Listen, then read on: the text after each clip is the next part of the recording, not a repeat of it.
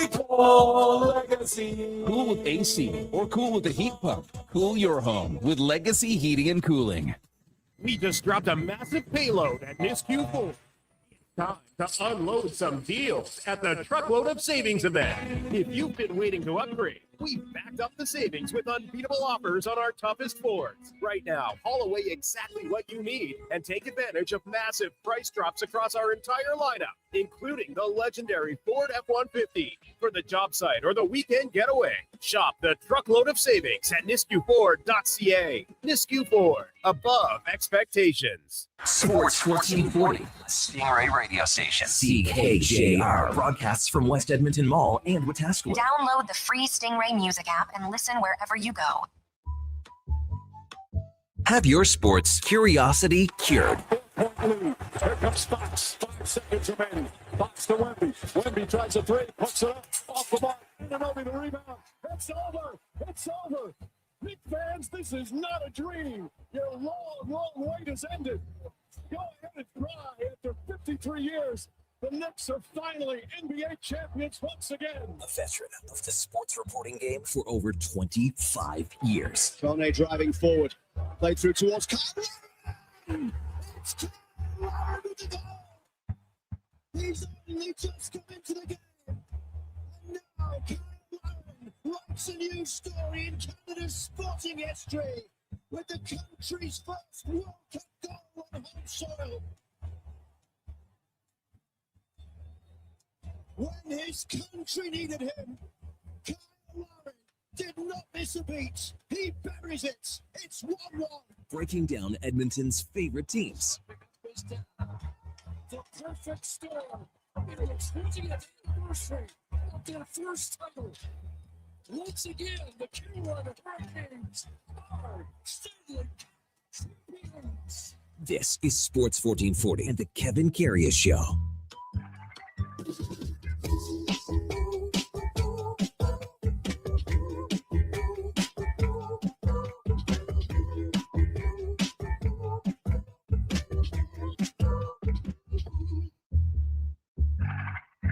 All right, here we go for Saul 687, Monday, June the 5th. Hey, hearty good Monday morning to you. Welcome to the Kevin Karius Show on Sports 1440 on your AM radio dial on your morning drive into work, wherever you're heading out on a Monday, maybe coming back from somewhere after a splendid weekend. So glad you could spend some time with us on Sports 1440. And you can also watch us on YouTube at Sports 1440 AM. Drop us a like, a subscription. We'd appreciate that. We're also on the many services that are out there like X, Facebook, Instagram, and Twitch. And we're streaming on iHeartRadio too, as well as the TuneIn app, even on sports1440.ca. Plus, if you miss any part of any show, well, you can find them where all the podcasts hang out on Apple, Spotify, Google, even Amazon. Please subscribe. It's free. Select the auto download. You'll never miss a second of any show. Yeah, so glad you're with us on a Monday morning. Hope everyone had a great weekend. Just of note, Eddie Steele is off once again today, flying back from Toronto. I'm sure somehow he has purchased a half dozen or so hard-boiled eggs and is probably heating them up at some microwave at Pearson International Airport in Toronto as we speak. Eddie will be back with us on Friday. Well, the Carolina Hurricanes are Stanley Cup champions once again.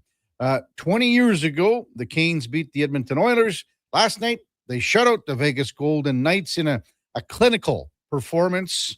That's kind of how I think a lot of hockey fans thought the series as an entirety, as a whole, was going to go. The way Carolina played last night, especially in the first half, very, very regimented. As the game wore on, there were some chances by Vegas. They couldn't get any puck luck for sure, but with so much on the line, things tightened up last night in a elimination type game. And that's the style of play I think most people thought we were going to see in this series. But boy, the way Carolina played in the last two games of this series, wasn't it sort of reminiscent of last year when the Oilers in Florida played? You know, that series was 2-2. Home ice advantage that the Oilers had. Home ice for Carolina obviously didn't need it in either situation. But the way that Carolina took over the series, the way that they played, that style of just tenacity, aggressiveness, the way that they played in the last two games, they took over the series. They were much, much better than what we saw from Vegas. And I mean, the Golden Knights, it's not that they were playing poorly. It's just that they were sort of like spinning their wheels. They were stuck in neutral. They weren't able to get anything going. Congratulations to a couple guys. I mean, Taylor Hall, holy smokes. The 2010 first overall draft pick. He's the first overall pick by the Oilers to win a Stanley Cup. It could have been Taylor Hall for the Conn Smythe. He was right there. But when the votes came through, and I mean, Jordan Stahl gets the Conn Smythe last night. And hey, it could have been Hall, but it could have been Stankoven. But the way Stahl played in the final, that was the tipping point. And yes, I know the Conn Smythe is for the entirety of the playoffs. But the way that Stahl played in the finals probably was the tipping point for him. How about Stahl lifts the cup? So takes the Conn Smythe, gets the cup, hoists the cup, and then gives it to Freddie Anderson next. And Anderson said after that he was absolutely blown away by Stahl handing the cup off to him. And I mean, Freddie Anderson's story quite well documented. He would have been the Conn Smythe winner had he continued on here and played the whole playoffs for Carolina. But then with his agent passing away and Claude Lemieux, I think he was just tapped out and that was it. So who comes in? Brandon Bussey. So he makes 22 saves for the shutout, picks up, the wins in critical games to go 3-0 in the Stanley Cup playoffs, just to see him basically come off the couch. Hadn't played for a couple of months. That's a hell of a story in its own. But again, no puck luck for the Vegas Golden Knights. Jack Eichel, you couldn't flush one off the crossbar anymore. And you think about how tight the Carolina Hurricanes played defensively, and then you end up giving away a 2-0 down low with a 2-0 lead. How this game could have changed. Mark Stone over to Eichel, and he absolutely flushes one off the crossbar. So, Carolina Hurricanes, Stanley Cup champions 20 years ago, and they do it again, ending the drought. So, congratulations to everybody. Rod Brindamore, what can you say? Face of the franchise. This guy, I think there was an article. I can't remember if it's Pierre LeBrun who put it out last night or this morning. I don't think there's a coach like that has the face of the franchise more than Rod Brindamore in Carolina, or a coach that means more to his franchise. So amazing. 7:08 in Edmonton. Let's welcome in the Duke of Delburne after a great weekend. Duke, how was your weekend, big fella? Was excellent, Kevin. I mean, man, what a spectacle we were treated to, going all the way back to Friday afternoon with Canada getting their World Cup schedule underway against Bosnia and Herzegovina. I was down a little watch party at the first round. How was that? It was great. Yeah, awesome turnout. Really blew me away. I expected there to be plenty of people there, but like I walked in the door, by the time I made my way down, it was a matter of minutes before the game started, and there wasn't a seat in the place, and just every single patron donning a Team Canada jersey, whether it be their favorite hockey jersey of Olympics or World Championships, World Juniors years past.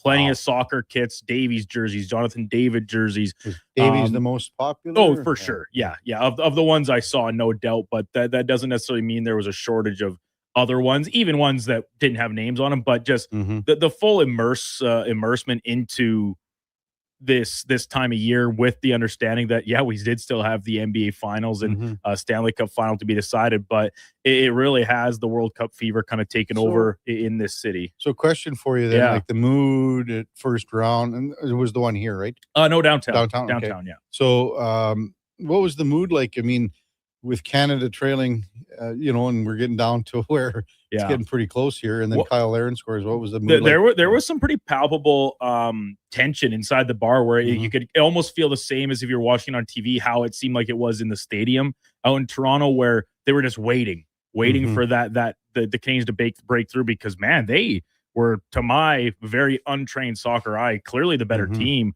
over the course of the match. Pretty authoritative in some of their possession numbers, obviously the shot attempts and some shots on goal, a little more even, but that's just kind of how the game of soccer goes at times. And so then when Lauren actually does punch through, the place erupts, obviously. And then after that, they didn't really let up. They still kept pushing and looked like they were really vying for the victory and not happy settling for the draw. That is, of course, where it ends up. But a really encouraging start, even without the actual W in the column, I would think, for Team Canada, which obviously is what we all wanted to see, but a great opener for them, no doubt. And then to see the Swiss just draw with Qatar. Oh, I mean, now it's the same goal differential in the group. Canada, across the board, everything zeros, man. 1-1-1. Goal for, goal against. So Canada's next action is Thursday against Qatar, and we will see exactly where Canada stands after that game, because this is a no one expected the Swiss to draw Qatar. No, Qatar is considered as maybe one of the worst teams in the tournament. And it was kind of like this group's free pass, if you will. And so to see them draw with the Swiss, it completely changed the dynamic of the group in a matter of just a second day of play. Yeah. Lots to talk about. We're going to go into the Knicks and Spurs from Saturday night with Josh Fenwick a bit later in the show. New York ends a 53-year drought. Jalen Brunson, MVP of the finals. Remarkable game, scoring 45 points, an NBA record to close things out. The Spurs are just still in that learning process. They're going to be a hell of a team. They're going to win championships, but they're just not quite there. They're a little immature. They show that immaturity, I think, at many times during the course of this series. So we'll discuss that as well. Maybe the best feel-good story of the weekend, you need to look no further than the RBC Canadian Open at the Osprey just outside of Toronto. Bud Cauley, 238 events, not a win on the PGA Tour until yesterday. Now, the story is big because back in 2018 at Muirfield Village for the Memorial Jack Nicklaus's tournament, Bud Cauley was, close to dying in a car accident that, basically almost wiped him out. He had broken ribs, I think a half dozen broken ribs, a collapsed lung, broke his leg, had a concussion. It took him a long time to get back to where he was at the level of where he felt he was comfortable playing golf. And finally, he gets it done on the PGA Tour. The road that this guy had to go and travel to get his first PGA win, nothing short of remarkable. So a simply amazing performance. Some great performance by the Canadian golfers. Matthew Anderson was sniffing around the top of the leaderboard for quite a while, had an errant shot and lipped out and, just was so close to being right in the mix. He finished T11 for the Canadian. And then Sudarshan Yalamarashu, he finished T8 after a 68 final round, shot 65 on the Saturday. So T8 for Sudarshan Yalamarashu. So pretty good performances by the Canadians in this one. Toronto Blue Jays, disappointing weekend against the New York Yankees. Lose 8-3 yesterday. They've got a day off, the Jays do, before they get set for a series with the Boston Red Sox. Vladimir Guerrero banged up. Dalton Varsho's now on the injured reserve. This is a team that is just sort of floundering right now in the American League East Division. But 5 runs in the 9th inning gets it done for the New York Yankees yesterday. Hey, coming up on the big program, we're going to bust down last night's game number 6, a 3-0 victory. Carolina over Vegas with Alan Mitchell, our regular Monday morning leadoff man. Low down with Low Tide. You hear him daily from 12 to 2 right here in Sports 1440. Mark Spector in his usual 8 o'clock time slot. We've got another edition of Cam and Eggs. Maybe we'll hear some sound from yesterday's podium or wherever they did interviews from Carolina, just with the Hurricanes winning the Stanley Cup. I think Duke will try to line up and grind up and find a little bit of sound. It's those interviews are so emotional, and they're so good. That's the raw part of sports for sure. Another edition of Cam and Eggs in that 8 o'clock hour. Ryan Payton from SiriusXM NHL Radio, our headliner of the day at 9 bells. We've got Brian Mahoney from the Associated Press, covers the New York Knicks. So we'll look back to Saturday's big victory. And again, 53 years in between NBA championships for the New York Knicks. That is a team. There's no individuality. You could talk about Brunson in 45, but they are like, those are 5 pistons pumping, as Norman Dale would say. That's what they are. We'll go in or out with the Duke, and then Thomas Hall from Blue Jays Nation at 10:20. Once again, Eddie Steele, a Monday off. He'll be flying back from Toronto tomorrow, and we'll have Eddie back on Friday's show.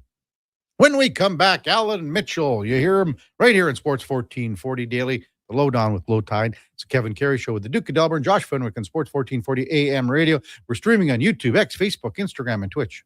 Want home ice advantage for your window coverings? Novo Blinds provides factory direct pricing and the fastest turnaround in the city for homeowners, builders, and commercial projects. Book a free in-home consultation at novoblinds.ca. Wondering what you can afford?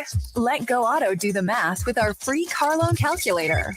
No pressure, no awkward convos, just quick answers on your budget and payments. Bad credit, no credit? We got you. Text check to 780-777-7777. That's check to 780-all-7. Find out what you qualify for and start shopping with confidence. Go Auto. Drive what you love with payments that make sense.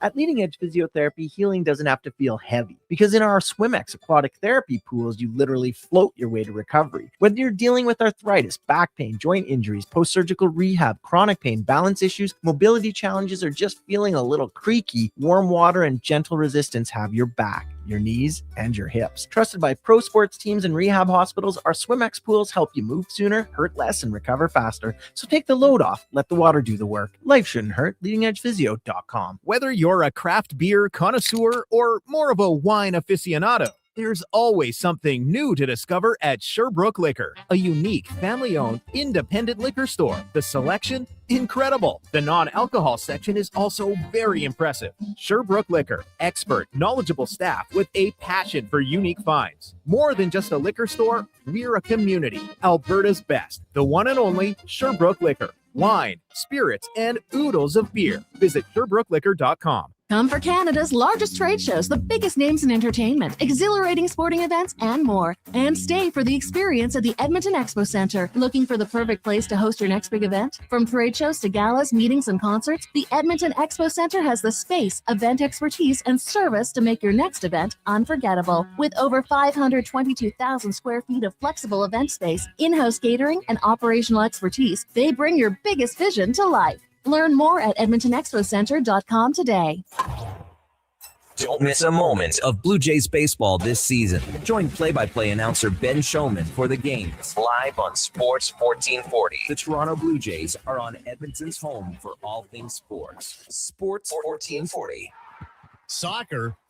June's biggest event is happening right here at Metal Supermarkets. The Big Bin Sale is back. Everything in the off-cut bins, 30% off. A wide assortment of miscellaneous metal priced to clear. Just in time for your next DIY project. But hurry, it's selling faster than a guy kicking a ball on the grass to another guy. And, forget it. When's hockey season start anyhow? Metal Supermarkets, the local convenience stores for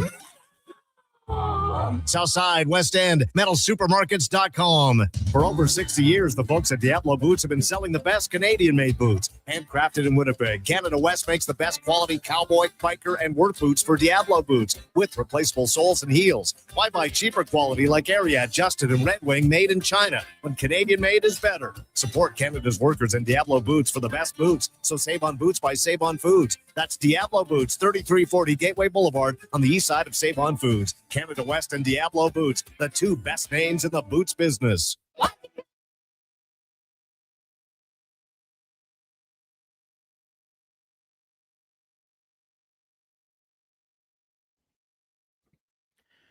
Portions of this hour brought to you by the Edmonton Elks. The Elks home opener, June 20th. It's going to be big. Lock in your tickets at goelks.com/tickets. Have your sports curiosity cured with the Kevin Karius Show. This is Sports 1440.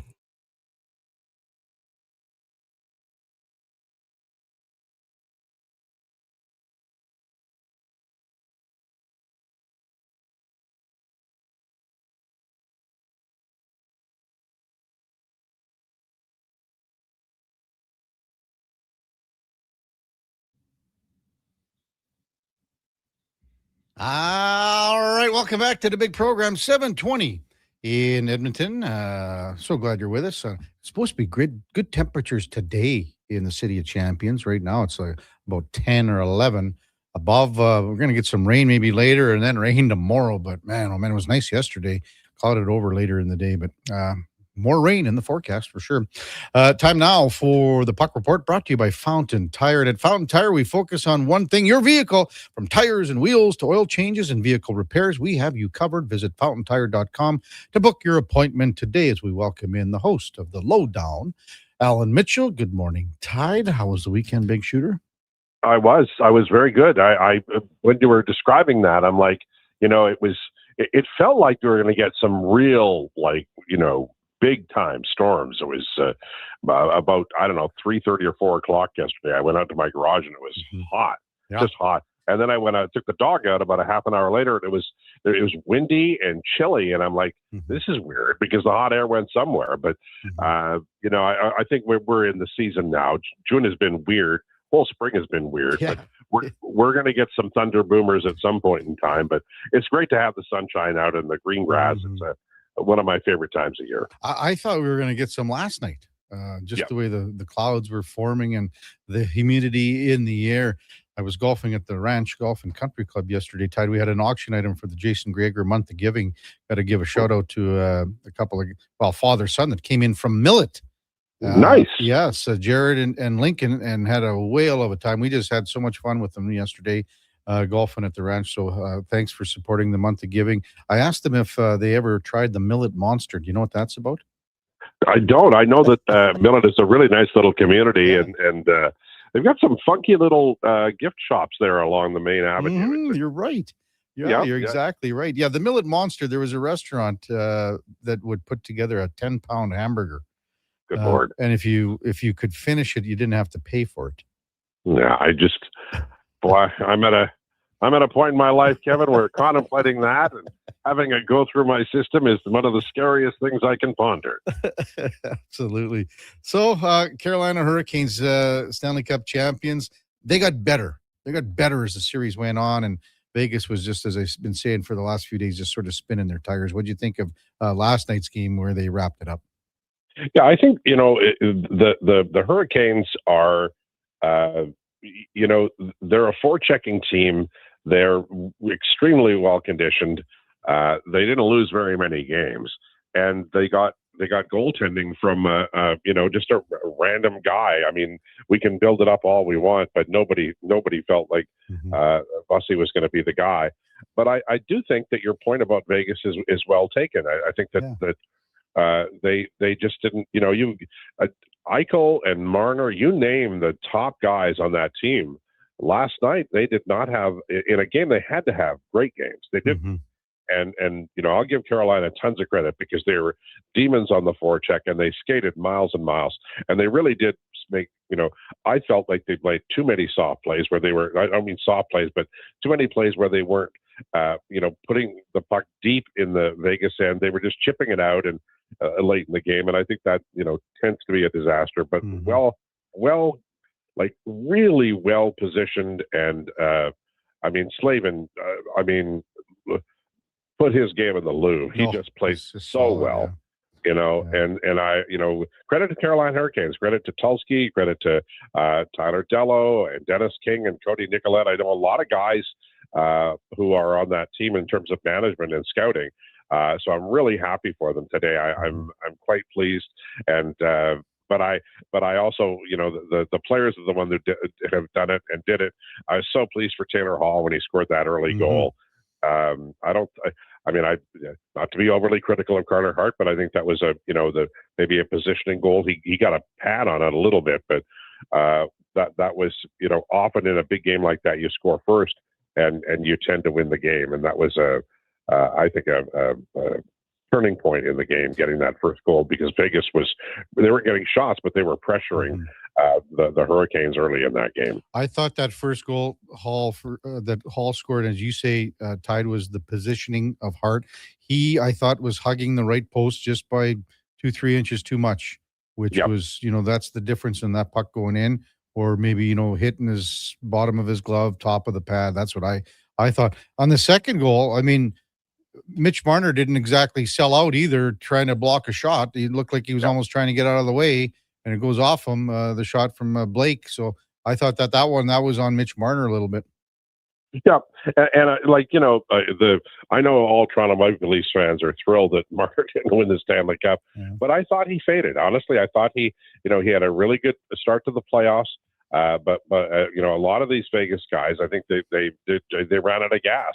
And so, is that heart? Is that conditioning? I don't have the answer, but I will say that as you said, I thought it was a really good point early.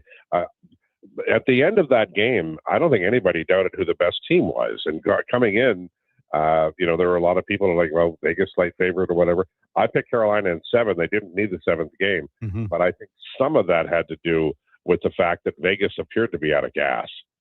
Yeah. What do you think of the Conn Smythe winner, Jordan Staal? Well, he just kept scoring goals. That's not his MO. But it just goes to show you that it almost always, remember in 06 when Pisani was just filling the net, there's always a player who, is usually a good two-way player and a trustworthy guy, maybe on the third line, who, emerges. Staal, obviously, a big-time player for a long, long time. But I think he was absolutely worthy of it. I think Slavin would have been, a really good pick too, just because, his game is more subtle, but holy mackerel was he valuable. Yeah. When you look at the Conn Smythe, it could have been a number of guys. Stankoven had a wonderful playoff. Taylor Hall was right there. I mean, I agree.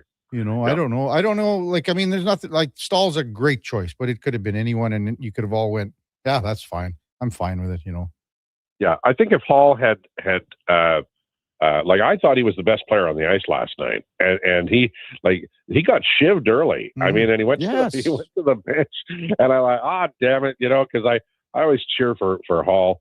I still, not pleased they traded him out of Edmonton, but I thought, well, that's the end of Hall tonight, and then damned if he didn't score a little later, and he drew a penalty. Driving down the wing on the right side later on in the game. I thought he was all wheels. He was just, playing the game, as it should be played. And I'm so happy for him winning the Stanley Cup. I wish he'd been able to hang around in Edmonton and win one for Oilers fans, but life has a tendency to get in the way. Yeah. Alan Mitchell with us on the Kevin Karius Show here in Sports 1440. Even think back in that third period, Jack Eichel hit that crossbar about halfway through the period. How the game might have changed if that just tucks under. It's like, and it was flush too, Tide. Couldn't have hit it any more square. It was, like Game 7 in 2024. McDavid almost scores. He damn near scored late in the third.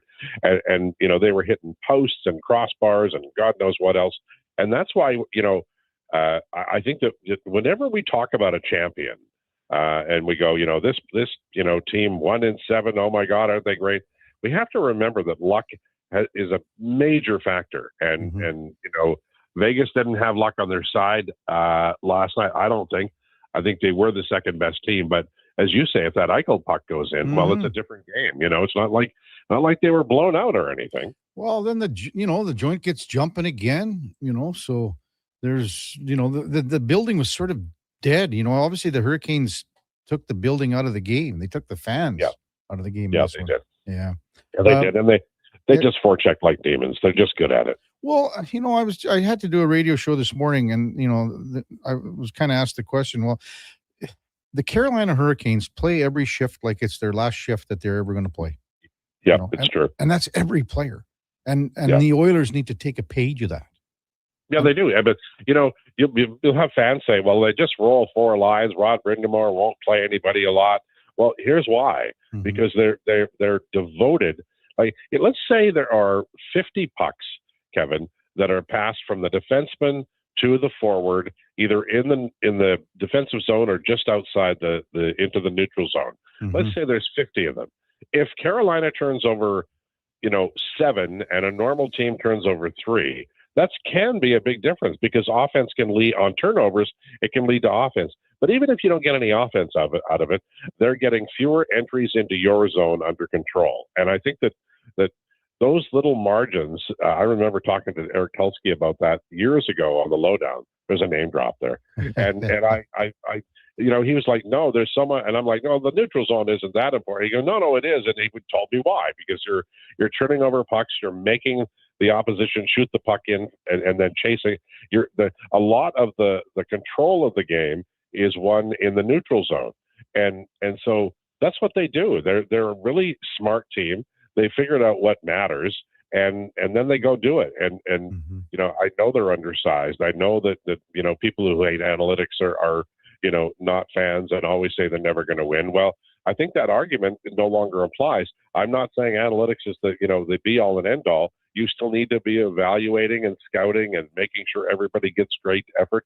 And the one thing that I will say that Carolina should teach every NHL team is the level of conditioning. Their players had more energy in every period of that series. They absolutely were dogged on the forecheck. They skated miles.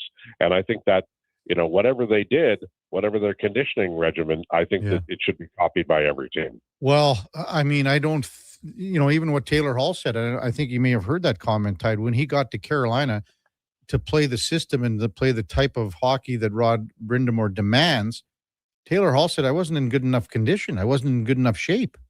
Yeah. That blew me away when he said that. Yeah. And that it just tells you that Rod the Bod and the Hurricanes, they've done the work on, there's so much that goes into the success of an NHL team, like sleep patterns and, whether you fly out from, Florida back to Edmonton the night of the game or you wait until the next day. All of those things factor in. I just felt like Carolina, they just came in waves and they were solid. They took a lot of hits.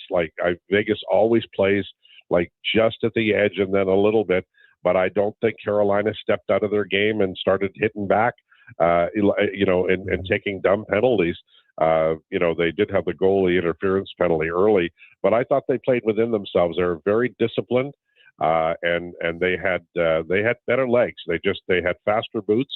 And in hockey, that means a lot. I thought that was an extremely impressive. You take the entire playoff run by Carolina, and they did a fantastic job. They really did everything right from the first game. They didn't lose very often, and when they did, they came back and win the next game. All the cliches that we use all the time, Carolina clicked all those boxes. They really did. What about how this team was assembled in Carolina? What do you think about, when you think about, Sean Walker, massive part of this team. Chatfield ends up to be, a first pairing defenseman with Jacob Slavin. So you think about how they put this team together, and it's simply amazing. Well, Chatfield not that long ago, I've always cheered for Ethan Bear, and I'm like, why is Chatfield playing in front of Ethan Bear? Well, I have my answer now. They seem to identify that Carolina does so many things differently. Like they get their goalies off of waivers. Oilers are signing Jack Campbell for $5 million a year times whatever it was. They're going, hey, this guy looks pretty good on waivers. We'll pick him up and we'll try him out. Like they are an unusual team. They do things in an unusual way. And look, they got lucky on Slavin. You play, Karius, you could line up with Slavin and look like an NHL defenseman for a couple of periods. Come on now. Oh, well, I stretched it a little bit there, but and just give them credit. They are smart. They're well coached, and they deserve to win the Stanley Cup, and they did. Now that the Stanley Cup finals are over, what do you think happens regarding the Vegas Golden Knights and Bruce Cassidy here?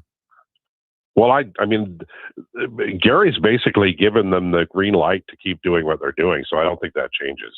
Unless Gary steps in, and says, look, you got to do this now. I don't think they'll release it. I think Babcock will be the coach in Edmonton, and Cassidy maybe gets a job in Toronto. But,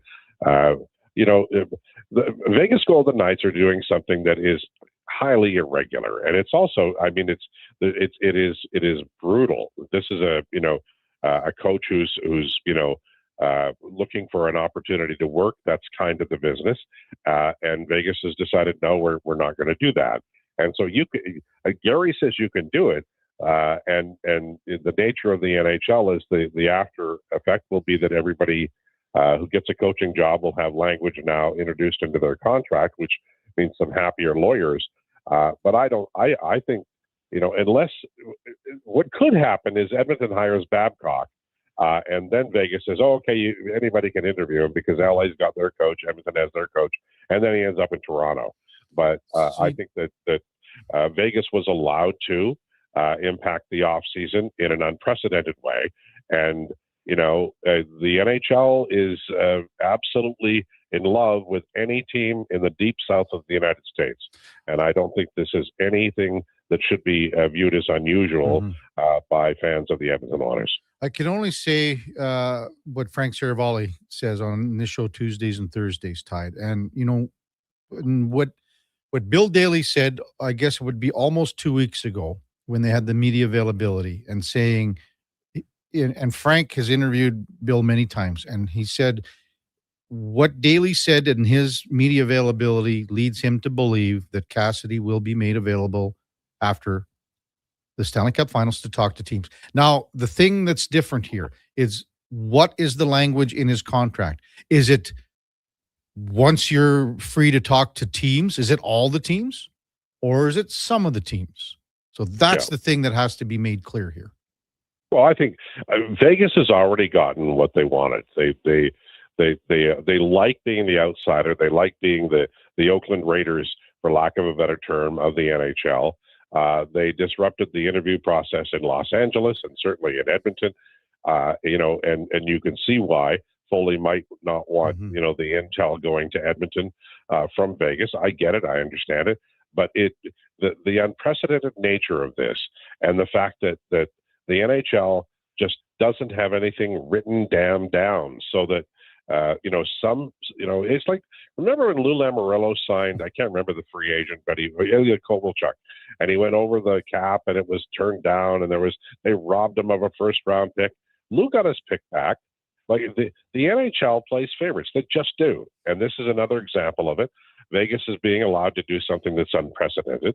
And whether or not the language in the contract or, Foley will renege after the Oilers and Kings get their head coach, they've done what they wanted to do.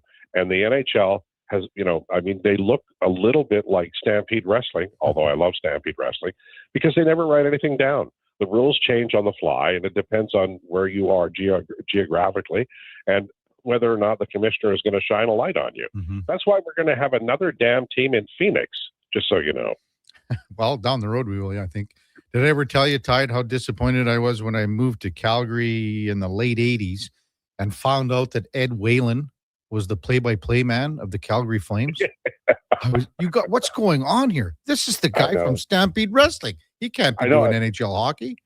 Oh, I always thought it was his side gig because I always loved him so much with Stampede Wrestling. When you said that, I was in the late 1980s. I was so disappointed when I moved to Calgary. I thought there should have been a period after that, Calgary, because moving there must have been. I'm just teasing. Yeah. But I Ed, I loved Ed on Stampede Wrestling as a play-by-play guy. He was fine, but he wasn't brilliant. And as a Stampede Wrestling host, oh my God.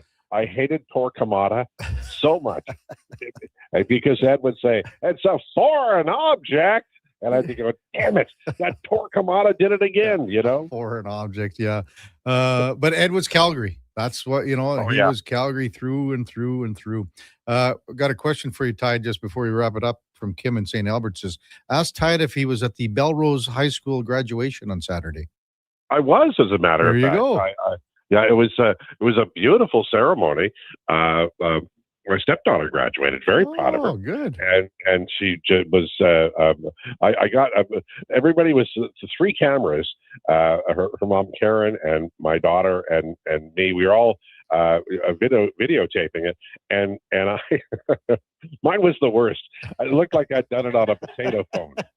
I mean, honest to God, I think there's a thumb in there. So at some point in time, it's just the word. It's like the old man operating the camera. It's exactly what you think it is.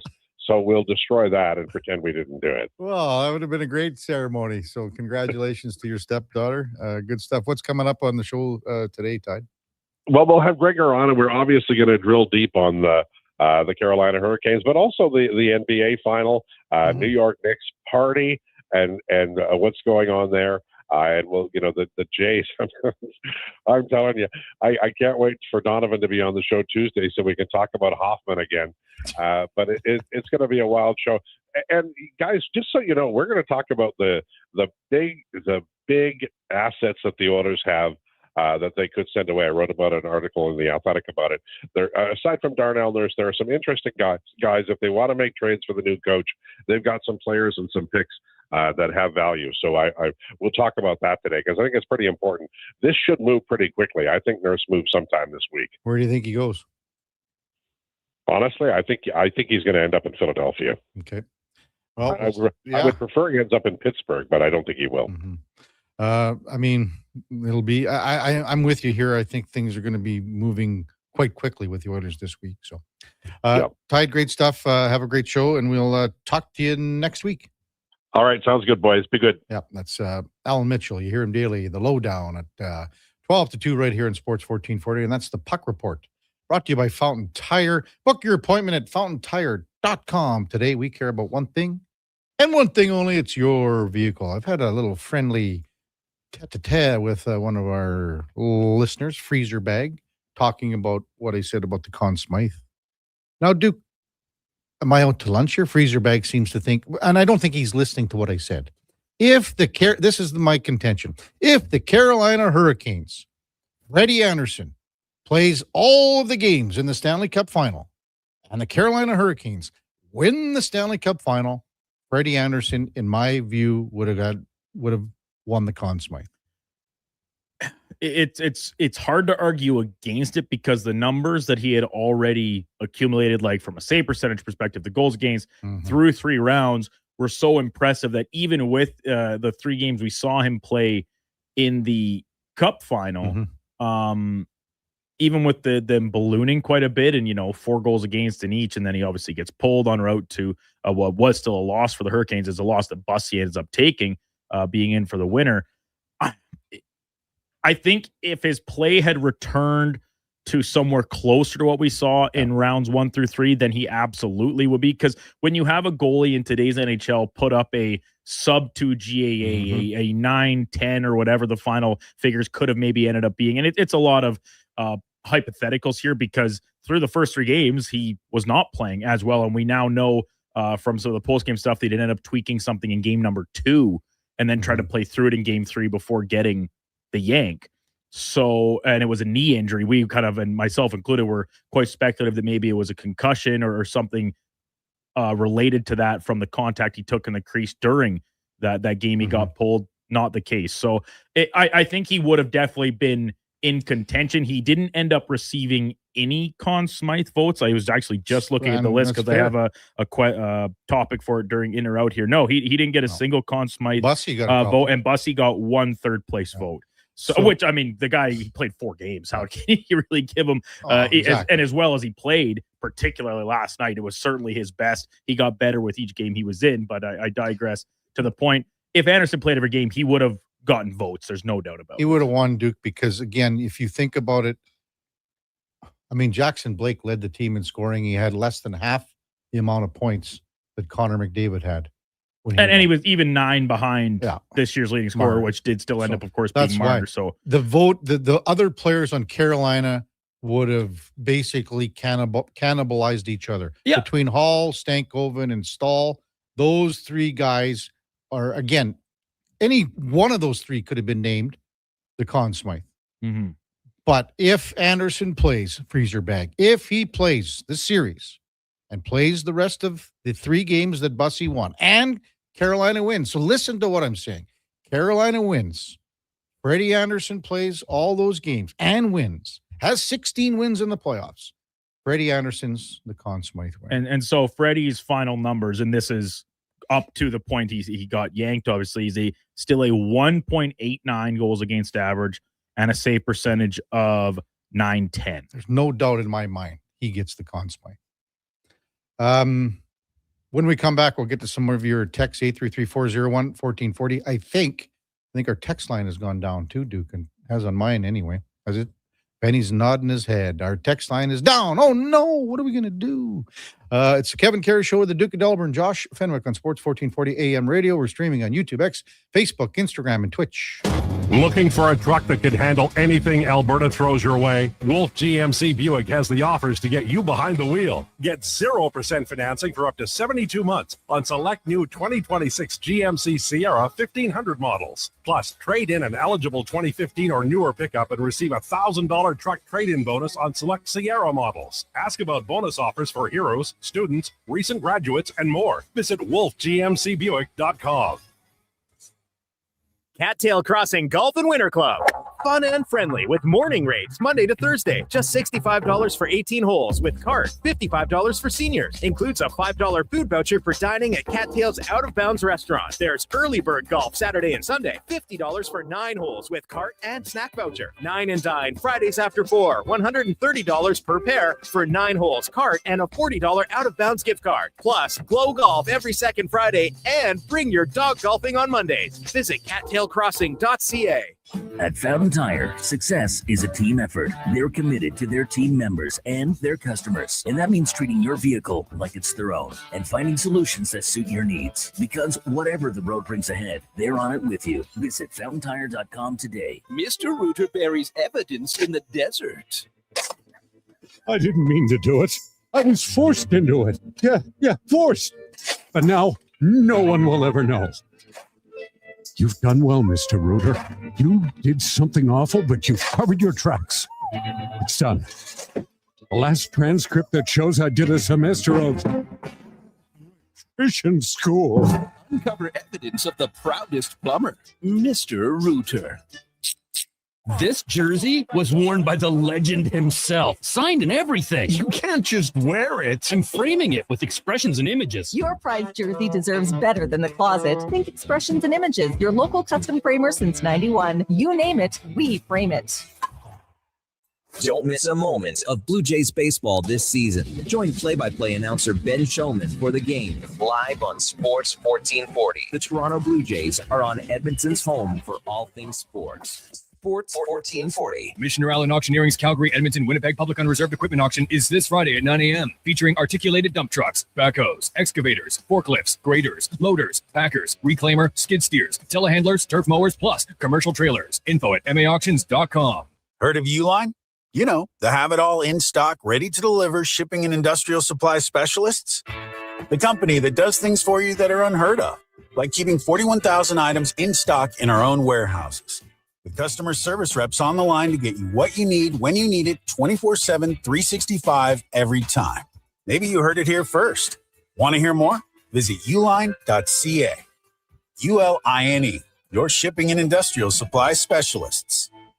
Missioner Allen Auctioneering's next Calgary, Edmonton, Winnipeg Public Unreserved Industrial Auction is this Friday at 9 a.m. featuring a large selection of 2020 to 2014 Caterpillar, John Deere, and Volvo articulated dump trucks. Info at maauctions.com.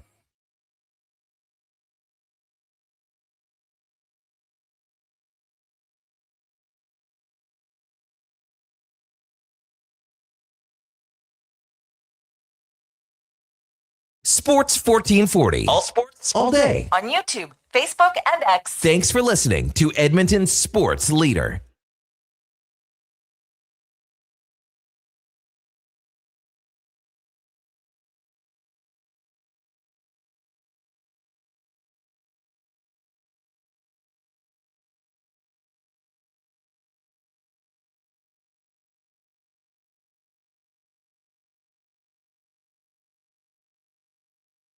All right, welcome back to the big program, 749 in Edmonton. Again, our text line is down, but if you want to give us a call, same number, 833-401-1440. Maybe Freezer Bag wants to call, and we can discuss this further about the possibilities of Freddie Anderson had he played every game, winning the Conn Smythe. We're going to hear from Taylor Hall, though, from last night. I don't know if people stuck around and watched the post-game stuff. I enjoy that. I think a lot of people like to see when everyone raises the cup up and almost see the order of how, everyone gets a chance to take it for a twirl. To me, these guys work so hard. Taylor Hall, you think about it, number 1 overall draft pick by the Oilers in 2010. I was lucky enough to be in Los Angeles covering that draft. I'll never forget getting to because we just flew in, a cameraman, Chuck Taylor and myself flew in to LAX and got to the media availability / hotel get together. Almost perfect timing. Like we couldn't have cut it any closer. But then all the top picks were hanging around, and Hall and Sagan. And I mean, those were the two. It was Taylor, Tyler, the whole bit. But the Oilers were going with Hall all the way. But you think about that. 16 years later, he's a Stanley Cup champion. 19 points in the playoffs, 4th in playoff scoring behind his teammate Jackson Blake. That line of Blake, Hall, and Logan Stankoven, one of the main reasons Carolina Stanley Cup champions. Here's Taylor Hall from last night. Alongside Taylor Hall. Taylor, 16 years after you were drafted first overall, finally the first you've been chasing the whole time, a Stanley Cup. The floor is yours to describe what you're feeling. I mean, it's a state of shock. It's, your mind wanders the last couple of days and wonders, what it may be like out here. And it's better than I could have expected. There's, my career's taken a lot of different turns, but to end up here with this group of guys and to do it like this is, it's amazing. Your teammates have said that playing in Carolina, the most fun you've ever had playing hockey. Why does it work so well?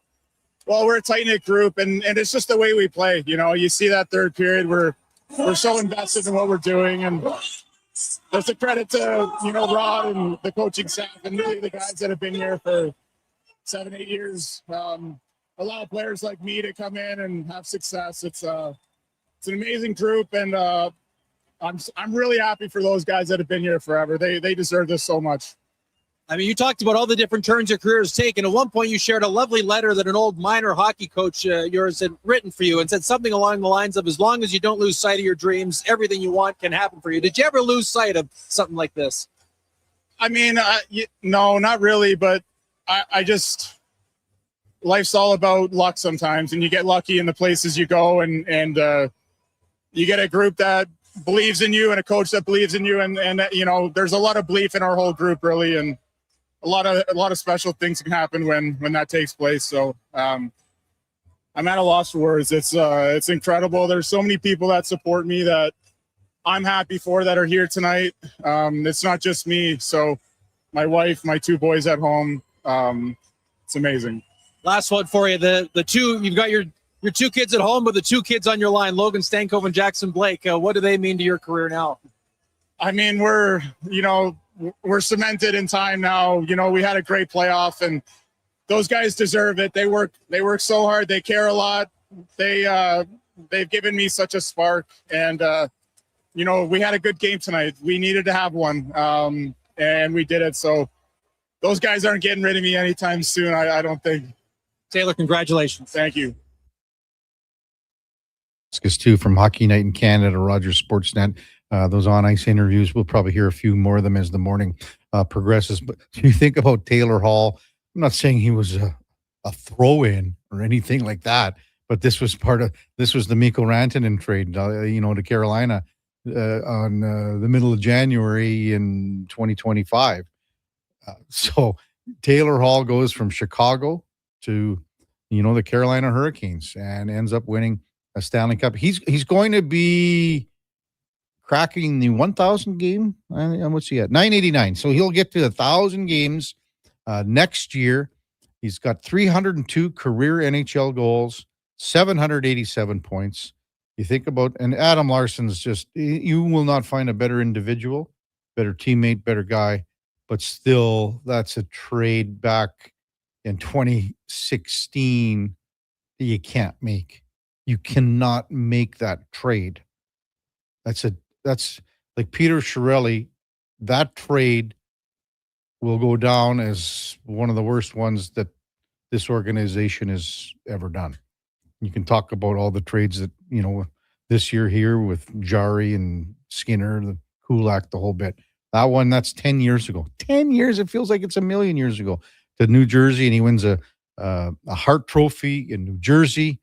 Goes on to play in Boston and, as I said, Chicago, but now he's a Stanley Cup champion. Also had a quick stop in Arizona, too. So, and don't forget, Kev, like I did when Buffalo. Buffalo. Because on the broadcast before Yeah. when they were, going kind of their post-game little run-ons for the broadcast, they're Mm-hmm. like, Taylor Hall now the 7th team. And I was like, all right, let's try and run it back. And I was counting, and I only got to 6. I'm like, which one am I forgetting? Then right on cue, it pops up on screen, his kind of history for being first overall. And yeah, Buffalo, the brief and pretty unceremonious time with the Sabres. Yeah, it was, that was a deal that he ended up playing just 37 games. And then he goes on with Boston, and then he gets traded in 23. Well, signs with Chicago, but he was with Boston and he had a decent year where he scored the 20 goals. But his best year was his Hart Trophy winning year when he had 39 for the Devils in 2017, 2018. But I think a lot of Oiler fans were happy. I think a lot of Oiler teammates were happy for him as well. So when we come back, top of the hour, we got Mark Spector from Rogers Sportsnet. Before that, time now for a Sports 1440 update brought to you by All Star Construction. They shape and build Edmonton communities, specializing in underground utilities like power, like gas and telecommunications, and street lighting too. That's All Star Construction. Here is the Duke. This is a Sports 1440 update.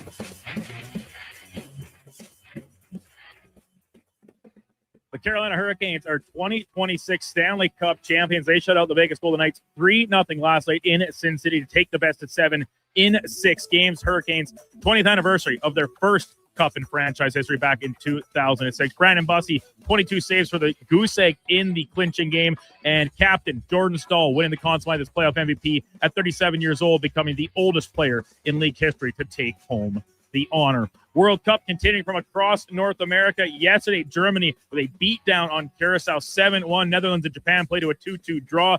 Ivory Coast, late action, beats Ecuador 1-0. And Sweden topping Tunisia 5-1 in the nightcap. Across the major leagues yesterday, full slate, including the Blue Jays dropping the rubber match at the hands of the Yankees 8-3, the final from downtown Toronto. Elsewhere, the Seattle Mariners get beat up on by the Nationals 10-1. Baltimore also falling at the hands of the Padres 5-2. Texas Rangers beating Boston 6-4. And local action, WCL, Edmonton Riverhawks defeat the Yakima Valley Pippins 11-4 in yesterday's series finale. From the RBC Canadian Open out at Osprey Valley outside Toronto, Bud Colley picks up his first tour win with a 17-under on the week to claim top spot. High Canadians, Sudarshan Yella Marahu finished tied in 8th at 12-under, and Matthew Anderson finished T11 at 11 under par. Coming up in hour 2 of the Kevin Karius Show, we'll be joined by Sportsnet's Mark Spector and here today's edition of Cam and Eggs. I'm Brandon Douglas, Sticker Sports 1440 update. Sports 1440 in West Edmonton Mall and Wetaskiwin. CKJR is a Stingray radio station. Download the free Radio Player app and listen wherever you go. Saturday, June 20th is the day to be at Harley-Davidson of Edmonton on the Yellowhead Trail. Come live the legend because the HD semi-truck is rolling in, bringing you the exclusive chance to test ride the powerful new 2026 models. All you need is your riding gear and Class 6 license to ride. Be there to enter to win a 2026 Liberty Edition Heritage Classic, floor prizes, and more. Don't miss the ultimate ride event of the summer. Locally owned and operated since 1980. Visit Harley-Davidson of Edmonton on the Yellowhead Trail or at hdedmonton.com. Summer weekends in Alberta mean one thing: tournament season. I brought the folding chairs. I brought the sunscreen. I brought the umbrella, just in case. But who brought the snacks to get through a doubleheader? I got Alberta's best beef jerky. Wilhauk Beef Jerky, the ultimate sideline fuel. Whether you're cheering on the kids or watching the pros, load up on Alberta's best beef jerky. Wilhauk Beef Jerky, because you can't have summer fun with salad. Only available in Leduc. everything is going to be okay. If your debt has you feeling like you're in a free fall, you have options. I'm Dan McDicken, a licensed insolvency trustee with Faber. Becoming debt-free is possible, and a personal bankruptcy or consumer proposal will get you there. Schedule your free Faber Focus session at faber.ca today. You'll learn how a consumer proposal allows you to eliminate your debt by paying a percentage of the amount owed without interest. At Faber, we'll tackle your debt. Edmonton's go-to station for all things sports is Sports 1440. From Low Tide to Kevin Karius and Jason Greger, we deliver the latest on your favorite teams. Tune in 24 hours a day, 7 days a week. To Sports 1440. With Play Alberta, backing the home team goes beyond the bets. That's because your picks have provincial impact. Play Alberta is the only app in the province that puts all revenue directly back into supporting programs and services that Albertans rely on every day. By investing in the General Revenue Fund, every play, bet, and buy made on Play Alberta helps make a difference across the province. Visit playalberta.ca/Gregor to learn more. That's playalberta.ca/Gregor. Must be 18 plus to play. If you gamble, use your game sense. Photographers, start your cameras. Vision Credit Union's annual photo contest is back. We're asking you to show us the people, places, and moments that made you glad you chose this rural life. Maybe it's the view from your farm, a walk down Main Street, neighbors pitching in, a weekend at the rodeo, or a sunset down a back road. Share your photo to show why life in rural Alberta is a choice worth celebrating. Enter and vote at whatsyourshare.ca.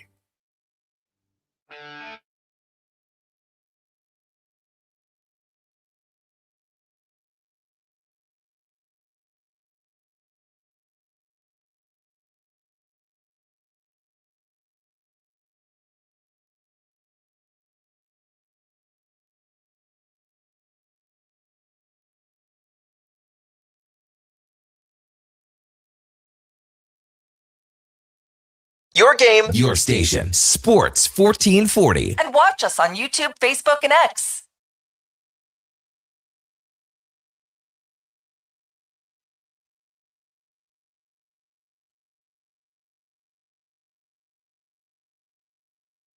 The big program, 801 in Edmonton. Kevin Karius, Duke of Delburne, Josh Fenwick with you here on Sports 1440 AM radio. We're streaming on YouTube, X, Facebook, Instagram, and Twitch. Our text line, 833-401-1440, is down. It's still down. But if you want to give us a call, shoot us off a little call, and we'll talk to you if you would like to. Same number, 833-401-1440. Time now for On the Mark, brought to you by Northgate Chevrolet Buick GMC. The June road trip is ready to roll. It's the biggest sale of the year, too. Enter for a chance to win free gas for the summer. You can't beat that. And weekly prizes like detailed packages or free tires, plus that $20 multi-point vehicle inspection to get you road trip ready at northgategm.com. Check them out as we welcome in Mark Spector from Rogers Sportsnet. Good morning, Spec. No Eddie, no text line. Is that a coincidence, you think? I think Eddie sabotaged it, but after we talked to Eddie there and showed him eating his eggs in the Edmonton International Airport, he brought the 4 eggs with him, and he sat there in the airport and ate them all. Unbelievable. What's he, Rocky or something?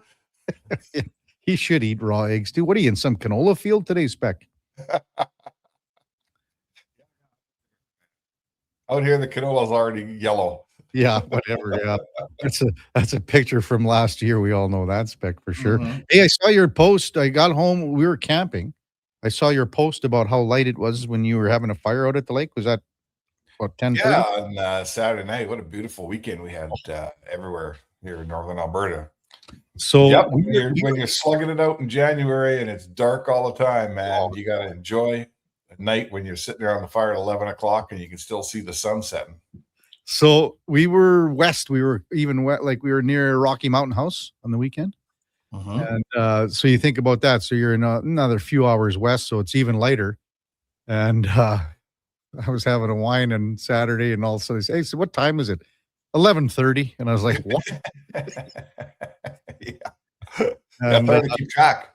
Well, that wasn't even the wine talking. It was just, again, you look up and it was clear as a bell and no stars out yet. Not even, it wasn't even close. I think it's probably about 1 a.m. when you start seeing that. So, hey, speaking of stars, they were out for the Carolina Hurricanes last night, Spec, to win a Stanley Cup that very well deserving, man. They were the much better team as this series moved on. Yeah, it took them longer because Vegas is better. You know, it took them longer to grab control of the series. But in the end, the last two games, they did the same thing to Vegas that they did right away to Ottawa and Philly, and that they did after really one period to Montreal. Yeah. You know, it took Vegas is a better team, so it's not as easy to beat them. But in the end, Carolina looked against Vegas like they did against everyone else. They were out chancing you, they were out defending you, they were outscoring you, and they're just trying to score a goal on Vegas. Then they bring this Brandon Bussey in, and he was fabulous. Unreal. I mean, you put that kind of goaltending behind that kind of defensive effort, and I don't know who's going to beat him. I can't tell you. Well, here's the other thing too, Spec. They're lined up right now, pretty good.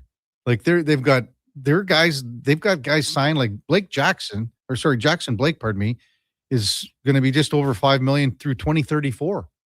Yeah, he was their leading scorer in the playoffs. You know, I mean, guys like Stankoven, same thing. He was leading goal scorer. He's at $6 million through 2034. Yeah.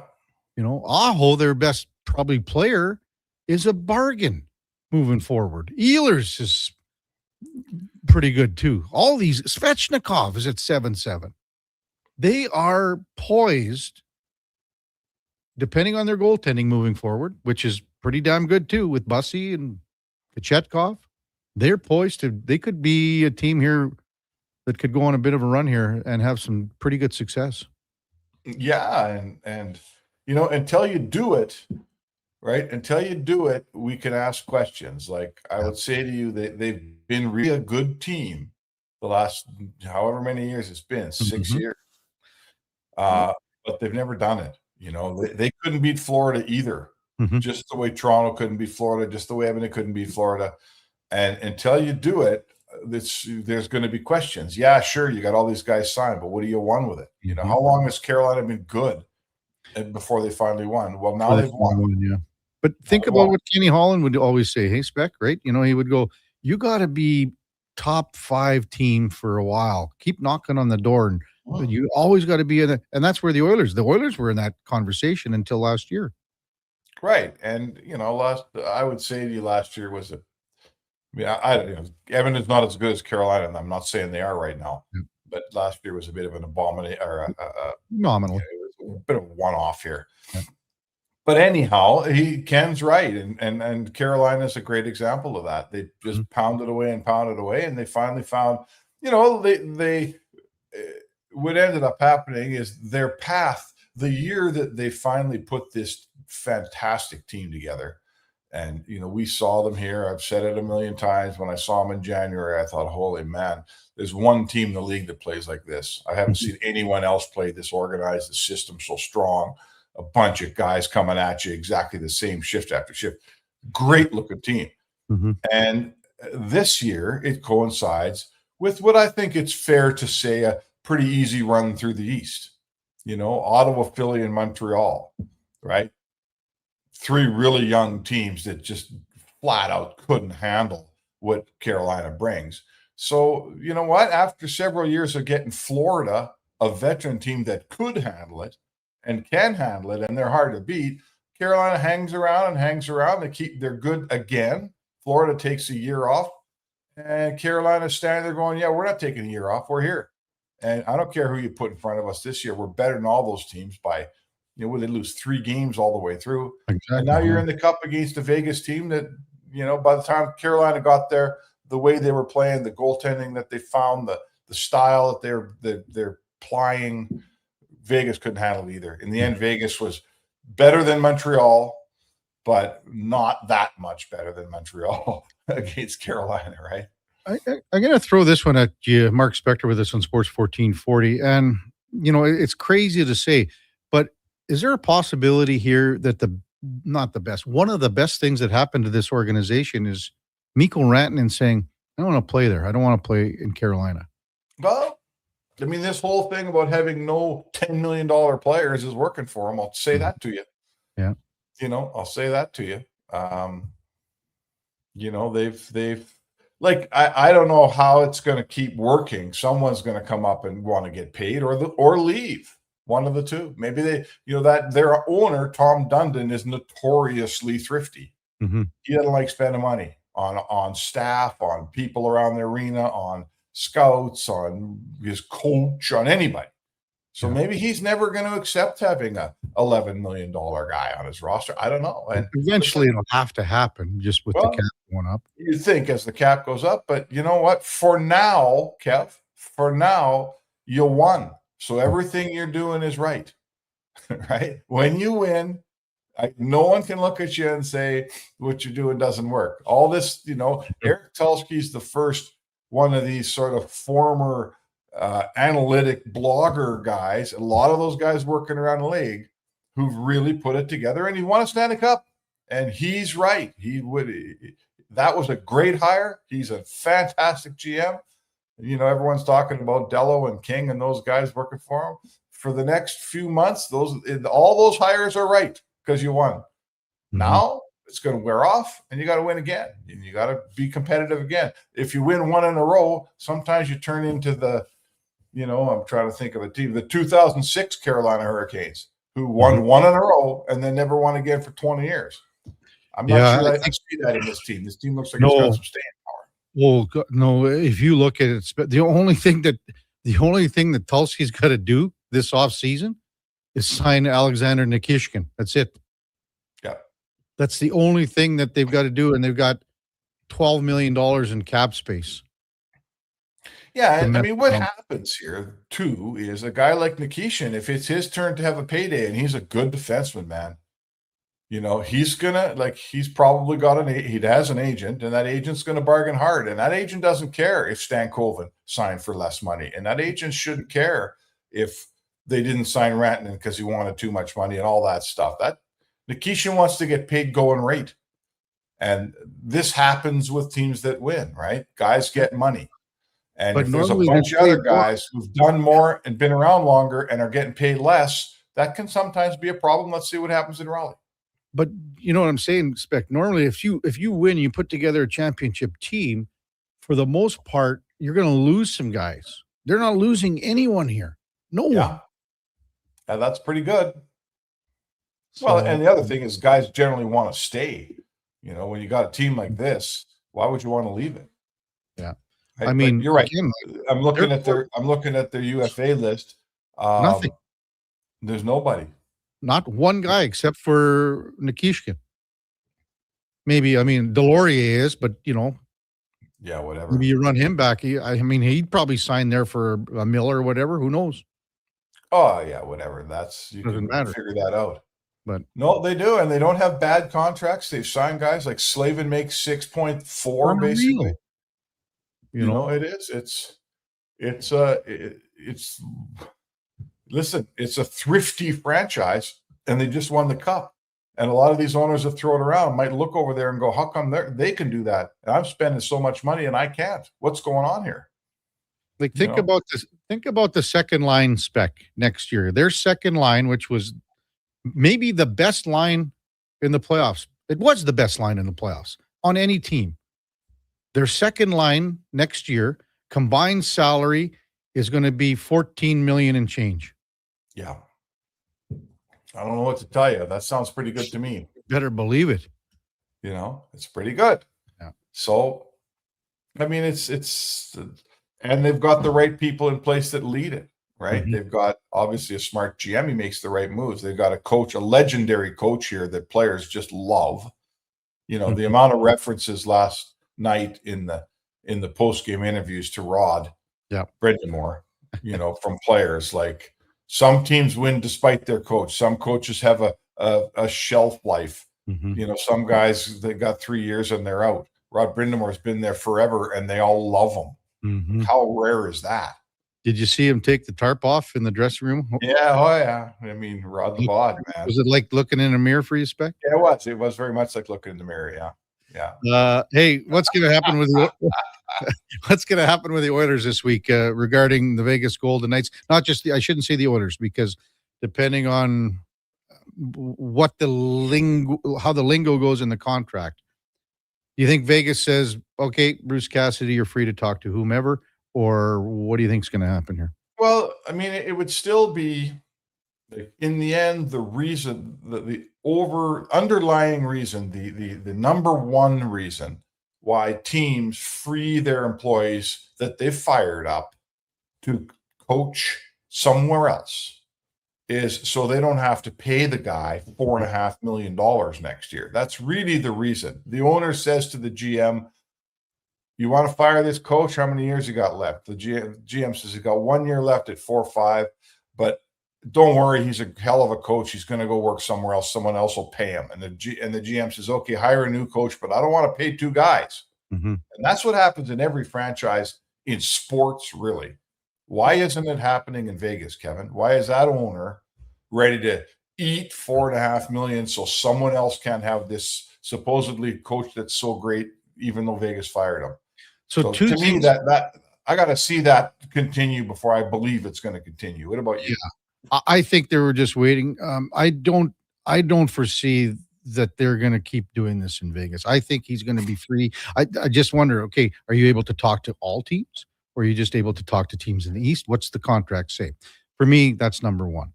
Two is, again, the owner's got billions of dollars. So he's paying, and there's two types of contracts to spec. Some coaches are paid like the players over the course of the year, from regular season start to end of regular season. Some coaches are paid over the entirety of the year like a normal employee. What I understand, no one really knows. That's according to Frank Saravalli. He's not sure what category Cassidy falls into. A full year employee, or did he stop getting paid at a certain time? What difference does that make? Well, because you're not paying him anymore. It's just like the Oilers aren't like Daryl Cates right now isn't, for the last 2 months, hasn't written a check to Connor Leon, anyone. All right. So fair enough. So there's 4 months of employment there that, or whatever it is, that most guys don't have. Okay, sure. You know what I'm saying, Spec? So like right now, if Foley, the owner, says, okay, let's rid our hands of this guy, so I don't have to pay him anymore. Yeah, I mean, listen, we all know the minute they free Bruce Cassidy up, he's going to get hired. So, you know, he hasn't really missed out on any jobs. He wasn't going to Vancouver. Toronto hasn't hired yet. Edmonton hasn't hired yet. You know, so it's really, again, we've said it before, we'll say it again. Vegas holds all the cards. This contract is apparently completely up to them. So the only thing that's changed now is the season's over.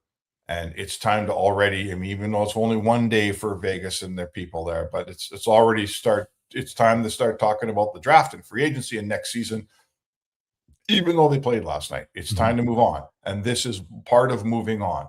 They got to figure this out one way or another. What are we doing? Let's make one final statement on what we're doing and let's move on. So what's that statement going to be, Kev? I don't know. That's the thing. So I mean, as far as the Oilers are concerned and everyone else, they're waiting for Vegas again to play that first card. And then the whole Mike Babcock situation with the investigation by the NHLPA. So I'm sure there'll be something on that this week too. What do you think? Yeah, that has to happen. And meanwhile, Darnell Nurse, you know, people are talking about Darnell Nurse out there.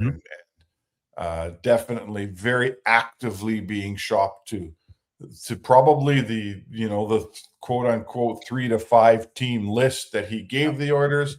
And I'm sure that, I mean, the rest of the league knows he's available. If there's a GM among the other 27 teams that is interested, he's phoning Stan Bowman too and saying, hey, I know I'm not in your list, but I like this player. What are you looking for him? So, you know, I'm sure Stan Bowman has already figured out among those 5 teams who seriously wants Nurse, among those 5 teams who feels like picking my pocket on Nurse, because I'm sure guys will try that. And among the other 26, 27 teams, who's also out there that might want Darnell Nurse. All that's going on, and they'd like to settle that well before the draft, you bet. Yeah. Well, Spec, are you expecting a sort of a busier week? Well, I guess now, yeah, here's a guy trying to take some time off in the summer, and the Oilers doing all this stuff. What the hell? Oh, man. Yeah. I don't work too hard, but I'll keep my ear to the ground here. Kev, how about you? Oh, Are you expecting a busy week? I don't know anymore. Hey, our text line just came back, so that's a big positive for us right now. Yeah, that'll stop you from having to think of your own ideas of what to talk Oh, about. stop it. Never mind. All right, Spec. Have a good one, big guy. We'll talk to you tomorrow. Mark Spector, Rogers Sportsnet. On the Mark, brought to you by Northgate Chevrolet Buick GMC. Check them out at northgategm.com. This truck's for you. 819 in Edmonton. Hey, Duke, yeah, the text line is back. It's exciting. Didn't really miss a whole heck of a lot. Beaumont Garrett says this one. Listening to you guys talk about the Hurricanes, all I can think is, why can't the Oilers do it? We give the water boys and fourth liners no movement clauses. Overpay $5 million for $4 million AAVD men. The only value we ever seem to be able to get is from our two studs. I'm sure we will get two 35-year-old has-beens this summer. Give them 4 deals with no movement clauses, and then wonder why we never have any flexibility. I hate being an Oiler fan some days. Thanks, Beaumont G. Well, it's true, though. When you look at this Carolina roster, it is insane. It is absolutely insane. You know, the only problem that the Carolina Hurricanes will have next year, and there's only one problem I can think of, and that is a healthy Florida Panthers lineup. Other than that, who's going to beat this team? I don't see anyone else beating them. And again, like Sebastian Aho is signed through 2032 at 9.75. Ehlers is at 8.5 through 2031. Svechnikov's at 7.75 through 2029. Seth Jarvis, 24 years old, is signed through 2032 at 7.4. Stankoven signs the long-term deal, $6 million through 2034. Jackson Blake, same thing. Less, 5.1. He led the team in scoring as a 22-year-old. Maybe they think about moving, but I don't think I would get away from it. Jesper Kotkaniemi, he's at 4.8, didn't play a game in the playoffs. Taylor Hall's got 2 more years left. One of the heart and soul guys that they probably will extend. Jordan Martinick's got another year left. Stahl's got another year left. William Carrier, part of the fourth line that was so good. He's a bargain on the fourth line at 2-1. In the middle of the playoffs, they re-signed Mark Jankowski. 2 years at 1.8. Jacob Slavins, 32 years old. He was the best defenseman by far in the playoffs.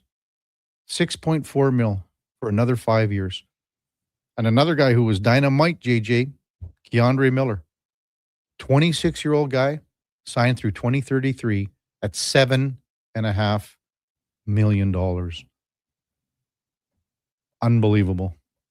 And they got the 2 goalies. I mean, they've got Kochetkov at $2 million and Brandon Bussey at 1.9 for 3 more years.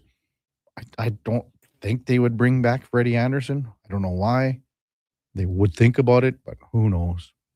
When we come back, we'll get to more of your texts, 833-401-1440. It's the Kevin Carey Show with the Duke of Delburne, Josh Fenwick on Sports, 1440 AM radio. We're streaming on YouTube, X, Facebook, Instagram, and Twitch. You see it? Fusion Promo Marketing can make it. Fusion makes high-quality, memorable promotional products for businesses, sports teams, and corporate events. From vision to reality, get noticed and remembered. Fusion with a Z, promomarketing.ca. Did you know there are actually 3 seasons we experience in June? Spring, summer, and construction season. And while roads may be narrowed and detours are everywhere, GS construction crews are on site every day doing the work because the city doesn't stop, and neither do we. As we build and upgrade infrastructure, life continues around us. That's why we never lose sight of what matters most, making sure everyone, including our team, returns home safely at the end of the day. For more on what we do, visit gsconstruction.ca. Say hello to your new favorite drinks. Introducing new McCafe Refreshers. Icy cool, undeniably refreshing, and available in 3 flavors: strawberry watermelon, mango pineapple, and blackberry passion fruit. Only at McDonald's. Today on Hey Culligan, how smart is your water? Here's Tracy. Hey, Culligan. I think my water might be dumb. Good news, Tracy. Your water's not dumb. It's just not talking to you. You can make my water talk. No, but the new Culligan Smart Drinking Water System can talk to your phone to tell you when your water filters need changing and help you meet drinking water goals. Now that's some brilliant H2O. You said it, Tracy, and we're already on the way. Let us help you out with a free in-home water test from a local Culligan water expert at culligan.ca. Don't let equipment failure stop you cold. At AWS Welding in Nisku, our factory-trained service techs are on hand for all welding equipment repairs. We're a fully warranted center for Miller, Lincoln, and ESAB. And we service all makes and models. Proper, regular service extends the life of your gear and keeps it running at peak capacity. Don't wait for a breakdown. Book your service appointment today at 780-979-0470. AWS Welding. We make it happen. From the first face-off, the final whistle, Sports 1440 is your home for hockey talk. With live coverage, expert analysis, and pre- and post-game shows, we bring you closer to the game. Tune in 24/7, only on Sports 1440, Edmonton's sports station. The big hits. The big kicks. Catch all the action at Selly's Sports Bar and Lounge. Never a bad seat in a house with tons of big screens. And Selly's menu. Something for everyone. Plus game day food and drink features. So bring your friends, cheer loud and proud, and join the fun at Selly's Sports Bar and Lounge at all 3 Century Casino locations. Edmonton, St. Albert, and Century Mile. Every day is game day at Century Casino. Bashaw Concrete Products. From concrete and septic tanks to blocks, precast water pads, Jersey barriers, and aggregates. Farmers, contractors, homeowners. Plan your next project at BashawConcrete.com. Family owned, over 60 years pouring. Bashaw Concrete Products. Once again, start here. BashawConcrete.com. Photographers, start your cameras. Vision Credit Union's annual photo contest is back. We're asking you to show us the people, places, and moments that made you glad you chose this rural life. Maybe it's the view from your farm, a walk down Main Street, neighbors pitching in, a weekend at the rodeo, or a sunset down a back road. Share your photo to show why life in rural Alberta is a choice worth celebrating. Enter and vote at whatsyourshare.ca.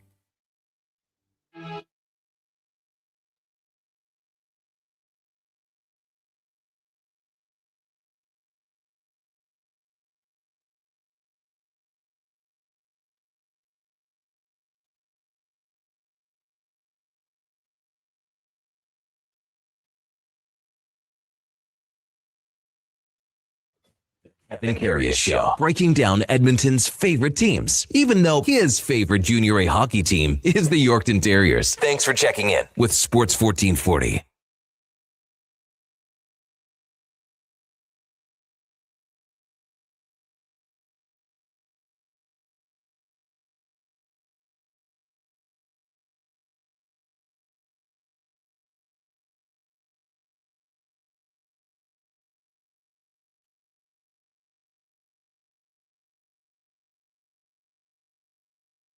The big program, 827 in Edmonton. Kevin Karius, Duke of Delburne, Josh Fenwick with you here on Sports 1440 AM radio. We're streaming on YouTube, X, Facebook, and Instagram. We touched a little bit about it off the top of the show with the New York Knicks winning on Saturday night. Going to bring in our resident basketball expert, Josh Fenwick. I didn't watch the game, Fenny. As I said, it was camping on the weekend, so didn't see any of the game. But I mean, if Jalen Brunson scores half your points, basically, that's not bad, huh? No, not bad at all. Would you be surprised, Kevin, if I told you the Spurs had a lead in this game? The last time I was surprised, Fenny, is when I found out ice cream cones were hollow. Oh, all right then. You know what that means? No. Well, think about it. Like that means it's like you were 3 years old and you had an ice cream cone. You're like, oh man, this thing's going to be great. Yeah. Well, then you look and you finish your ice cream and it's hollow inside. So you're disappointed. That's when you're surprised as a kid. That means it's a simple way of saying I haven't been surprised by anything for an awful long time. If you get it. Very. Yeah, I get it. No, you explained it to me, and I still don't understand. Can you do it with pictures and little stick man puppet show? We'll try. Yeah. Would you say we might need to do a deeper dive? Yes. We need to do a deep dive into this. Right into the cone, right? Right into the cone. Too bad Eddie wasn't here. Anyway, go ahead. Spurs were up. Jalen Brunson had absolute hell of a series, hell of a playoffs. He's basically the best playoff scorer in the last 3 years. I think he's in the 98th or better percentile in all three floors of all three levels of scoring. So they won. And right hand up, I was wrong about the Knicks. My apologies. New York. 5 games too, though, man. 5 games. Mitch Johnson, head coach of the Spurs. He should not look forward to his exit interview. Dylan Harper should have played way more through the entirety of this series. And instead, it was De'Aaron Fox that had the ball in his hands at the end of the game. De'Aaron Fox, good player. Dylan Harper was better the entire playoffs, the entire series, no doubt. And they just kept going back to the De'Aaron Fox hole. He had 7 points in the final in game 5. It was bad. Harper had 25. Harper had 25. I believe he was at one point he was 8 of 12 from the field and was on the bench. De'Aaron Fox and Steph Castle were on the floor, and they were a combined 2 of 16 from the field and had 7 points total between the two of them. And Dylan Harper was on the bench. So, is this the right coach for this team right now? Yeah, he's a rookie coach. A thing I think about often when it comes to coaches in finals, when Nick Nurse went to the finals with the Raptors in 2019, they had a chance to close it out in game 5. Raptors were on a 10-0 run.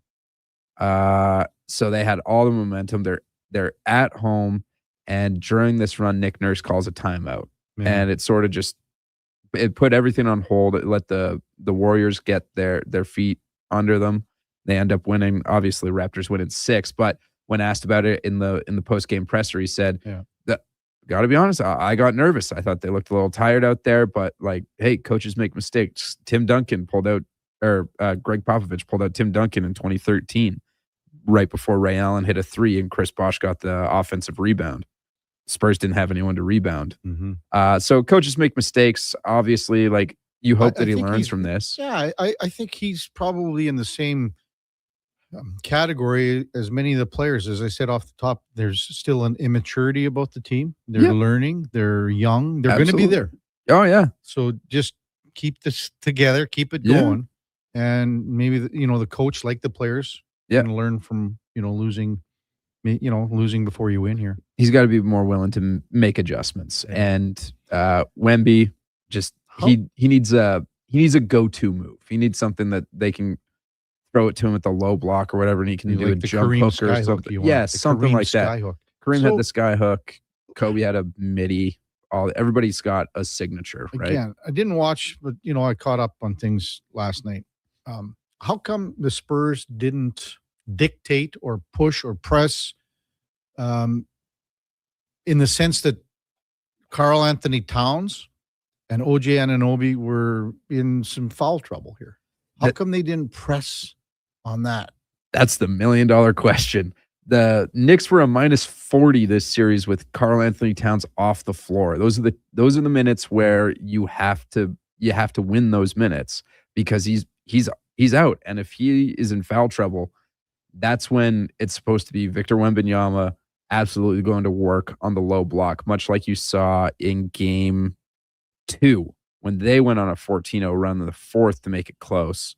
He got all his points within, I think, 8 feet of the rim. So that's where you really have to attack the rim at that point because OG's gone. That's their best defender, hands down. Karl Anthony Towns does so much on offense, but was doing a good job of stopping Wemby, basically.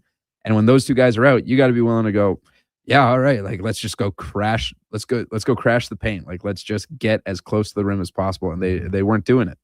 Yeah. So, I mean, the Knicks have the pieces here. They that's a team. And as I said, that's the Norman Dale here, man. 5 Pistons pumping from Hoosiers. So everyone talks about how tough the West is, and it's going to be. That's a simple fact. Yeah. Can Boston, with a healthier lineup, challenge the Knicks next year? Oh, yeah, absolutely. I mean, anyone else out east? In Cleveland? No, I think we just saw that Cleveland can't do it. They'd have to make some moves, no doubt. But yeah, Celtics, I think with Tyrese Halliburton coming back next year, the Pacers. Yeah. Yeah, I I mean, think that's fair. honestly really Indy was there about it. 2 years ago, right? So Yeah. we'll see. So I think that's really about it in the East. Like, and in theory, technically, no one should be challenging them in the East because they are the reigning NBA champions. Yeah. I think their entire roster is locked down for all of next year. So there we go. Like, but yeah, the C's, depending on what their offseason looks like. Does Jaylen Brown stay a Celtic or not? Is Giannis going to be a Celtic? All these things that is he going to be moved here? Oh yeah, by the time the season tips off next year, Giannis Antetokounmpo will be in a different jersey. I believe Miami has already made an offer; it just hasn't been accepted yet. I think the Bucks are waiting to see if they can get a better one because I think the Heat have been in on Giannis in every trade rumor for the last whatever it is 2 years. So yeah, I hear the Celtics want to get in on the Giannis sweepstakes, but it really sounds like he's just going to be moving somewhere in the East. It doesn't sound like a lot of West teams are really in on him. Yeah. Well, good update there, Josh. We're going to also have Brian Mahoney, Associated Press, covers the New York Knicks, get his thoughts coming up in the 9 o'clock hour. Text 833-401-1440. The Lions back working. Alan says, hey, Kevin, Carolina winning throws out the theory that you need a hockey guy as a GM. Tulski's a scientist, never played. From Al, very true. Stan Bowman never played either. Jane Victoria says, congrats to the Hurricanes. Took 8 years, but they've been a consistent, well-run organization and stuck to their plan. They tried to bring in Mikko Rantanen and made a good move when he wasn't going to stay. Seems like the organization has all the right pieces. Maybe it's the culture. The word that gets tossed around a lot. After watching them, I think the owners are so far away now compared to 2024. Hey, my buddy Herm Hordell, former Saskatoon Blade exec, says, well, Kevin, now how are those huge contracts? I think he's talking about the Oilers. Oilers need a new attitude and culture before they win. You win as a team, not the so-called stars. Notre Dame leadership with the coaches. I think he's talking about Rod Brindamore there, and there was a little segment last night about Brindamore talking about Barry McKenzie, who was his coach back in 1988 when they won the Centennial Cup as a group of 17, the best 17-year-olds from across the country. Every one of those guys went on to play college hockey, and they were allowed 2 20-year-olds that season as well when they won the Centennial Cup as a under 18 team. And one of the 20-year-olds they had on the team had a big part of that, and that was Curtis Joseph, who played in goal for them. David says, hey, Kevin, helps to have buy-in, engagement, culture, not to forget the storm surge. They did that at the end of the game. It is buy-in. I mean, these guys, if you want to find a team that plays harder every shift, there isn't. Jordan says, what a bad analogy when I said about ice cream cones being hollow. When you find out there's more ice cream in the cone versus straight cardboard, that's a win. Duke, do you understand it? No, Kevin, take a deeper dive. No, of course I understand. Like it is part of your youthful innocence departing you when you realize that there's not ice cream all the way down, all the way to the bottom.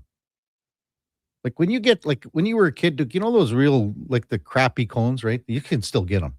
Like just a tiny little sugar cone. They yeah. come in a stack in a plastic bag. Yeah, at the grocery store. They're about this big. They're like 3-4 inches, and then that's what the kids get.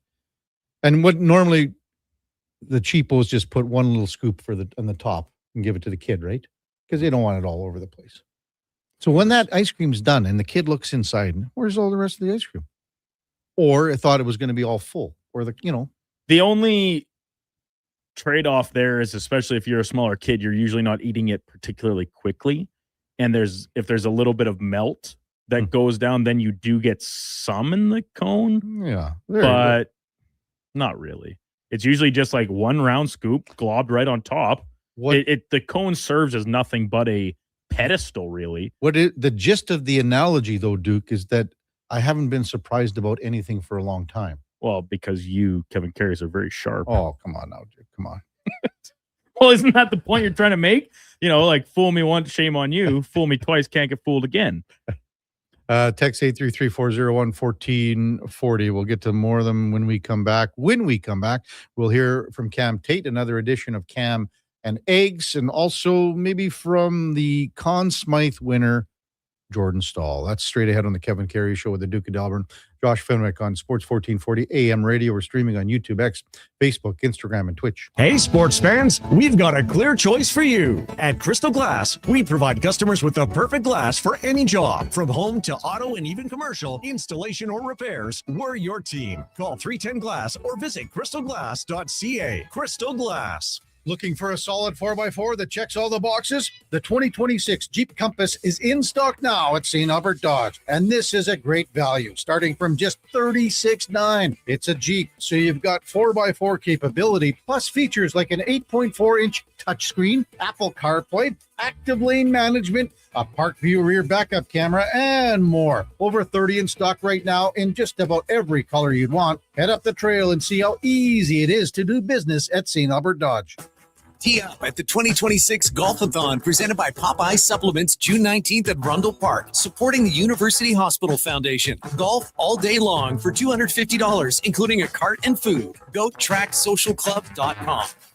At Fountain Tire, success is a team effort. They're committed to their team members and their customers. And that means treating your vehicle like it's their own and finding solutions that suit your needs. Because whatever the road brings ahead, they're on it with you. Visit fountaintire.com today.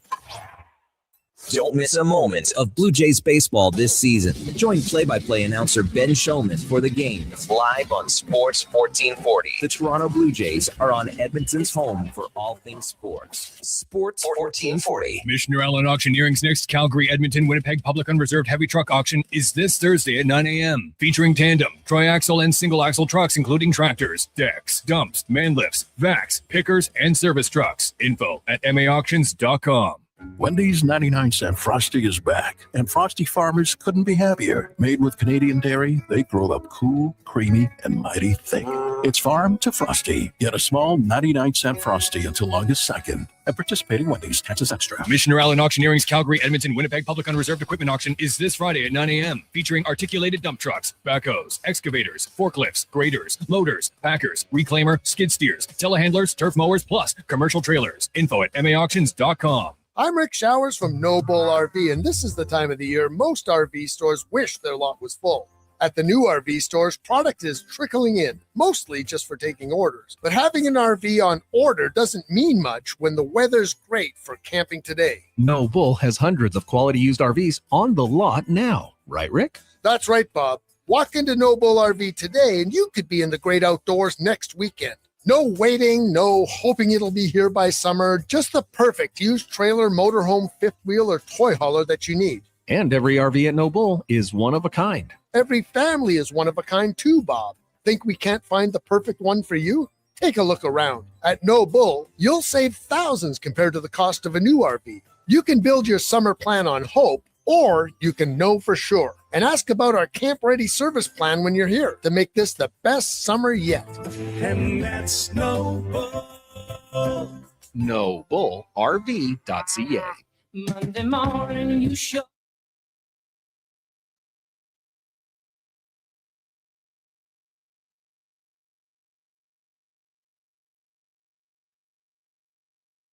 Just in time for the morning skate. This is the Kevin Karius Show on Sports 1440.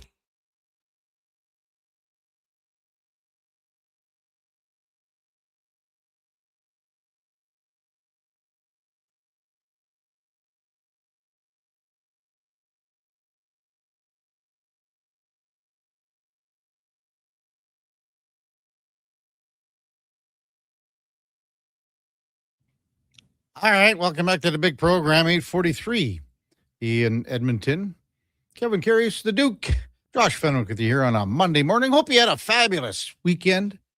It was pretty decent weather. It's good golfing yesterday at the ranch. And again, had to thank Jared and his son Lincoln that came in from Millet, part of the Jason Greger Month of Giving auction item. Myself and Marie McCourt, the general manager, golf with these good guys and had a lot of fun yesterday. And I think they enjoyed the track. I mean, it was in fabulous condition as it always is. So thanks for them purchasing and donating their time and their money to the various charities that Greger has over the Month of Giving there in December. So a hell of a job by all involved. Cam Tate waiting in the wings. Another edition of Cam and Eggs, and this is order number 42. Is it 41, Duke? He said it's 43. 43? That's what he texted me, because he texted me. I forgot to put it in the actual audio, so he wanted 43. to clarify. 43. We're starting All over. right, we'll see how we can keep track moving forward. 43. Here's Tater. The Stanley Cup is over. It is June 15th, folks. The confetti has settled. The champagne has been consumed by people who are not us. And Kelly McCrimmon, general manager of the Vegas Golden Knights, now faces the single most paralyzing challenge of his professional life: decompressing. Because everyone must decompress. This is not a suggestion. This is biology. You compress for 8 months, you win the Stanley Cup, and then, by federal statute, possibly, you decompress. How long does the decompression take? Unknown. There is no timetable, there is no protocol, there is only a golf cart and a highway sign that says Brandon, Manitoba, 198 kilometers. So during this decompression period, this sacred, unregulated, completely unverifiable period, will Kelly McCrimmon, general manager of the Vegas Golden Knights, allow Bruce Cassidy to speak with other NHL teams? Will he permit the man to continue his coaching career? Will he answer the telephone? He will not. He is decompressing. Do not call. But hang on there, Duke. What if the first decompression does not go well? What if Kelly McCrimmon, general manager of the Vegas Golden Knights, decompresses incorrectly? It happens. The man is under pressure.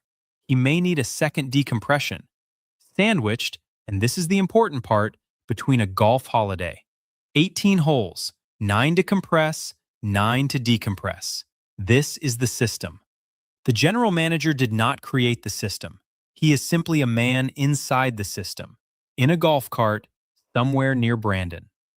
And if the second decompression runs long, and it will, it always does, this is what decompression does, Kelly McCrimmon is now 4 hours from a family vacation. Destination? Possibly Brandon, Manitoba. Possibly a location with a pool. The Cassidy decision has been postponed. Again, the man found a water slide. But we digress. Here is the hockey question. If Vegas gives Bruce Cassidy the green light, the actual green light, not the provisional decompression adjacent pending green light, what does Cassidy do? And more importantly, what do the Oilers do? Can Cassidy coach? Yes. Can Edmonton use a coach? Oh, yes. Can Kelly McCrimmon make a personnel decision from a water slide in Brandon, Manitoba? We have no data on this. No one has attempted it. Now, if you will excuse me, I must decompress. I have been compressing since October. It has been, by any reasonable measure, a long compress. I do not know how long my decompression will take. I hope it goes okay. I hope there is a pool. Back this afternoon with the GG, the Greger guy, Cam and Eggs, Sports 1440. Thank you, Tater. Man, he's compressing, decompressing. Oh, man. Tater, good job as always. Jordan Stahl was named the Conn Smythe winner, had an incredible finals. I mean, to set the record for goals in consecutive games. He's the oldest Conn Smythe winner, 37 years old. He is the heart and soul of that team. So good on faceoffs. Like he's 70% or so in faceoffs in the finals. Won so many key draws. So responsible defensively. What a leader. And I mean, the Stahl family, how many cups now? That's what, 2, 3, 4, 5 or so, something like that. But Amazing performance by Jordan Staal. And following last night's victory, Staal had these comments. Storm surge, what a time to bring that back. Whose idea was it? There was a few in there. Obviously, we had a great traveling show with the Caniacs, man.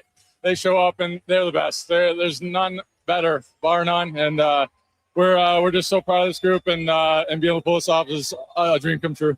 All through this final, you did not want to get big picture. Well, I have to ask now, 17 years, Jordan, what's it been like? Yeah, long, and I learned a lot. I learned a lot about perseverance and trusting God and all those things. I mean, it's life, and it's been such a grind, and we've been grinding with these guys for so long, just trying to break through, keeping at it, and my goodness, we pulled it off. I can't describe it. So you come to Carolina, Jordan, you get a chance to play with your brother. Eric eventually goes on, but you stuck around. What kept you believing that at some point something like this could happen? That was another thing. I mean, sticking with it. I know, some guys just jump ship, and I believe in this organization. I believe in everyone in it. I mean, from Roddy and Tom taking over all the way through, it's such an amazing feeling to build something like that and be a part of that and then pull it off. I can't imagine anything better. Of course, the relationship between you and your head coach, he looks to you and you seem to look to him. What has that bond meant to you? Yeah, like I said before, Roddy's he's a massive reason why we're here. And I mean, what more could be said? The guy is the hardest working guy every single day, bar none. And he gives everything that he has, and you could feel it every single day. Every day is passion. You have to get into it, right? Otherwise, he's just amazing, and I'm so happy for him and happy for this group, and it's been awesome. Last one for you. 37 years old, you played some of the best hockey of your entire career. How did you explain that? Yeah, good time to get hot, eh? I mean, my goodness. I mean, I just wanted to win. I wanted to win so bad. That was it. Great, Jordan. Congratulations. Man, emotional, very emotional.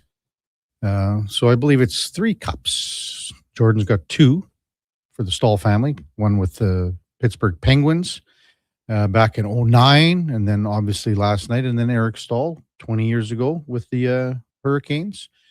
So Mark didn't win a cup, I don't believe. Was he not a black ace? Mark? Oh no, he was with the Panthers when they lost to Vegas. Right. And then Jared didn't win. Well, no. Jared's time in the NHL was just a little brief. Right? And you talked, Kevin, about a lot of the post-game stuff, and I'm right there with you. Yeah.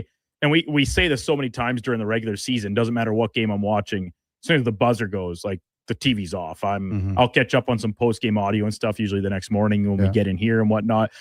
In games like this, I'm here for every second of it until the broadcast ends, including the kind of season-ending montage that both Sportsnet and then for the American counterparts on ESPN kind of put together to culminate the season. I watch and relish every second of it. And so I don't know if you caught in the midst of all the post-game stuff on Sportsnet when the brothers all came down and they kind of had the whole group embrace on the bench, and they're just like hugging and shaking each other, and you can see the emotion on their faces. And I really love watching teams celebrate. Doesn't matter if I have an emotional connection to it, if I was rooting for them or if I was even rooting against the team that ends up winning. It's so cool when you see like a lifelong's worth of work and dreams all come to fruition. And like from guys like Seth Jarvis, you could see how emotional they are. Freddie Anderson talking post game with Elliot and David about, the passing of Claude Lemieux and what it kind of means to him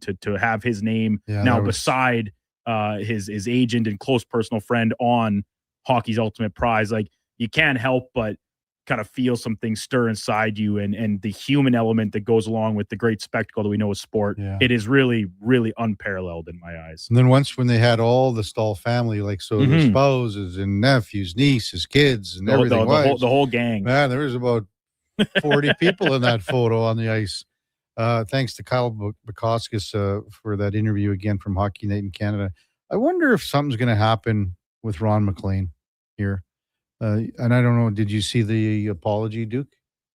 I did, yeah, I did. So, and I'll be honest, like Kyle Bukoskis, I think he's a terrific young broadcaster.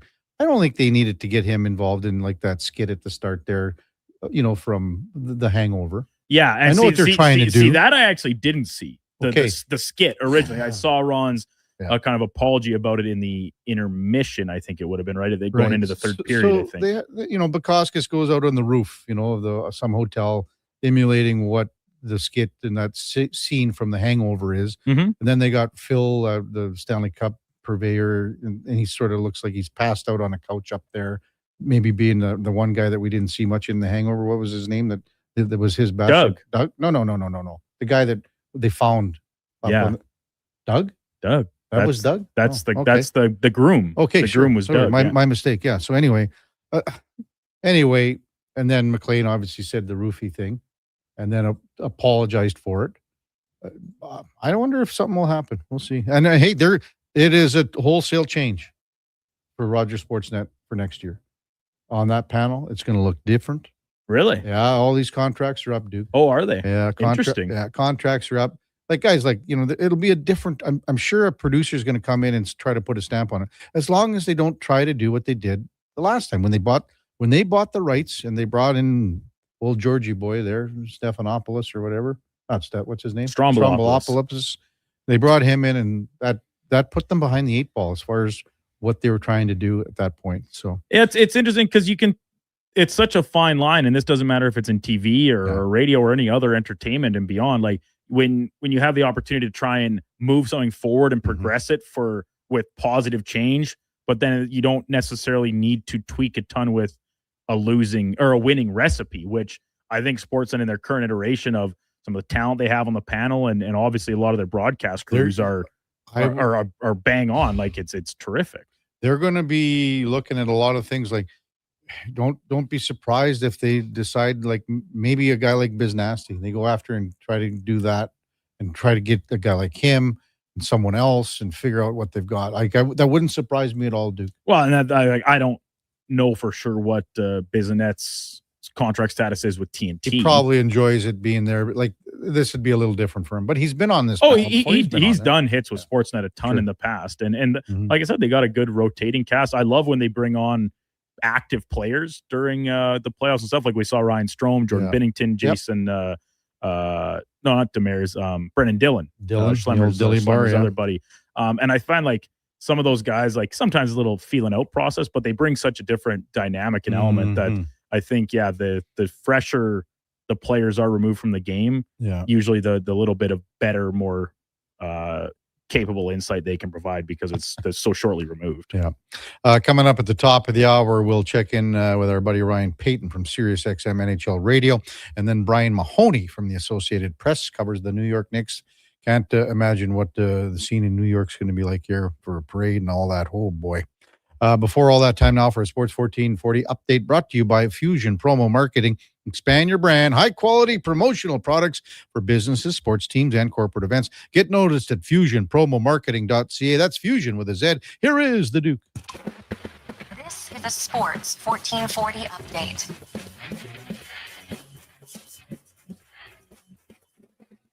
Carolina Hurricanes are 2026 Stanley Cup champions after defeating the Golden Knights 3-0 last night from Las Vegas to take the best-of-7 series in 6 games. Brandon Bussi coming in late in the series, stops all 22 shots against them for the shutout in the clinching match.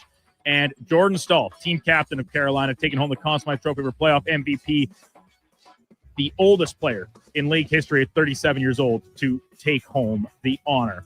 World Cup action continuing from across North America yesterday. 4 matches. Germany defeating Curacao in resounding fashion 7-1. Netherlands and Japan played to a 2-2 draw.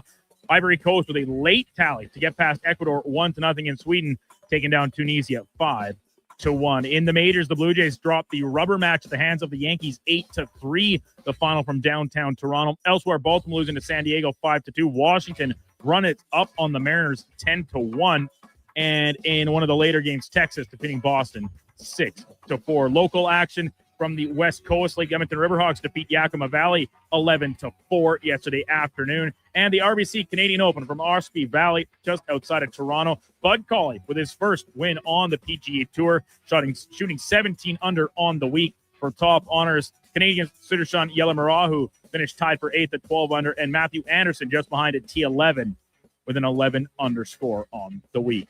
Coming up in hour 3, the Kevin Karius Show will be joined by Ryan Payton from Sirius XM NHL Radio and Brian Mahoney from the Associated Press covering the New York Knicks. I'm Brandon Douglas at your Sports 1440 update. This is Sports 1440, a Stingray radio station broadcasting on Treaty 6 territory. Download the free iHeartRadio app and listen to CKJR wherever you go. I've got some good news. If you've been thinking about a heavy-duty truck, the 2026 Ram 2500 Black Express is now at St. Albert Dodge. You've got 20-inch black aluminum wheels, black Mopar side steps, body color, bumpers and grille, and a sport performance hood. Available in all the colors for $68,990. Plus, new this year, Ram's best-in-class 10-year powertrain warranty. Now's the time. Head up the trail and see how easy it is to do business at St. Albert Dodge. Got a car you're ready to part with? Find out what it's worth. Fast, easy, and totally free at Go Auto. We're talking top dollar trade-ins, whether it's a little worn or still rocking that new car smell. Just a few clicks, and boom, you've got your value.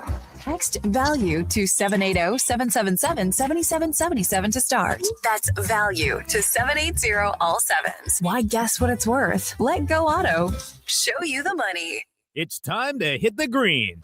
Elevate your golf game with Country Club Tour Golf Academy. No matter your experience, our PGA of Canada teaching pros are here to help. Enjoy lessons year-round between our 7 CCT golf courses and 2 state-of-the-art indoor facilities. Choose the location convenient for you. We offer private lessons, group lessons, expert club fittings, and junior camps. Visit our website to learn more and get ready to take your game to the next level. Booking is easy. Go to countryclubtour.com/golf academy and schedule your lesson today.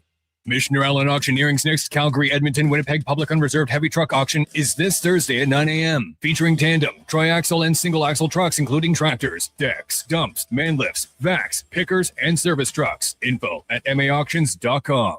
Edmonton's go-to station for all things sports is Sports 1440. From Low Tide to Kevin Karius and Jason Greger, we deliver the latest on your favorite teams. Tune in 24 hours a day, 7 days a week to Sports 1440. Missioner Allen Auctioneering's next Calgary, Edmonton, Winnipeg Public Unreserved Industrial Auction is this Friday at 9 a.m. Featuring a large selection of 2020 to 2014 Caterpillar, John Deere, and Volvo articulated dump trucks. Info at maauctions.com.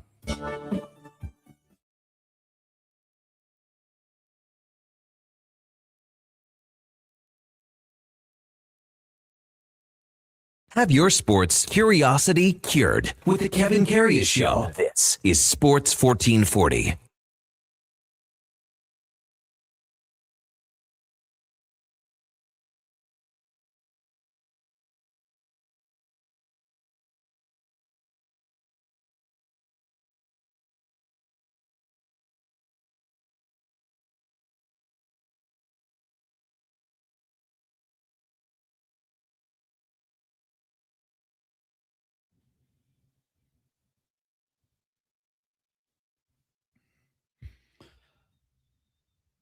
All right, welcome back to the big program. Just after 9 o'clock in Edmonton, and time now for the headliner of the day. Pardon me, brought to you by Mr. Rooter Plumbing. Because your pipes take a beating on game day too. Get ready for overtime, even when your plumbing isn't. That's MrRooter.ca. As we welcome back from Sirius XM NHL Radio, our buddy Ryan Payton. Good morning, Ryan. You're with Kevin Karius. As always, thanks for jumping on Sports 1440 this morning, big guy. Really appreciate it. Hey, pleasure. Hockey's done. What a series, and congrats to those Carolina Hurricanes, Kev. Boy, we've been saying it for about, almost since like game 4-ish. Mm-hmm. They were getting better and better as this series went on, and Vegas wasn't. Yeah. Final thought maybe on what you looked at, that 3-0 shutout to close things out last night, Ryan. Yeah, I mean, to me, Carolina was just the better team, even in the games that they lost, and you could see in 4, 5, and 6 how just good that they were. They returned to the structure. They were dominant. It was different than the first 3 games. I mean, we all thought after the first 3 games this was going to be an absolutely epic series, one of the best of all time. And yeah, I mean, it was a great series. But the last 3 games were just clearly dominant from Carolina, and just the attention to detail, and everybody doing their job. Nobody tried to deviate from the plan. The forechecking, taking pucks off of Vegas, frustrating the Golden Knights, Jack Eichel being one. It was so neat to watch how you have a team from the get-go of this season. I think they were in first in their division, Kevin, since December 11th. So it's just amazing to see everything come together because they, to me, were the best team going into the series, and they were the best team coming out of the series. So the attention to detail to me certainly is something I won't forget with this team. What do you make of Rod Brindamore here, Ryan? I mean, this is a guy that's been around a long time with this organization, and you talk about faces of franchise and everything else, but everything runs through this guy with everything that this team does. I'm envious of how physically fit the guy still is. I can tell you that. when he had that shirt taken off in the room, come on. Look, he is, and I said this last night too. I was on a couple of different outlets, but I said that when you have your head coach, and Jordan Stahl said this after, that he is the hardest working person in that team. He's not playing. He's done. He's done playing. But when the coach is the hardest working player or coach person on that team, that trickles down to the rest of the club, and everybody sees that. He epitomizes hockey. It's how he played the game when he played in the NHL. Hardworking, tough, had skill. He earned everything that he worked for. And now the same thing can be said about him being the head coach, and he is up there. And you know what? And it doesn't matter. I mean, it's a huge thing to win it as a player, and also now as a coach. It doesn't happen very often, hasn't happened early at all. But even if he didn't win, and even if he ended up not winning a Stanley Cup during his coaching tenure, I just think he's still one of the best coaches to play to coach, because he is a player's coach. And you could tell 99.9% of the time, every shift, every play, he wants to be on the ice. He wants to be out. He wants to do this. He wants to do that. So hats off to the guy, because when it starts behind the bench, it's hard to not be infectious to the rest of the team. And that's what we saw in this entire postseason run for Carolina. When he played like every shift was going to be his last. Exactly, ever. yeah. And now every player that's played for him or playing for him now has that same mentality. It's that simple. And that's what you need. Like, the game has progressed so well, and there's so many great hockey players in this game. You never know what one shift can do. You never know what a bad period or bad game can do. There's always somebody else who will come in to take your place at some point down the road. So you need to work at it. And I think that there was a pregame speech. Again, the pregame speech is not a lot from what we saw, but there was one, I think it was before Game 5, if I'm not mistaken. But he was in the room before he gave the lineup card out to whoever read it. And he essentially said, okay, work at it. Make it tough on them. Work at it. And it was just work. Work at it. Make it tough. Good things will happen. Did you hear about that masonry brick story?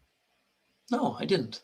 So over the course of their workouts this year, he had one of those, like a blocking masonry brick. Okay. And he got the guys to lift this while they're working out. And part of the workout was about lifting it over their head. And, whatever that part of the workout was. Now, none of the players knew until after that the weight of this brick was the exact same weight as the Stanley Cup. Did you see him when he grabbed like a bear hug, and then he was in the room after, and he put up and he was going to, look, that's a great story. And again, that just epitomizes the type of guy that Rod Brindamore is. Good on him. I'm happy for him. Yeah. And you know what? I don't know if you heard this story. We had Brett Hedican on last week on the show, Ryan, and he talked about 20 years ago when they beat the Oilers in the Stanley Cup final. But prior series in the Eastern Conference final, they beat Buffalo to get to the Stanley Cup. And after the Eastern Conference final win, Brindamore and Hedican went to the gym for a workout after the game. That reminds me of kind of a similar thing when one of Jaromir Jagr, when he was playing, one of the things that he did all the time for the most part was in between periods, he would obviously take the pads off the top from the waist up, keep the pants on and the pads on the bum, but he'd be on the bike and he'd just keep going. Man, that's awesome. That's awesome. Ryan Payton with us from SiriusXM NHL Radio on the Kevin Karius Show here on Sports 1440. So I said this earlier in the show, Ryan, for next year, maybe the only problem that the Carolina Hurricanes are going to have is the fact that the Florida Panthers will be healthy Yeah. Because if you look at this roster and how it's constructed, they're not losing anyone really. No. You see, they're going to run back the same team. Yeah, and you know what? I don't even think as good as Florida will be, or sorry, as better, obviously, as they will be. I just don't think anyone can touch the Carolina Hurricanes. And I think I've been on with you a few times, and I think Carolina's been brought up a number of occasions. And the one thing I kept saying, and I've said this for years, and this is with no disrespect at all, but Carolina just quietly goes about their business. It's like half the people don't even talk about them because just the expectation of winning, you just expect it. And the expectation of seeing a really good structured hockey team every night, even if they lose, you just expect it. So if this is this is a window here that finally was broken through with that Stanley Cup, who's to say? Again, parity in the league is crazy. Teams will be knocking on the door next year. Again, only 8 come in or come out of the Eastern Conference. There's going to be some that made it this year that probably won't make it next year. But then Buffalo certainly is in a window which is nice right now. Montreal, that window is open at the time being. You mentioned Florida, Tampa, more than likely will be there at the end as well. That's 4 teams already out of the 8. But yeah, I just don't see anybody challenging them. If you want to talk division specific, I don't see any team challenging Carolina in that metro. And why not bring it back? Why not? I mean, you were the best team outside of Colorado, Kevin. The points wise, they were the best team from start to finish this season in the NHL.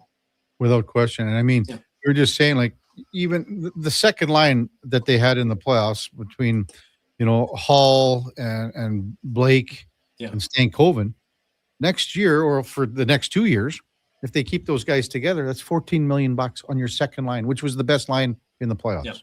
It's crazy. Yeah, crazy. that's ridiculous. Like, that really put it into perspective monetarily that you just talked about with how good. And those 3 prime examples of the type of game that Rob Brindamore preaches, right? Going at it time and time again, hard-nosed, hard work. And he gets almost after that one goal last night, he ended up patting it. I think Blake's goal, he was patting all 3 guys in the back, right? And that to me was one of the key moments I'll remember. Yeah, sure, Blake had got the goal, but hey, the other 2 guys really helped you out, so good on you. Yeah, no question. I mean, you could see how everyone was involved. That's how this team operates. Everyone's involved. And how Brindamore institutes the style of play, all the guys just don't want to disappoint him. Like, even the guys on the 4th line, they're going, I'm going to play so hard for this guy. It's going to be your hardest decision to pull my minutes back.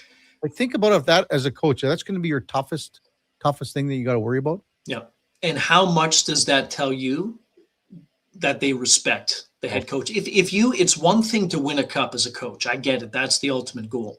But when you can have every single player play for you, and because a lot of times, this, that we see in the NHL and any league, players just don't want to play for their coach. But when you have that, every single player, give me 2-3 minutes, but I'll give you everything I got for 2 and 3 minutes.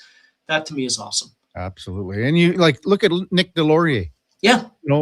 Never played. Oh. He's one of the first guys that gets the cup. That's how much he meant, even like being a Black Ace here. That's a team, man. That's a team. Ryan Payton with us from SiriusXM NHL Radio. What do you think happens in Vegas here regarding Bruce Cassidy in the next few days? I feel for the guy, and I understand it's part of the whole thing where you can't, you weren't able to sign get a new gig somewhere else under contract. All that stuff the playoffs is done. I want to see Bruce. I don't know him personally, but I just want to see him coaching. I do. I think he's a great coach, and there's certain teams that I think would benefit from him. I hope that happens. I don't know where he's going to land, but when it comes to coaching too, you got to think about what's going to happen behind the bench for next season with Vegas, because John Tortorella said to McCrimmon when he agreed, he said, look, I'm going to go through until the end of the season. That's all the commitment that he gave me. He said that a few days ago.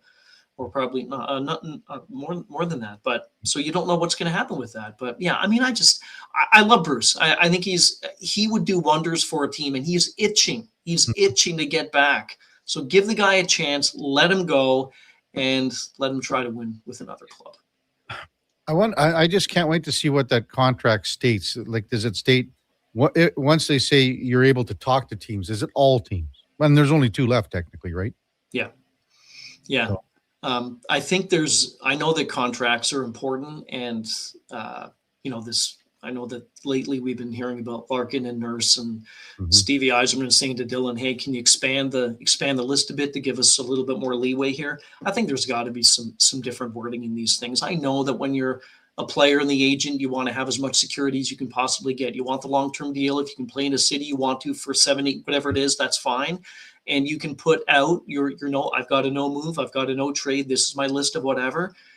But I mean, to me, that just, it starts to handcuff the team. And I know that it's personal and it's a business and you're looking out for yourself and the best of you and your family. But I feel for Detroit. I feel for Edmonton right now. Just different teams saying, look, you're not giving us much wiggle room to try to make a move with other teams. Open it up a bit. So, yeah, I'm with you with that, with Bruce. So, do you think, Ryan, do you have a spot where maybe Larkin and Nurse land? Where are you thinking? Yeah, I've been, and I talked about this over the weekend on the show, that to me, there's either one of two places I do believe that Nurse will probably land, and it is in one in the East and one in the West. I think LA is a pretty decent option. There's the Drew Doughty situation that you got to figure out what's his new contract going to be. He's going to take a significant pay cut, obviously, if he wants to stay. He wants to stay with LA for the rest of his career, however long that's going to be. And then Pittsburgh, the same thing. I mean, I think Pittsburgh's done a great job. Dubas has done a good job. The team is still clicking. Crosby's still going. Malkin re-signed.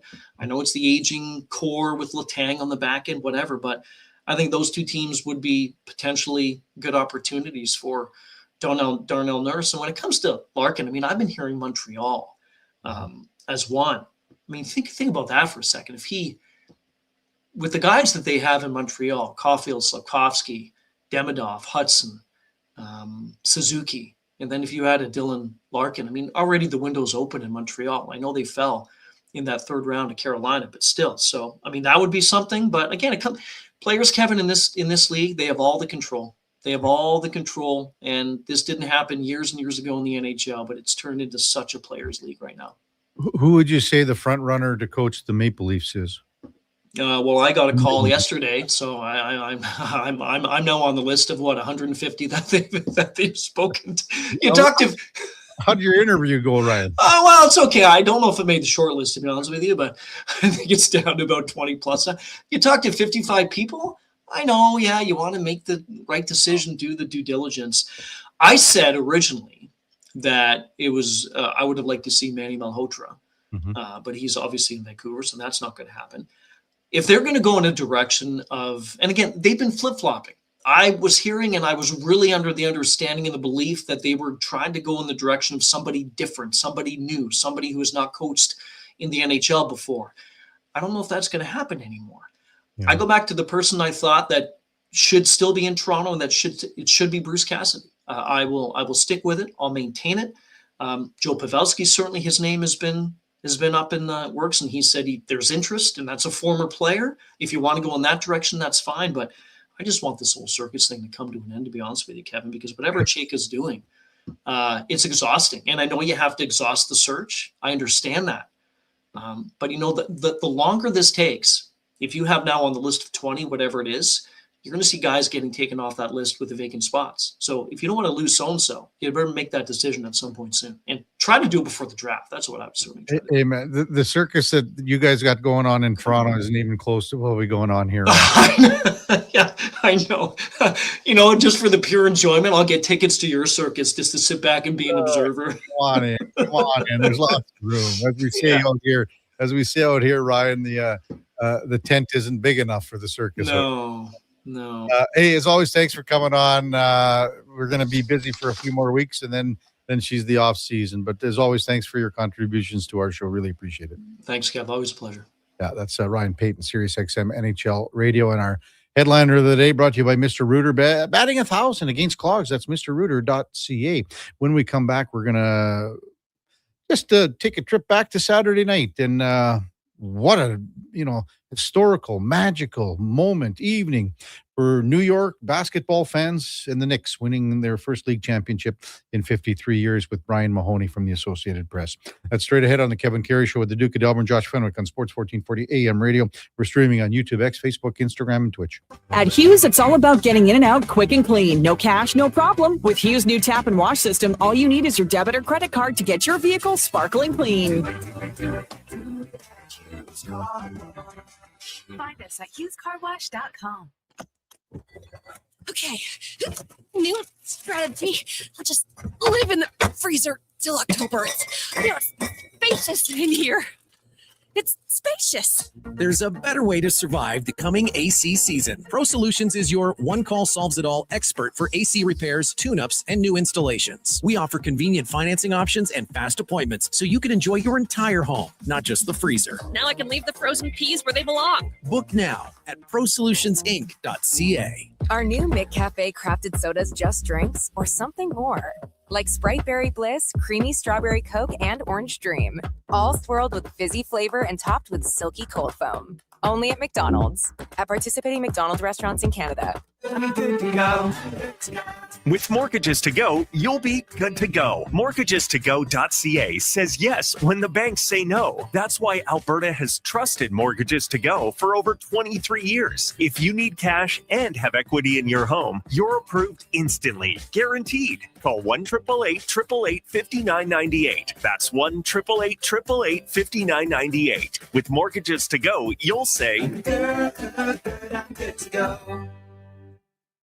Craving a dining experience that rises above the rest? Head to Summit Restaurant in the Silent Ice Center, just minutes from South Edmonton Common. Savor exceptional house-made pizza, delectable entrees, and expertly crafted cocktails in a stylish, modern atmosphere.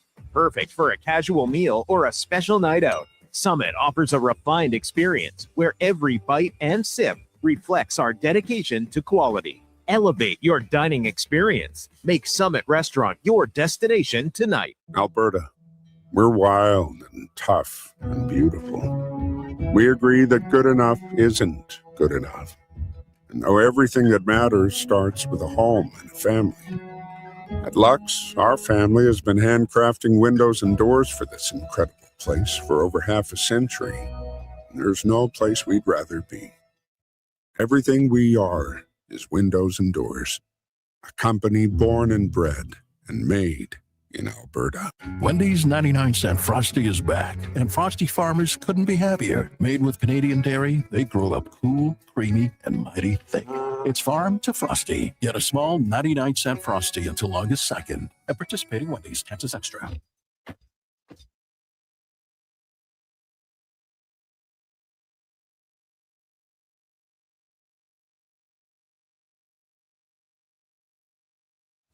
Stories, guests, and insights. This is Sports 1440 and the Kevin Karius Show.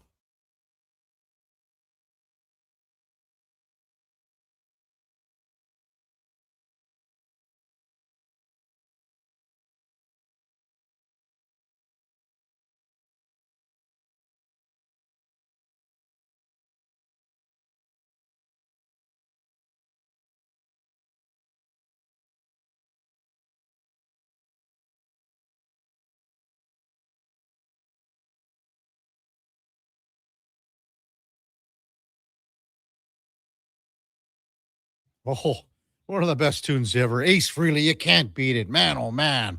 Hey, welcome back to the big program, 9:21 in Edmonton, and time now for the game of the day, brought to you by St. Albert Dodge, where the 2026 Ram 2500 Black Express packages are here. They got the 20-inch black aluminum wheels, the Mopar side steps, body color bumpers, sport performance hood. See them at stalbertdodge.com as we welcome back Brian Mahoney from the Associated Press, covers the New York Knicks. Good morning, Brian. You're with Kevin Karius. As always, thanks for jumping on Sports 1440 this morning.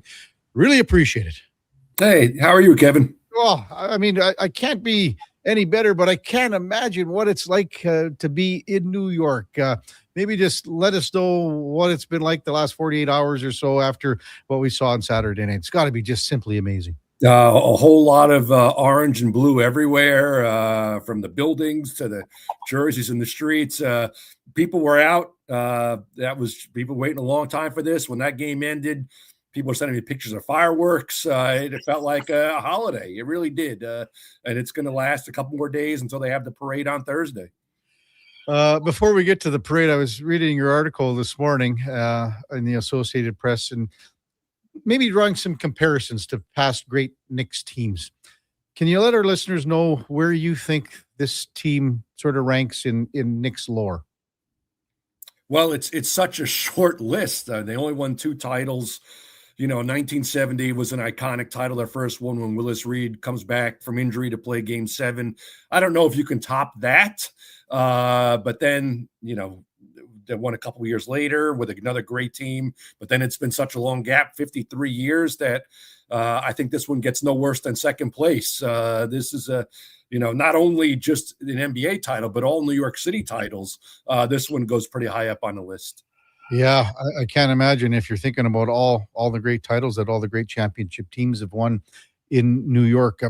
How did this team get there in your estimation, Brian? In fact, like if you go back, I mean, they were down 2-1 to Atlanta. The 2 losses were by a point, but how did they get there after that 2-1 series deficit to where they're the world champs? Yeah, I mean, they went from being potentially trouble down 2-1 to winning 13 in a row, a lot of them by dominant fashion. It was, it was one of the great runs of all time when you look at the point margin they were racking up and the 9 in a row on the road. And it sort of like they thought they had it in them to be great. Even when they were down 2-1 in Atlanta, they should have won, obviously, at least one of those 2 games, both by 1-point losses. So it wasn't a complete panic situation, but it was sort of, all right, we know we're better than this, and we don't want to waste this chance. This was a team that was built over the last few years to contend and win this year. And I think they realized you can't waste that kind of chance, and they sure didn't. Brian Mahoney from the Associated Press, our guest on the Kevin Karius Show here on Sports 1440. Will this series and maybe the whole playoff run for the Knicks be defined by what happened in Game 4 of the finals, Brian? I think that'll be the one that stands out, Kevin. We were talking, even some friends of mine who were trying to decide if they wanted to fly to San Antonio for the clincher, and ultimately decided not to. And we kind of said, a team wins a title every year. Like someone who clinches a title, whether it's home or road, every single year. You don't see a game like Game 4 all the time. That was the one that's going to stand out. The epic comeback from 29 points down, the atmosphere in the Garden, the incredible tip in by OG Anunoby. That's the one that I think will stand out from this run for many, many, many years to come. Do you think the team plays better trailing? You can certainly make that case. It's they didn't necessarily need to be losing because there were some games in the clinching games in Atlanta, Cleveland, Philly, where from top to bottom, when they were on, they were awesome. Mm-hmm. But the games when they fell behind also was sort of a not fall apart situation. 22 down in Game 1 against Cleveland in the fourth quarter, 29 down in Game 4 in this series. So, yeah, they were never afraid of a deficit. Probably didn't want to get into them, but they knew they could come out of them. Yeah. The clinching game on Saturday night, can you compare how that game was played, comparing them to the other Knick wins in the finals? Well, it was similar in the regard that they fell behind by double digits. Every game they fell behind early. San Antonio jumped on them. But when you looked at that, the Knicks had something like 16 points in midway through the second quarter, and the Spurs were not blowing them out. Said the Knicks are going to come back. They had proven that you had to jump on them when you had a chance, and the Spurs didn't do it. And no one was really surprised when they came back and won it. Yeah. Brian Mahoney, our guest on the Kevin Karius Show, covers the Knicks for the Associated Press. Jalen Brunson, what can you say about his performance in the finals here, man? What an elite player that took it to another level here, Brian. Yeah, I think it's a great way to sum it up. An elite player took it to another level. He had proven he was elite when he came to New York. No one was really sure about that. People thought the Knicks maybe overvalued him, and he might be, 20-point a game guy. That'll be great. But what became is a clutch superstar in every case of the word, in every sense of the word. And he's a guy who brought him back, who finished games for them, who, they were never out of it as long as Jalen Brunson was on the floor, and a real worthy MVP. Yeah. I think Spurs coach Mitch Johnson said, we're not ready yet to win. I think he said after after the game. What did you make of how the Spurs played against the Knicks and certain styles and strategy at times? Yeah, it's a really good example. I think they just weren't ready to win. There's been great teams who look young and awesome. I remember going back to 2012, the first time the Thunder made it when they had Kevin Durant and Westbrook and Harden, and they looked awesome in the Western Conference Finals. And they were the favorite going into that series against Miami. And Miami just had veteran guys and crushed them in 5 games. And it felt like this coming out of the Western Conference Finals when the Spurs came back against the champion Thunder. You said, this is the team that's going to win the title. But yeah, in the close games, they made a lot of mistakes. And the Knicks just were steadier. And that's all it took in games that were as close as they were. How key do you think Mikal Bridges and Josh Hart were to close this out with what was going on with foul troubles with guys like Towns and Anunoby?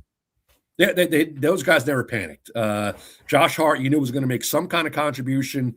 His shooting may not have been there, but he would do something. And Mikal Bridges, found a way. He didn't have a couple great games early in the series, but he was steady that night. And defending one of their best players every time, making shots when he was open. He really helped them take off early in the playoffs with the ball movement on the offensive side of the floor. It really opened him up, and he was hitting shots. And, he was certainly – Jalen was the guy carrying them, but Hart and Mikal were the 2 other guys that night who seemed to find a way when they needed a basket, and they got the ball out of Brunson's hands. Yeah, I want to go back to that Atlanta series for a moment again, Brian. And again, with Atlanta being up 2-1, and then something just clicked, and that's when the Knicks went on that roll. Is there something that you can pinpoint, something you can put your finger on? What was maybe a defining moment or moments where things started to roll for this team? Well, it was after game 3 when they fell behind 2-1. They really sort of changed their offensive concepts. They had a meeting and they said, listen, we're going to put the ball more in Karl-Anthony Towns' hands at the top of the key and sort of be a passing center. And have the ball move, have Brunson move, have Bridges move around more, and let Towns initiate the offense. And it was not necessarily something they did very often in the season. It was something they tried early on, didn't like the way it looked, and sort of put it in their back pocket, and then went back to it, and it looked amazing. Towns had 2 triple-doubles in that series, turned out to be a much better passer than people gave him credit for, and they never looked back offensively. So the parade on Thursday, I'm trying to think of all the great parades, in New York. And for me, it's obviously, I remember the Rangers parade back in '94. But for you, what do you remember and what do you think we're going to see here? Well, I went to the Yankees parade in 1996, and they hadn't won since 78. So by Yankee standards, that was an eternity. And this is what, 2 or 3 times as long. I don't even know the math, but so I think everyone who can get out there is going to get out there. Again, this team just became so popular in the city. Everyone was on board with this team, and people love a parade. We haven't had one in a while. The Knicks have never had a parade, which I didn't even know. The 2 other titles, they didn't have a championship parade. So this is their first one. And I think anyone who can get there is planning to get there. So just give us a scene setter here. What's it going to be like? Where are they going? What's the route? What are we going to be looking at? Yeah, they call it the Canyon of Heroes, where they've had their championship parades and other great parades where way downtown, coming up Broadway and going towards City Hall. It'll end in City Hall. There's supposed to be a ceremony, a key to the city type ceremony. And so people are going to be lining up, I'd say from 6 in the morning, whatever day people like to celebrate. This is going to be one of those type of days. And the beers will be flowing. It'll be a great scene. And I'm sure a lot of people are going to be calling in sick that day. Oh boy. And Friday too, I guess. Too. Yeah, probably Friday too. Might as well all week. Why not all week here? Brian Mahoney from the Associated Press, our guest on the Kevin Karius Show here on Sports 1440. What is it about when you win? Obviously, you're going to have an ecstatic fan base, Brian. But what is it about Knicks fans in New York embracing this team? As the playoffs progressed and how that wave of emotion and excitement continued to build. Yeah, well, I think that so many fans have hung there for such a long time, and you look at some of these celebrity fans they have, the Spike Lee, Ben Stiller types, John McEnroe. These guys have been there for a long time. They could have moved on to other things in their life. Yeah. This team has been of a lot of disappointment, but they all hung in there. So the fact that it took so long since 1999 just to get back to the finals, it seemed like they were building towards it the last couple of years. Once Jalen Brunson got here, they started to get to the playoffs every year, started to advance every year. So this has been building for a long time. And, once it got past that first round and how awesome they looked, sort of everyone was ready for this. And they just kept moving along in dominant fashion. There was no reason not to jump on board. And that's what everyone did. How does next year look? And, I know everyone wants to celebrate this year, Brian, but how does next year look as far as players locked up, contract wise? Are they going to lose anyone? Are they going to maybe have the ability to add someone? What are we looking at here? Well, their starters are under contract. They'll be able to bring that back. They got to re-sign Mitchell Robinson, their backup center, who was so valuable to them with his offensive rebounding. I think he might be the longest tenured Knick, actually. And they want to keep him. Landry Shamet, who became a real key backup off the bench for them. He was one of the last guys to resign last offseason. He's probably going to get a much better offer from someone else. Have to see if they can match that. But, this front office has shown they know what they're doing to some extent. They've made good trades. This is not a team that was built up by outbidding for free agents. This team outside of Jalen Brunson really is all through trades. And they found guys they valued, made deals to get them. OG Anunoby, Karl Anthony Towns, Josh Hart. They gave up players they liked to get players they liked more. So I think they'll find a way to be competitive. It seems like this team knows what it's doing to sort of be in the hunt every year now. Yeah. I was just kind of looking at Brunson's contract, and am I correct in saying that it expires in 28-29? Yeah, I think he has another year after this where he can sign an extension. Okay. And, he put them in position he took, I think, 113 million less than he could have gotten when he signed his extension 2 years ago. And he'll expect to get that back. I'm pretty sure he will. I think he'll get a maximum deal when he can extend. But in the interim, he helped them really create the pieces they needed around him to be a championship team. Yeah. Do you think they restructure it at some point here sooner than later? I don't think by rules they can do anything with that. I think it's as soon as he can, which I think is after this year. I could be wrong, but I think he has to go one more year. But as soon as he does, I think they'll hand him the fullest deal he can get that year, and he will certainly sign it that second, I imagine. Yeah, unreal. Where are you watching the parade from, Brian? From actually the U.S. Open golf is out here in New York. And, I'm helping out on that. And, it's a smart move by me, right? There'll be 5 million people in the streets of New York City, and I'll be on a golf course. So that's, you're going to Shinnecock Hills then? I'll be at Shinnecock, yeah. What are your expectations for that tournament? Well, it's been hard there the times they've had it in the past. I think they said only 3 guys have broken par in the history of Shinnecock U.S. Opens. So it's been a tough tournament with the wind, with the way they set it up. We'll see if Scotty Scheffler can get it done and complete the career Grand Slam. But it has been the toughest test you can find every time. Is the course going to be, like, as you said, they sort of junked it up a little bit here in the past. Are they trying to get away from that a little bit?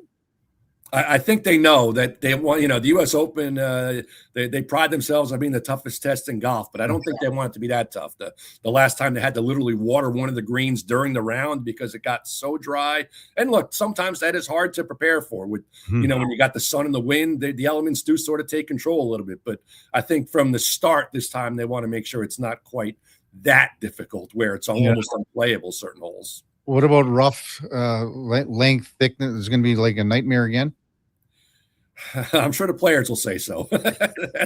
They'll find something to complain about, I'm sure, if they're not shooting their 10 unders. If it's closer to 1 over, I think you'll hear some complaints. But I think they know going in, this has always been tough and just hopefully not quite as tough as it's proven in the past. Well, man, you've had a great gig here. Now you go from the NBA Finals to the U.S. Open. You can't get much better than that, can you? That's not at all. Hey, what a job, right? Perfect. Hey, Brian, as always, thanks for spending some time with us. Really enjoy your coverage on the Knicks, and have a great time at Shinnecock Hills. Should be a great weekend. Thanks a lot, Kevin. Take care. You too. That's Brian Mahoney from the Associated Press, covers the Knicks. And, man, you go from covering the finals to going to Shinnecock Hills and the U.S. Open. Does it get any better than that? That's our game of the day, brought to you by St. Albert Dodge, where once again the Ram 2500 Black Express packages have arrived. Check them out at stalbertdodge.com. When we come back, I guess we got to go in or out with the Duke.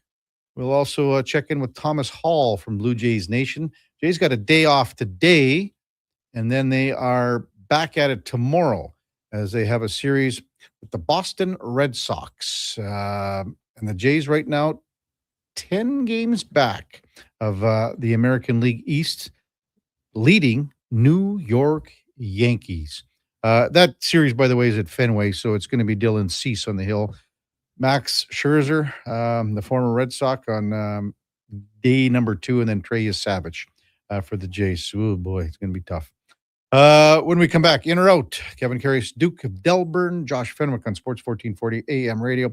We're streaming on YouTube, X, Facebook, Instagram, and Twitch. There's still time to book your tournament at the Ranch Golf and Country Club. As one of Alberta's top tourney courses, the Ranch makes hosting fun and easy for any group or business. No matter how unique or unusual, they'll accommodate your vision for an event no one will soon forget. Start planning your tournament today at their beautifully landscaped course on the outskirts of West Edmonton. On-site event coordinators are here to help, but hurry, availability is limited and booking fast. Visit theranchgolf.com. Hi, Mike here from Northgate Chevrolet Buick GMC. This deal's only good till 6 o'clock tonight. We need your credit card to hold the color. Hold the color. Summer package. Winter package. And the ever-famous re-PDI fee.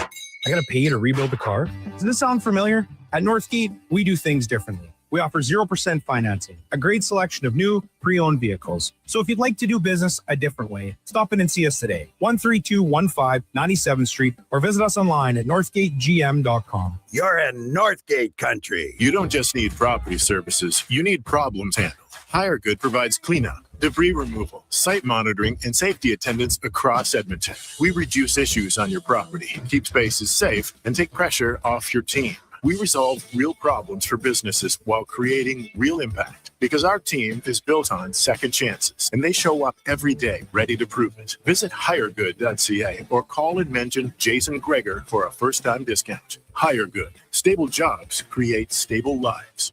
The best way to experience Elks football is being there when it happens. From single game to flex packs, group tickets, and family packs, your seats, your way. Ticket packs available now at goelks.com/tickets. Edmonton Elks, our city, our year. Mr. Reuter buries evidence in the desert. I didn't mean to do it. I was forced into it. Yeah, forced. But now, no one will ever know.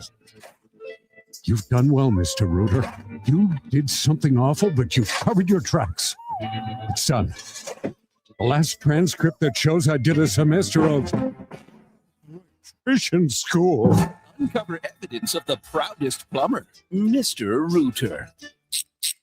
For over 60 years, the folks at Diablo Boots have been selling the best Canadian-made boots. Handcrafted in Winnipeg, Canada West makes the best quality cowboy, biker, and work boots for Diablo Boots with replaceable soles and heels. Why buy cheaper quality like Ariat, Justin, and Red Wing made in China when Canadian-made is better? Support Canada's workers and Diablo Boots for the best boots. So save on boots by Save On Foods. That's Diablo Boots, 3340 Gateway Boulevard on the east side of Save On Foods. Canada West and Diablo Boots, the two best names in the boots business. Missioner Allen Auctioneering's Calgary, Edmonton, Winnipeg Public Unreserved Equipment Auction is this Friday at 9 a.m., featuring articulated dump trucks, backhoes, excavators, forklifts, graders, loaders, packers, reclaimer, skid steers, telehandlers, turf mowers, plus commercial trailers. Info at maauctions.com. Don't miss a moment of Blue Jays baseball this season. Join play-by-play announcer Ben Showman for the games live on Sports 1440. The Toronto Blue Jays are on Edmonton's home for all things sports. Sports 1440. Missioner Allen Auctioneering's next Calgary, Edmonton, Winnipeg Public Unreserved Industrial Auction is this Friday at 9 a.m., featuring a large selection of 2020 to 2014 Caterpillar, John Deere, and Volvo articulated dump trucks. Info at maauctions.com.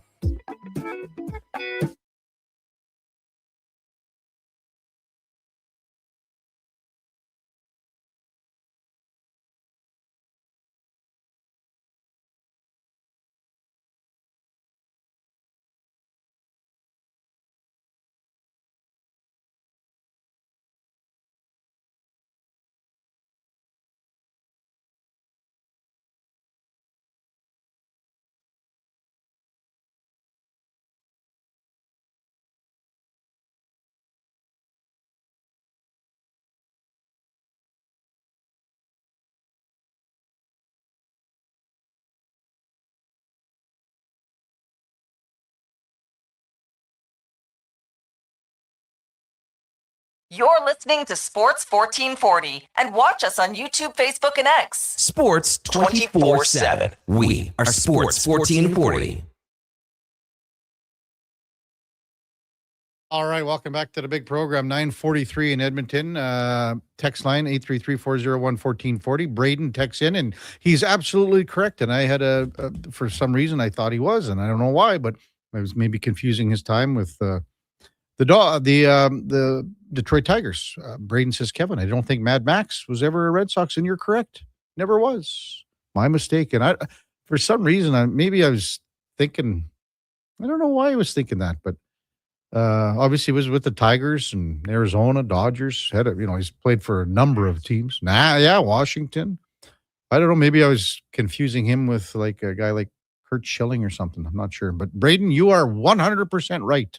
Thanks for the correction. Really appreciate it. Time now for Are You In or Out? Brought to you by Pro Solutions. If you need fast AC service, Pro Solutions offers expert repairs, tune-ups, installs with flexible financing. Book your appointment right now at prosolutionsinc.ca. Okay, you know what? Moving too fast. Bottom line, are you in or you out? In or out of what? No time for questions, just action. In or out? Well, then I'm out. I'm sorry, Jet. Actually, you're already in. Are you in or are you out? On Sports 1440. I thought you would go, I'm in, Bob. We would have had a really cool moment, but you kind of ruined the whole thing. All right, Duke, Letterbuck. The Carolina Hurricanes are Stanley Cup champions for the second time in franchise history, 20 years apart. They beat Vegas last night 3-0 in the series and cup clinching game. The most apt one-word description for this year's league champs out of Carolina is relentless. I'll be in, Duke. These guys, again, they play every shift like it's their last shift of their life, and that's as a five-man unit. I mean, if you think about yesterday's game, that Jack Eichel crossbar, I don't recall too many more times in that game where, like, that was a fire drill there. Like, well, yeah. Three guys there at were the blue line. There were four guys all laying on their bellies up at the blue line. And I mean, I don't recall a disconnect from a five-man unit other than that.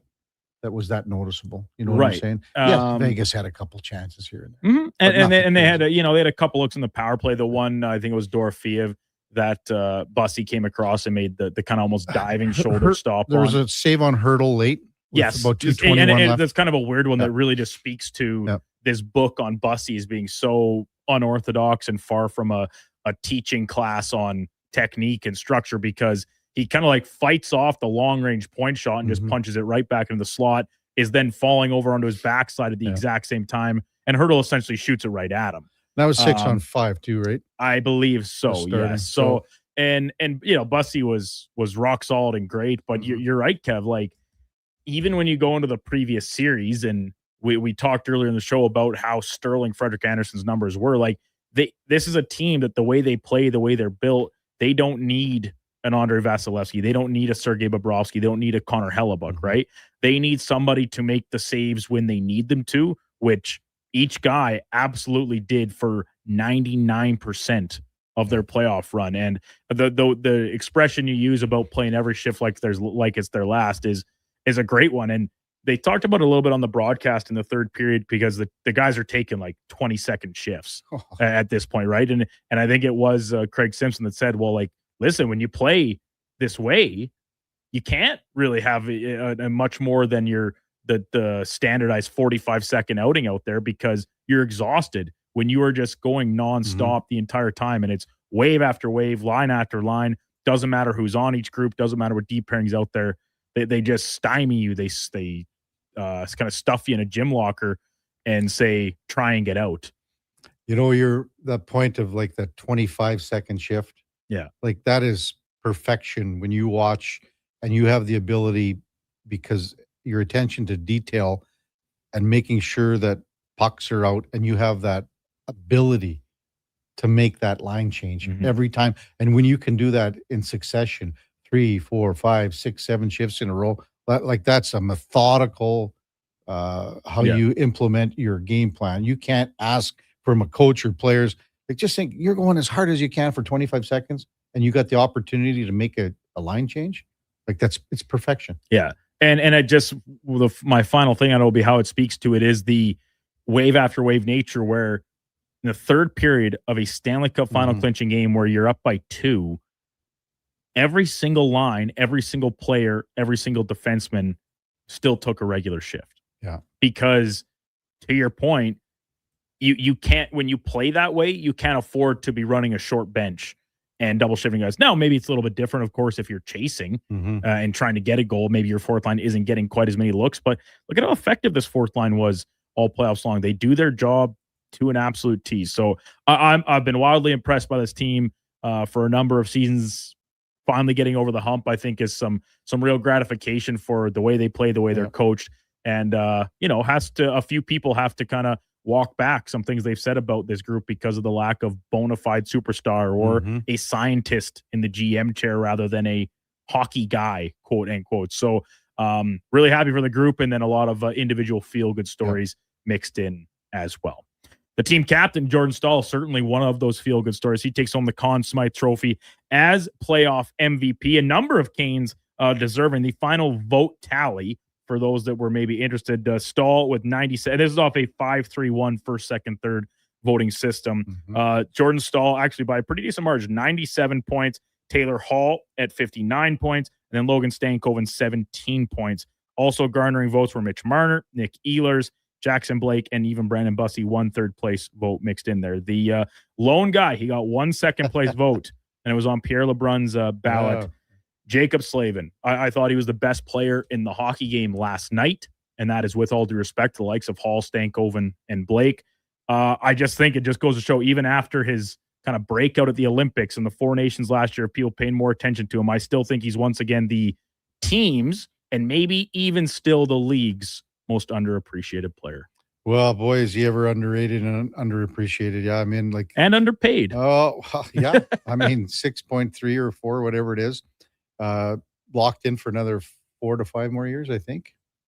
I think that's what he is, Duke, to be honest with you. I have it right here. Slavin is under contract 5 more through 2033 at under $6.4 million. He'll be he's a 32-year-old defenseman right now, so he's got 3 really good years left.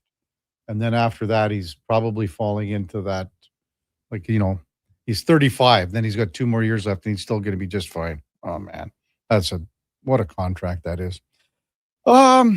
Yeah, he's for sure to your question, just to have the 1 vote, but it was so close in the sense that it was either Staal or Hall are basically on almost every first or second, with the exception of about 5 that I see, right? Stankoven got 3 second place votes, Slavin got the 1, and Marner got 1 second place vote. That's all I see. Staal was first or second on every ballot. Yeah.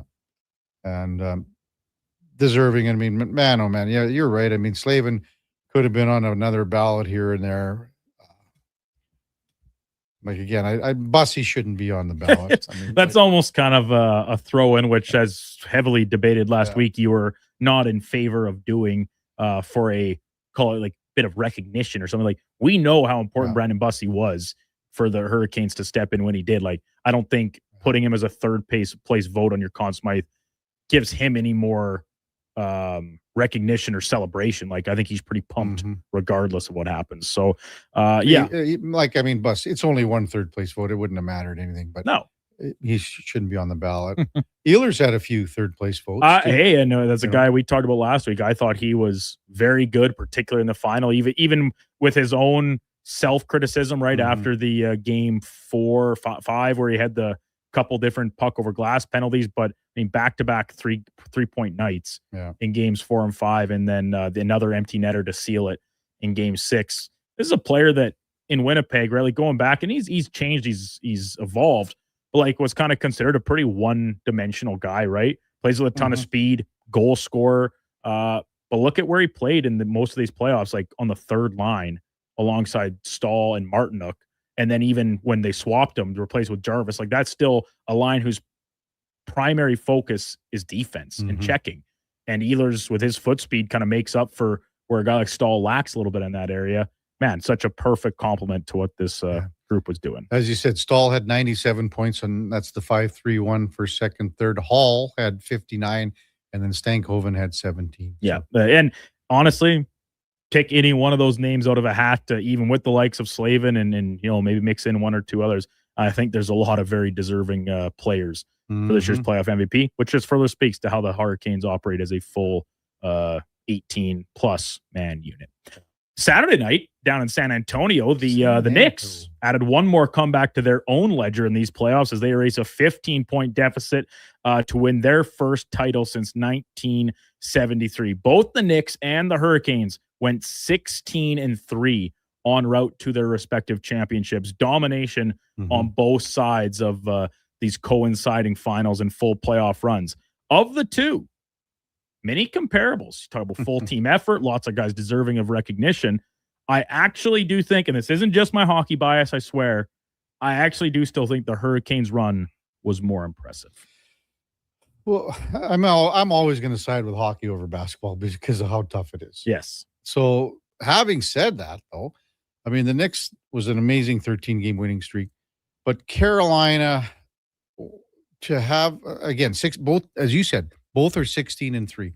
Hockey's just tougher. It's just harder. It's harder the amount of banging and like, think about like all the shots you block and everything like that. You can't tell me that the guys in basketball, after playing 4 rounds of tough, and I'm not discrediting basketball players, or I'm not taking anything away from them, but some of these guys can barely walk. Well, it's after you played 4 rounds of the Stanley Cup. Basketball is a physical sport. Yeah. It is not a contact sport. We know hockey is. And in the playoffs, usually amped up even a couple degrees from what we usually see.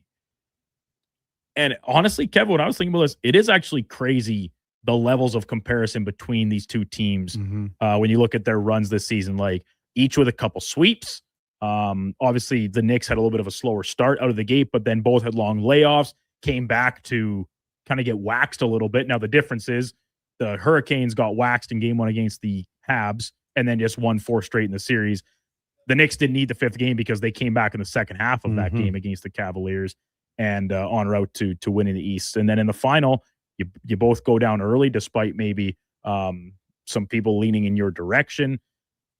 It's crazy. And the final reason why I'll lean in their direction, both had, I hate to say the word easy because there's nothing easy come playoff time in either league, but the Knicks had to play the Hawks, the Sixers, and the Cavaliers.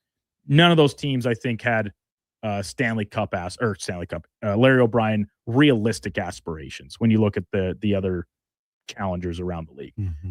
Carolina, they defeat Ottawa, Philly, and Montreal. I think the same can be said. But Carolina beat a team that won a Stanley Cup just a couple years ago.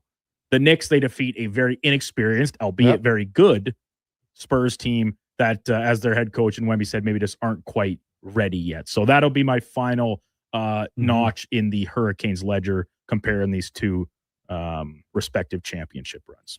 I would love to see a Carolina-Colorado final.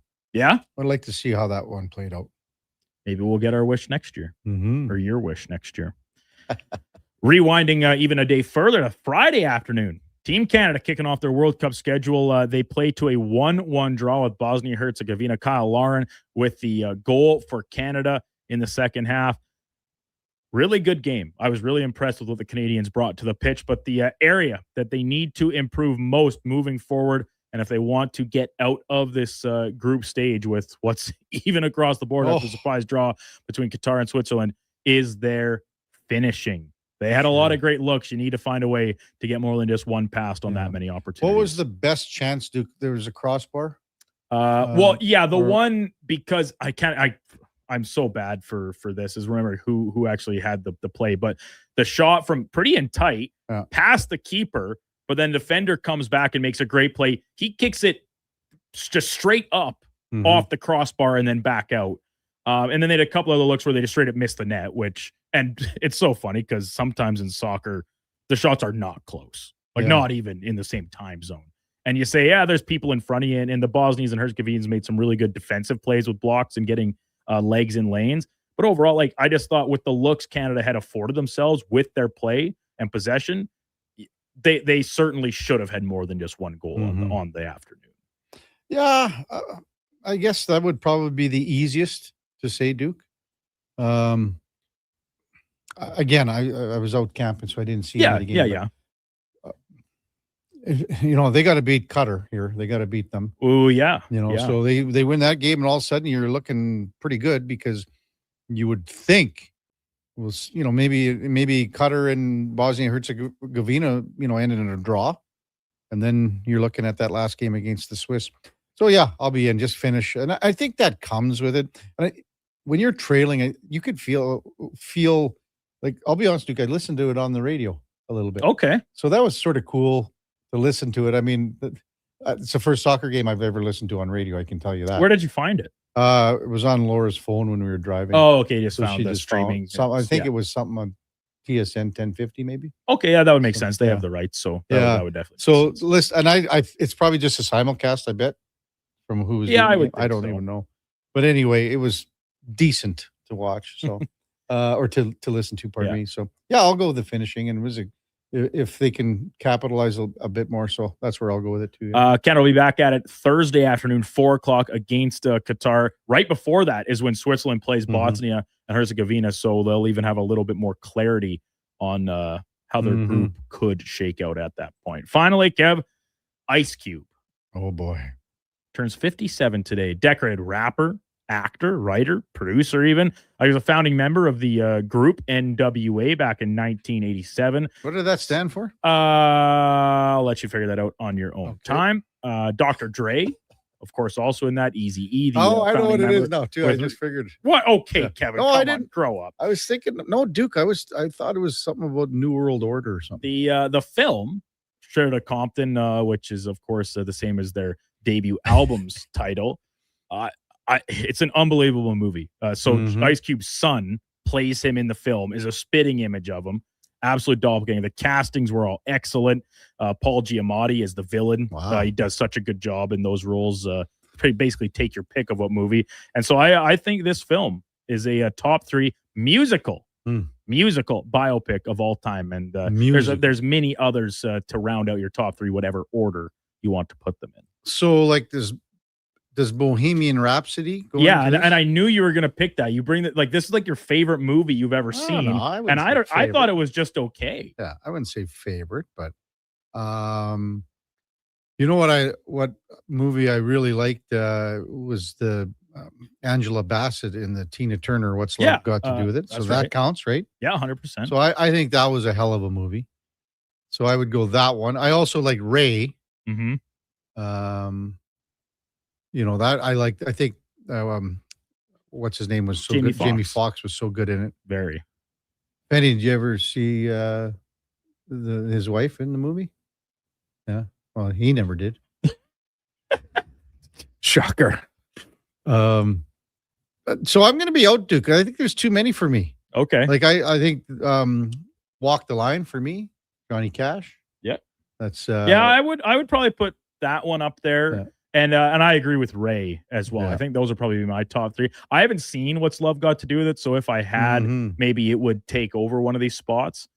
But man, like the move straight out of Compton, it just gets like when I watch it, it gets me amped up, gets me fired. The music is obviously terrific. The acting's really good. The story is because the original founding members did a lot of the producing and consulting on it, so it actually stays pretty true to the actual facts of history. Not a lot of creative liberties taken, at least as far as we're told. So I find that always plays a nice role in a biopic's legitimacy. You know, the other one too I remember watching this one, you know, damn near 40 years ago. Well, that probably is more than 40. Is La Bamba.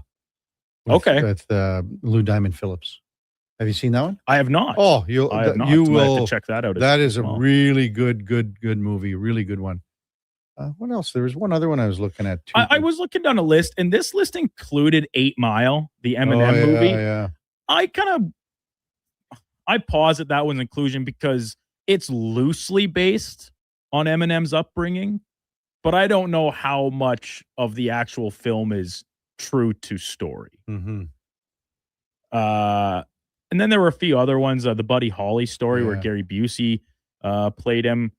We obviously have the more recent Bob Dylan biopic with Timothy Chalamet, but there was apparently one previously that I was not aware of where Todd Haynes plays him. I'm Not There was the title of that. You know what? One of my favorite movies too, Duke, and it's almost like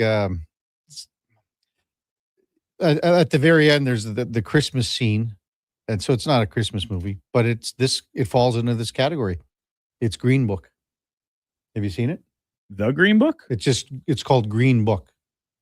So it's the story of Dr. Donald Shirley. Yeah. Okay. Yeah. The Green Book. Yeah. I've seen that. Yeah. And that's with Viggo Mortensen. Great movie. Yeah. So I guess that would qualify. Why wouldn't it? Did that win an Oscar? Was it nominated?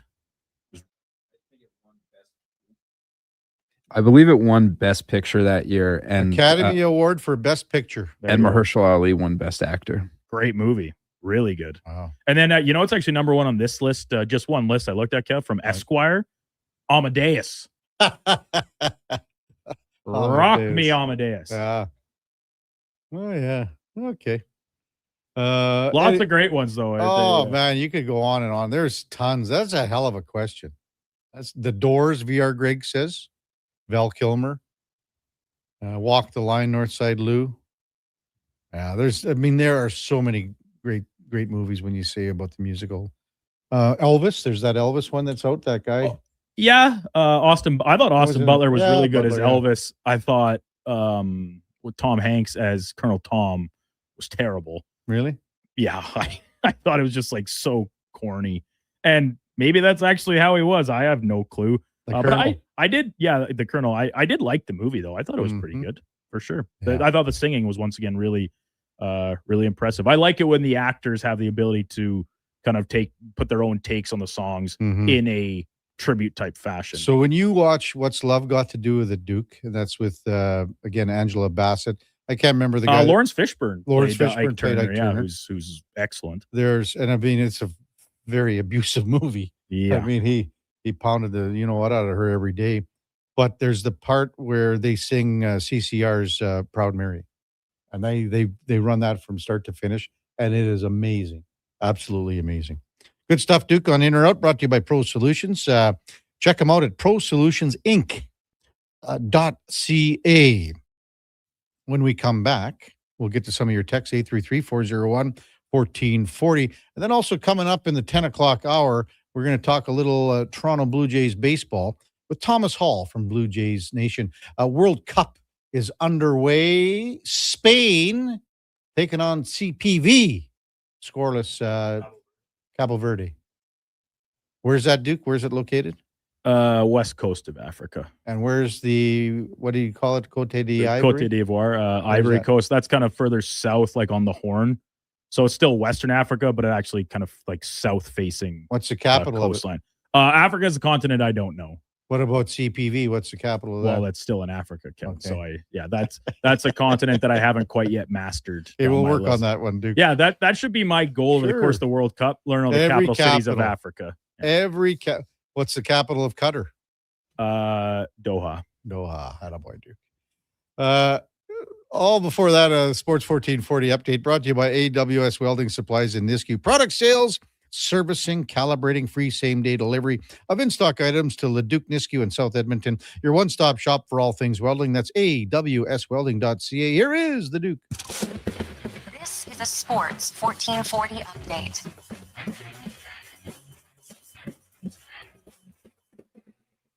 World Cup action underway from Atlanta this morning as Spain taking on Cabo Verde in the day's opener. Still to come at 1 o'clock, Belgium up against Egypt from Seattle. In Miami, Uruguay plays Saudi Arabia. And the nightcap from Los Angeles, New Zealand up against Iran. In the majors today, just 10 games on the schedule. Several teams in transit, including the Phillies hosting the Marlins. Mets are up against the Reds. Padres play the Cardinals.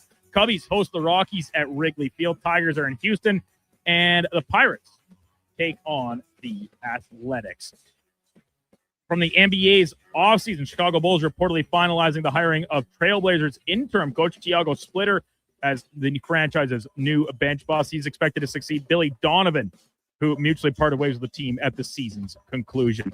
Coming up in hour 4 of the Kevin Karius Show, we'll be joined by Thomas Hall from Blue Jays Nation. I'm Brandon Douglas at your Sports 1440 update. Sports 1440, the Stingray radio station. CKJR broadcasts from West Edmonton Mall and Wetaskiwin. Download the free Stingray music app and listen wherever you go. Okay, new strategy. I'll just live in the freezer till October. It's spacious in here.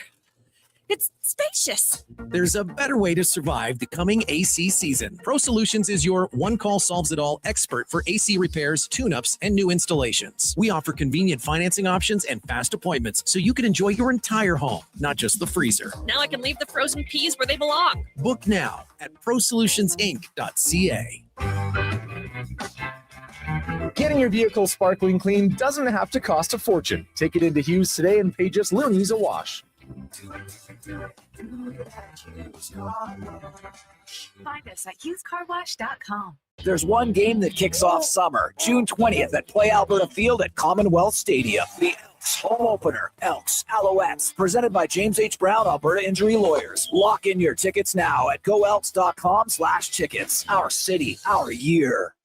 Edmonton's go-to station for all things sports. It's Sports 1440. From Low Tide to Kevin Karius and Jason Greger, we deliver the latest on your favorite teams. Tune in 24 hours a day, 7 days a week. To Sports 1440. What's it like to score a winning deal at Car West Leduc? Like raising the cup in your hometown on your birthday. Feel it now at Car West Leduc. Experience a vast, uncompromising selection of top-quality used vehicles with no extra fees. Trucks, sedans, vans, SUVs, and more. Backed by family-run service and top dealer ratings on Google. So when the final siren goes, you go home with a deal you'll never forget. Car West Leduc, 6514 Sparrow Drive Leduc, or at carwestautosales.com. Cougar Creek Golf Resort is only minutes from Edmonton, so it's incredibly easy to fit in the perfect summer game anytime. Enjoy our championship-length golf course, surrounded by trees and rolling terrain. Book a tee time today. Go to cougarcreekgolf.com. Wendy's 99-cent Frosty is back, and Frosty farmers couldn't be happier. Made with Canadian dairy, they grow up cool, creamy, and mighty thick. It's farm to Frosty. Get a small 99-cent Frosty until August 2nd at participating Wendy's. Taxes extra.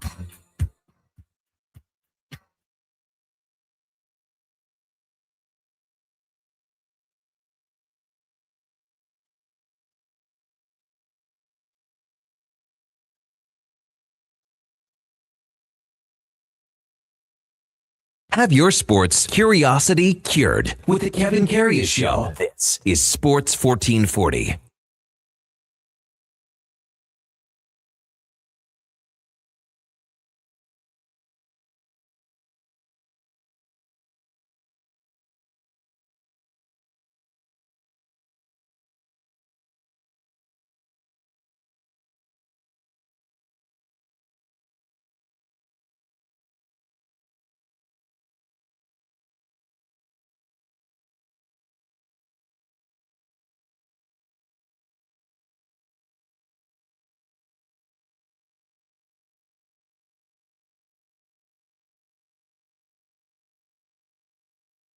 All right, welcome back to the big program.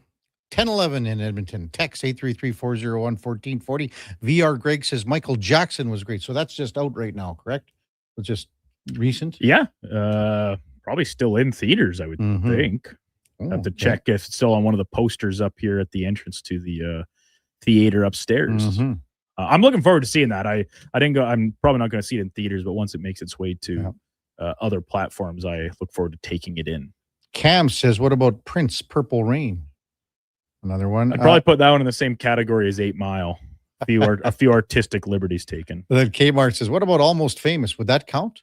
Loosely based on Cameron Crowe. Loosely. It's a good movie. You've watched it, Duke? Almost Famous? Yeah.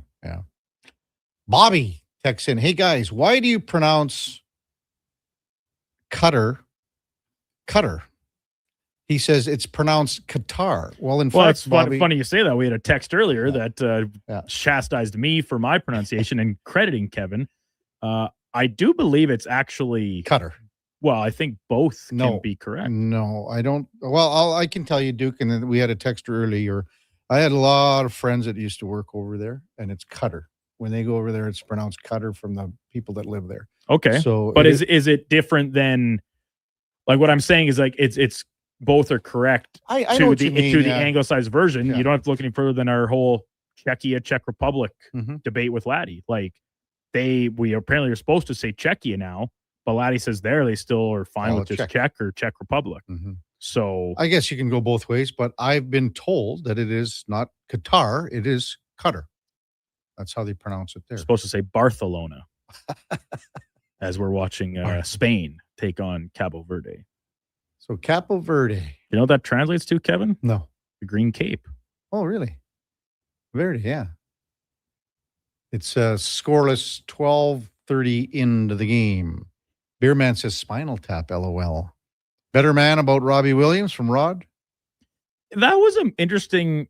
I saw the trailers for that, and Kevin, maybe you can speak to it more. I had no idea who Robbie Williams was. Yeah, I mean, he was wild. So I did some looking into it, a little, like, very quick research and reading.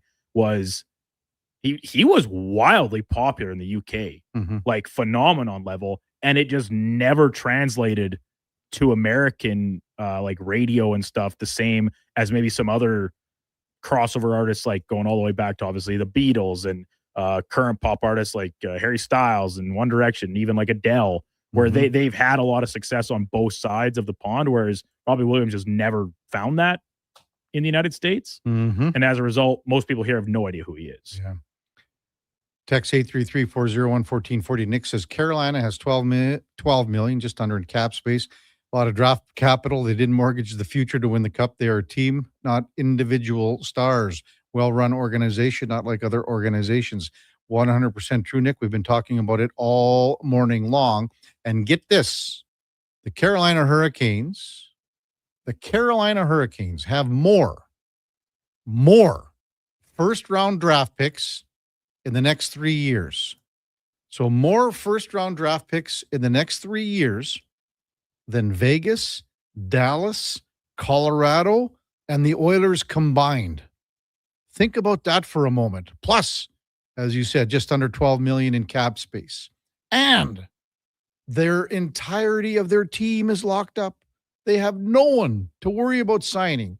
Nobody except for Alexander Nikishkin. That's it. All 5 of their defensemen that played together. Keandre Miller partnered up with Jalen Chatfield, signed. 10 million and 10.5 between the two of them. Jacob Slavin, Sean Walker, 10 million combined between the two of them. Shane Gostisbehere, another year left, power play specialist, was partnered up with Nikishkin.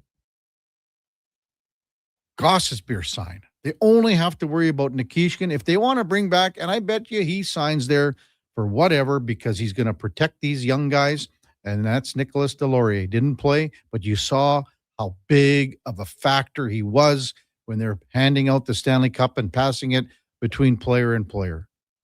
This team is locked, loaded, and ready. If you can tell me another team that is dynasty ready, I don't know what team that is, because they already got one in the books here.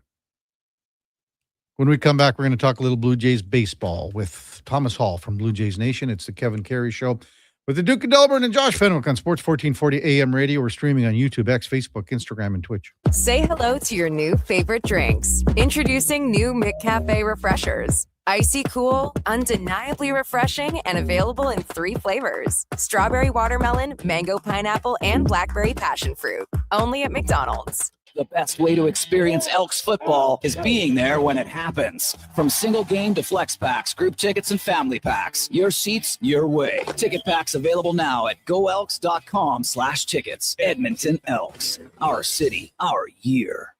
Legacy Heating and Cooling is serious about cooling. In fact, we offer multiple ways to cool your home. So you better call Legacy. Call Legacy. If you're looking for traditional air conditioning, we got you. Call Legacy. Call Legacy. Or ask us about a heat pump to help you heat and cool. Call Legacy. Call Legacy. Cool with AC or cool with a heat pump. Cool your home with Legacy Heating and Cooling. At Fountain Tire, success is a team effort. They're committed to their team members and their customers. And that means treating your vehicle like it's their own and finding solutions that suit your needs. Because whatever the road brings ahead, they're on it with you. Visit fountaintire.com today. Come for Canada's largest trade shows, the biggest names in entertainment, exhilarating sporting events, and more. And stay for the experience at the Edmonton Expo Centre. Looking for the perfect place to host your next big event? From trade shows to galas, meetings, and concerts, the Edmonton Expo Centre has the space, event expertise, and service to make your next event unforgettable. With over 522,000 square feet of flexible event space, in-house catering, and operational expertise, they bring your biggest vision to life. Learn more at edmontonexpocentre.com today. Are you a skilled laborer? All-Star Construction wants to talk to you. A heavy equipment operator with Traco or backhoe experience? All-Star Construction wants to talk to you, too. With work in and around Edmonton for local land developers, All-Star Construction offers year-round employment. Whether it's power, gas, or telecom, developers rely on All-Star Construction to get the job done. So if you're a skilled laborer or a heavy equipment operator with Traco or backhoe experience searching for work, search All-Star Construction on Indeed. Don't miss a moment of Blue Jays baseball this season. Join play-by-play announcer Ben Showman for the games live on Sports 1440. The Toronto Blue Jays are on Edmonton's home for all things sports. Sports 1440. Start thinking spring road trips and off-road trips in your new Subaru Crosstrek. Stylish, rugged, and so many features. Standard on every Crosstrek. Subaru symmetrical all-wheel drive, EyeSight driver assist technology, heated seats, and LED steering responsive headlights. Plus, with interest rates from 0.99%, you'll love the affordable weekly payments. No waiting, immediate delivery available. Subaru Crosstrek. Visit Subaru.ca. Welcome to Uncommon. Welcome to Subaru. Bashaw Concrete Products. From concrete and septic tanks to blocks, precast water pads, Jersey barriers, and aggregates. Farmers, contractors, homeowners. Plan your next project at BashawConcrete.com. Family owned, over 60 years pouring. Bashaw Concrete Products. Once again, start here. BashawConcrete.com. Here's what you need to know about Lux Windows. We work hard. We come in early, we stay late, we go above and beyond, and then we go a little further. Not for awards or a pat on the back. We work hard so that choosing our windows and doors is an easy decision for you. It's the Alberta way.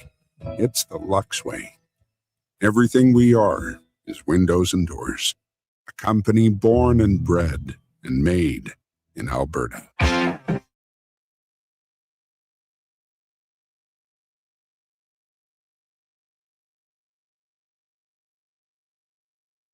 Stories, guests, and insights. This is Sports 1440 and the Kevin Karius Show.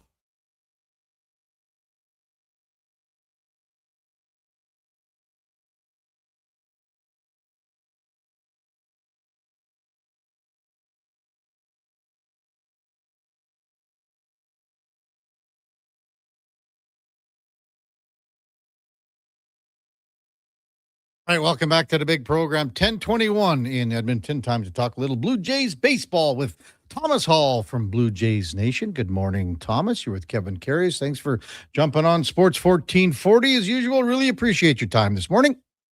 Of course, always happy to catch up and talk some Jays with you here, Kev. Even though talking to Jays right now isn't always the funnest thing to do. It's tough, yeah. I mean, we're getting close here, Thomas, to the halfway point of the season. You know, they played 72 games, so we're another 10 away or so. Maybe what's your overall take of this team as we near the halfway point? Yeah, it's I think probably the best way to describe it is kind of a incomplete picture. Between all the injuries that the Blue Jays have had this year. I mean, my God, the fact that they only got Alejandro Kirk back on Friday, and that was just his 6th game of the season. It's crazy how quickly the time flies by, and he has brought so much back already to this team that they were missing dearly in the 2 months that he was gone. But yeah, I think, the injuries obviously have been one of the biggest storylines around this team, but I think as well the inconsistent offense is routinely a recurring theme around this ball club as well. You obviously have to start with Vladimir Guerrero Jr. and the season-long struggles that he is encountering here, only having 3 home runs on the season, of course, and being stuck on that number for was it over a month now? So, definitely underwhelming and disappointing almost first half of the season here for the Blue Jays. But fortunately for them, they find themselves only 4 games under 500 here. And because outside of the Yankees and the Rays, nobody else has kind of separated themselves from the pack in the American League. So as disappointing as things have been so far for the Blue Jays, they most certainly are not out of the mix whatsoever yet, which is definitely bodes well for them with all the guys that are nearing returns from the injured list as well. Well, and again, when you look and you mentioned the AL wild card, and Tampa Bay's a damn good team. But other than that, especially with Jose Ramirez going down in Cleveland now, there isn't a team from Cleveland all the way through to whatever team that scares you. Would you agree with that? Oh, 100%. And I think even the Rays, yes, they are a good team, but they've outperformed their ceiling so far in this first half. So I wouldn't be surprised if they come back down to earth a little bit and regress here. And we've already kind of seen that from them over the past few weeks. They've been really struggling to score runs consistently for their pitching staff, and even some of their pitchers too. They're starting to regress to the mean a little bit here too. So yeah, I mean, I wouldn't say really anyone in the American League should really look all that scary right now. I mean, even the Yankees, that was a very winnable series for the Blue Jays this past weekend. And yes, the Yankees aren't at full strength. They obviously don't have Aaron Judge, Max Fried. The Blue Jays missed Garrett Cole in that series too, fortunately. But I think overall, even though the records don't necessarily represent it being a relatively level playing field, I think when you canvass the entire AL, it kind of more or less looks as though that it's still there for the taking. Thomas Hall with us on Sports 1440. Well, you mentioned Vladimir Guerrero. Why can't he hit with power this year? It's a great question. It's something that the Blue Jays are trying to desperately figure out for themselves too. But it's a very complex issue. If it was, one simple correction or 2 things, then, we wouldn't still be here talking about this 2 months into the season, 2.5 months into the season. The interesting thing with Vladdy here is that even though the power has completely disappeared and he's chasing more than he ever has in his career, he's still walking more than he's striking out, which I know is not, what Vladdy is being paid $500 million to do, but it's just another intriguing wrinkle into his season. I think, there are definitely mechanical things going on with Vladdy right now.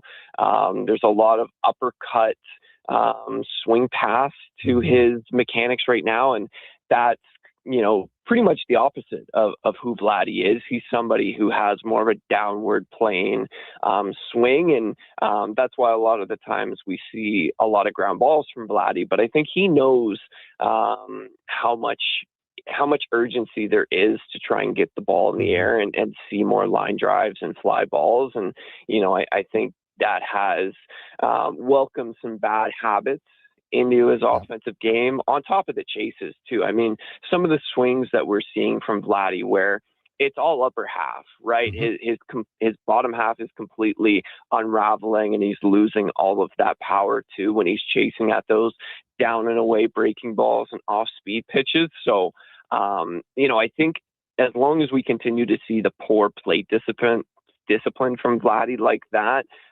it's going to be tough sledding for him. But I think as well, like when you look at the return of Alejandro Kirk, like that's a really important addition to this lineup, because as good as the Blue Jays were defensively behind the plate without Kirk, between the job that Brandon Valenzuela and Tyler Heineman did defensively, those guys filled Alejandro's shoes very well. But they aren't the hitter that Kirk is. And when you're able to insert his presence behind Vladdy and give him more protection, I think that should over time ease the weight on Vladdy's shoulders and reassure him that, you know, he doesn't have to be the guy that drags this team out of the mud and gets their offense going. And hopefully that can, you know, make things a little bit more simpler for him and try and get him a little bit more right mentally at the plate. Because, you know, as much as baseball is about mechanics and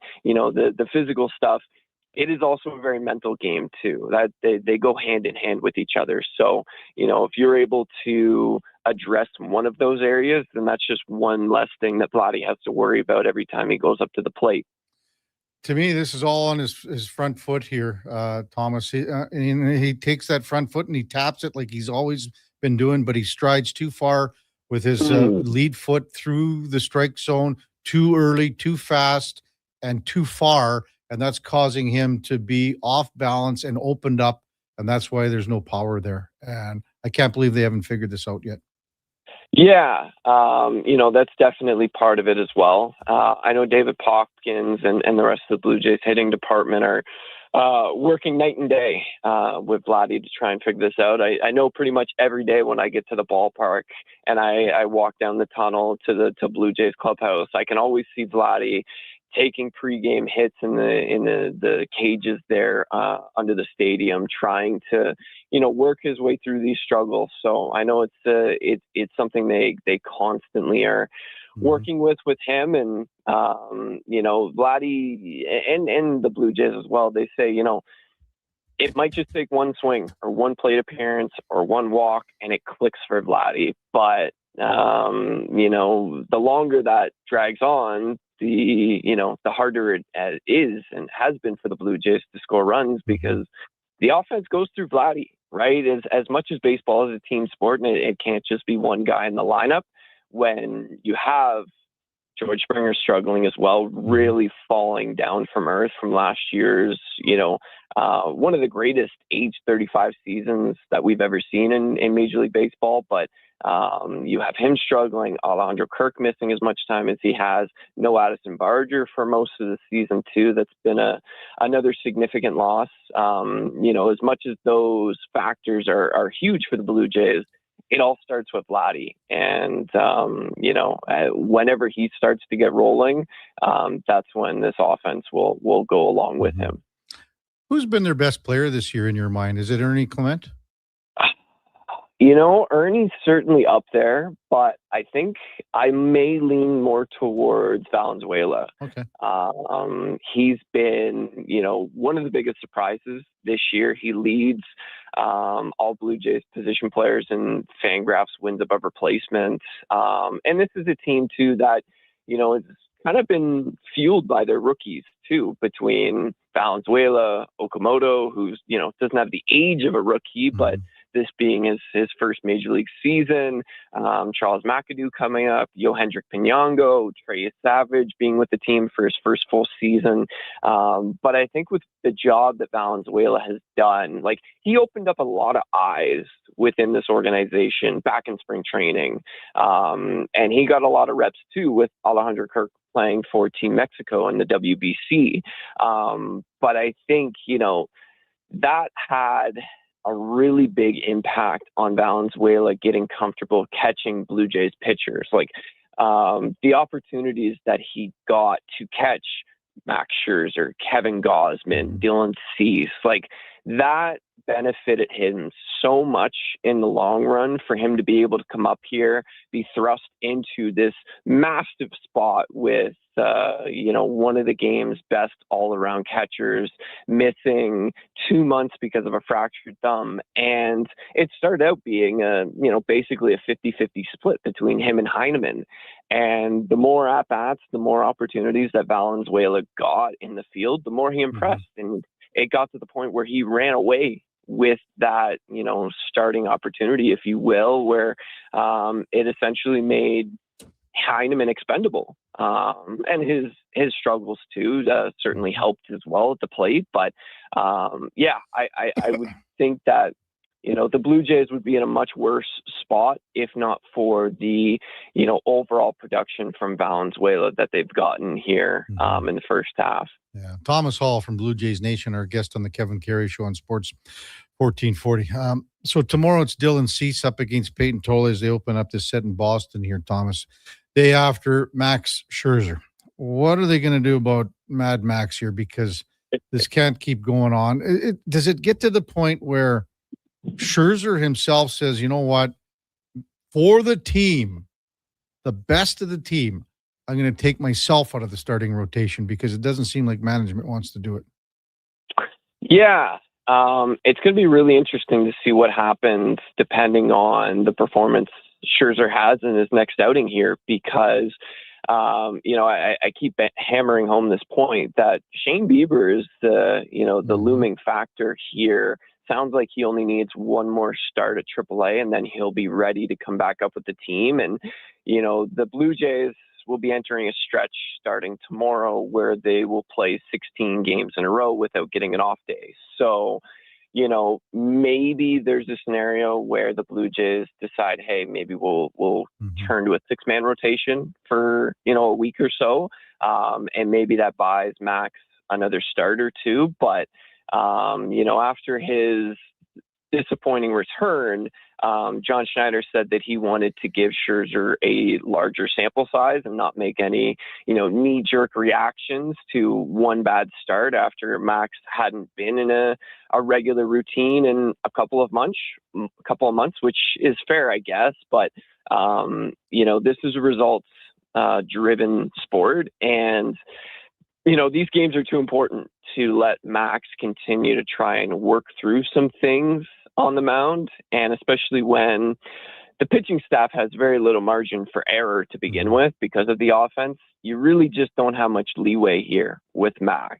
And, I think we may eventually or may soon get to a point where collectively everyone involved has to have another one of these tough conversations and say, hey, what's best for the team? And, Max, by all accounts, is of that mindset too. I mean, the reason why it took so long for him to admit that he needed to go on the injured list was because he wanted to try and keep the Blue Jays afloat, their rotation afloat as long as possible, give them as much as he could, because he knew they were already dealing with so many injuries. And so Max told us that, it wasn't until Trey came back and made his season debut that it got to the point where he said, okay, like I can now give my body a break. And so we'll see. Like, I think for Max, the biggest thing is getting his command back on track, getting that fastball to locate consistently and allow it to set up his secondary pitches. But, the Red Sox, they're not playing good baseball right now. Sure, they took 2 or 3 against the Rangers, but I think most teams could do that, honestly, at this point. It's not certainly not facing a lineup like the Yankees or the Phillies or anything like that. So this should be a good opportunity to see, where Max is at physically. Like he said, he's feeling the best he has all year. So, that certainly checks one box. But now you have to get to the point where you can go out there and pitch effectively and command all your stuff. So, I think this is an evolving situation here for the Blue Jays, and they might just take it start by start here with Max and, go from there and see where Bieber fits in too. Do you think Bieber, would you say he's just over a week away from being activated? Maybe pitches against Houston coming up here? Yeah, I would think that would be a possibility here because it sounds like Shane's likely going to pitch either Tuesday or Wednesday this week for Buffalo. So, yeah, I would say that would line him up somewhere around Max's next turn, which would be the 22nd against the Astros. So maybe you split him in there between Max and Trey and give Trey an extra day, which is something the Blue Jays gave him before the Yankee series, just to, try and give him a little bit of a breather here, because this is, there's been a lot thrown at Trey here, right? With the shortest offseason of his career, the shoulder fatigue or impingement that he came into camp with, and not really having a spring training, and, right out of the chute, getting used to being a major league pitcher and starting once every 5 days. So, yeah, I could see the Blue Jays maybe slotting in Shane in between Max and Trey and going to a 6-man rotation at that point. But, I try not to go with any absolutes right now, because with how this season has played out, you really don't know what's going to come around the corner with this team. You don't know what potential injuries could pop up here. So I guess TBD on that point. But yeah, I would say Shane probably rejoins the team next week. Great stuff as always, Thomas. Enjoy the day off today. And then here we go. A 3-game set at Fenway against the Red Sox starting tomorrow. As always, thanks for coming on. Of course. Always great catching up with you, Kev. You betcha. That's Thomas Hall from Blue Jays Nation.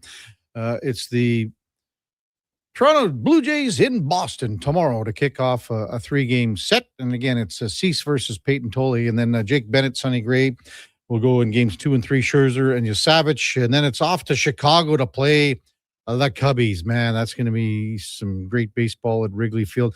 Always well-attended games by Blue Jay fans in Chicago. They make a trip out of it. Wrigley Field, obviously, the place to be when you're watching ball games in Chicago. Having said that, I mean, you got to talk about the Chicago White Sox here. I mean, the Chicago White Sox are doing stuff that people never, ever, ever thought they'd be doing at this point with a young ball club. They're tied for first place in the AL Central with the Cleveland Guardians. And they're doing it with their younger guys on the south side of Chicago. They're letting the younger guys play in Sam Antonacci. They brought him up, at not the beginning of the year, about a month and some in. But Montgomery, and they brought up the other kid, Braden Montgomery, and he had a home run in his first game, the walk-off home run. So they got the Montgomery boys, Colson and Braden. Jacob Gonzalez is another young guy. I mean, the only old guy they got on their roster is Andrew Benintendi, and he's only 32 years old. That's about it. I mean, as far as positional players go. And then their pitching's been pretty darn good. Davis Martin's had a really good year. They need some help in the pen. They need some help as far as their starting rotation goes, but they never thought they'd be this close right now this year. And how about this, Kev? What's that, Duke? Picking first overall this summer. There you go. Noah Schultz has been called up. I mean, they got guys. They got some guys. They got some great young players for sure. When we come back, we'll wrap up the show. It's Kevin Karius, Duke of Delburne, Josh Fenwick on Sports 1440 AM radio. We're streaming on YouTube, X, Facebook, Instagram, and Twitch. Hi, Mike here from Northgate Chevrolet Buick GMC. This deal's only good till 6 o'clock tonight. We need your credit card to hold the color. Hold the color. Summer package. Winter package. And the ever-famous re-PDI fee. I gotta pay you to rebuild the car? Does this sound familiar? At Northgate, we do things differently. We offer 0% financing, a great selection of new, pre-owned vehicles. So if you'd like to do business a different way, stop in and see us today, 13215 97th Street, or visit us online at northgategm.com. You're in Northgate country. Tee up at the 2026 Golf-a-thon presented by Popeye Supplements June 19th at Rundle Park, supporting the University Hospital Foundation. Play 1, 2, 3, even 4 rounds of golf. GoTrackSocialClub.com. Just in time for the big game. Score big savings at the Brick. Save up to $1,300 off sofas, up to 25% off bedroom and dining packages, plus save up to 40% on select mattresses. And buy more, save more, up to $1,000 off select major appliances. Watch Team Canada score big on a big screen TV. Up to 50% off open box electronics. See store for details and exclusions. The Brick, saving you more. From the locker room to your radio, Sports 1440 is Edmonton's sports leader. Real talk, big personalities, and your texts. It's interactive. It's fun. It's where Edmonton talks sports. Sports 1440. Guys, there never seems to be enough time in the day, but you need to make time for this. Ken Franchek here. If you're 40 or over, a quick PSA blood test is crucial for early prostate cancer detection. The Prostate Cancer Center's Man Van is a mobile health clinic driving change for men's health. A few minutes could save your life. To get the Man Van out to your business or event, book today at getcheck.ca.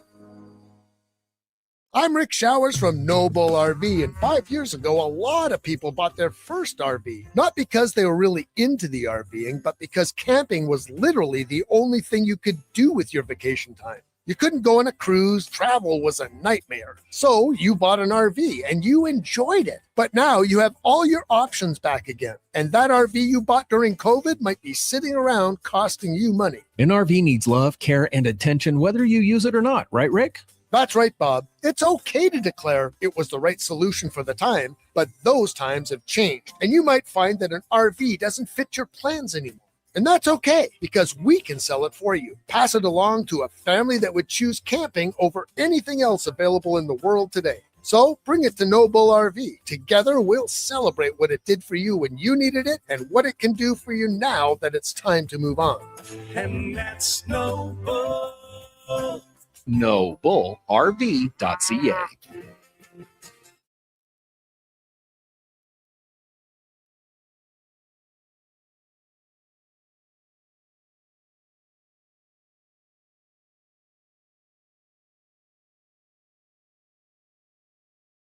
Just in time for the morning skate.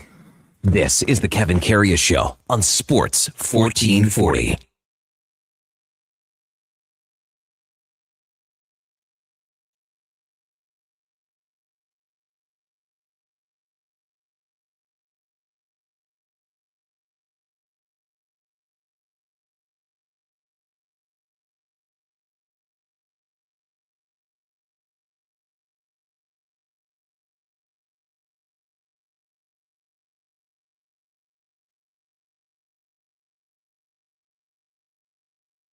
All right, welcome back to the big program, 10:45 in Edmonton, home stretch of the Kevin Karius Show.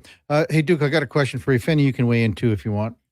We had a lot of texts this morning after Carolina won the Stanley Cup last night about team compared to individuality, and everyone is drawing the comparison to here because the Oilers, there's no question, have two of the best players in the world, superstars. There's no denying that. But that's been brought up a lot this morning. So when you say a superstar, when you look at a legit superstar, does Carolina have anyone that's in that category? No. Okay. They don't, because their best offensive player is Sebastian Aho. Mm-hmm. He's not a 100-point player. No. He's not a 40-goal scorer. Their best defenseman is Slavin, who is, I think, the best defensive defenseman in the league, but he's not really ever going to put up more than 50 points offensively in a season. And those are great assets to have, but they're not a superstar. Those are star players. They're not superstar players. Okay. Prior to Carolina winning, Florida Panthers, back-to-back, would you say they have any superstar players? It's actually funny. A buddy of mine, before the final started this year, he said, these are both Vegas and Carolina are two very mid teams that are taking advantage of a weak field this year. And I kind of disagree with them, saying, yeah, but so what's how many superstars are there in the NHL? Is Alex Barkov with his two-way game? Is he a superstar? Is he a superstar? Is Bobrovsky?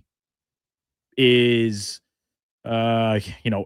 Ekblad, probably not. No. Number one D man, and No. their D group was largely by committee in Florida, right? But Barkov, Kachuk, are those guys? Reinhardt, are those superstars? Okay.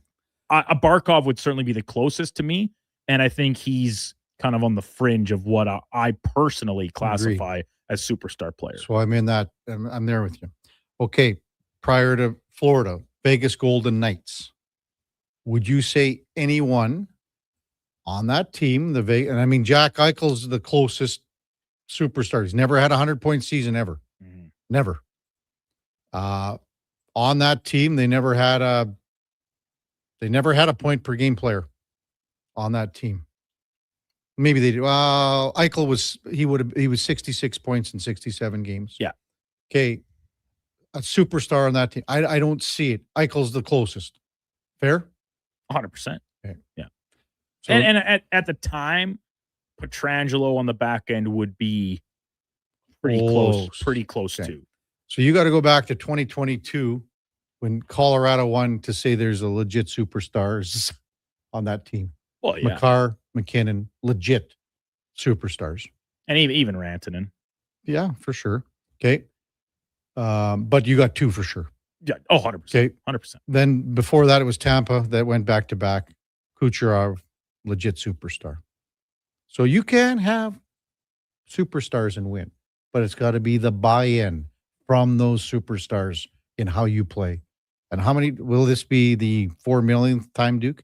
Until the Oilers pay attention to detail and play defensively as hard and with as much passion as their superstars play with the creativity on offense. Until that is matched, they'll never win. And that's a fact. And it's funny because a lot of the pushback that I see on this type of notion, Kevin, around the Oilers is, yeah, well, they were a game away in 2024, to which then I kind of just retreat and say, look at how the team was playing during that stretch of time. Exactly.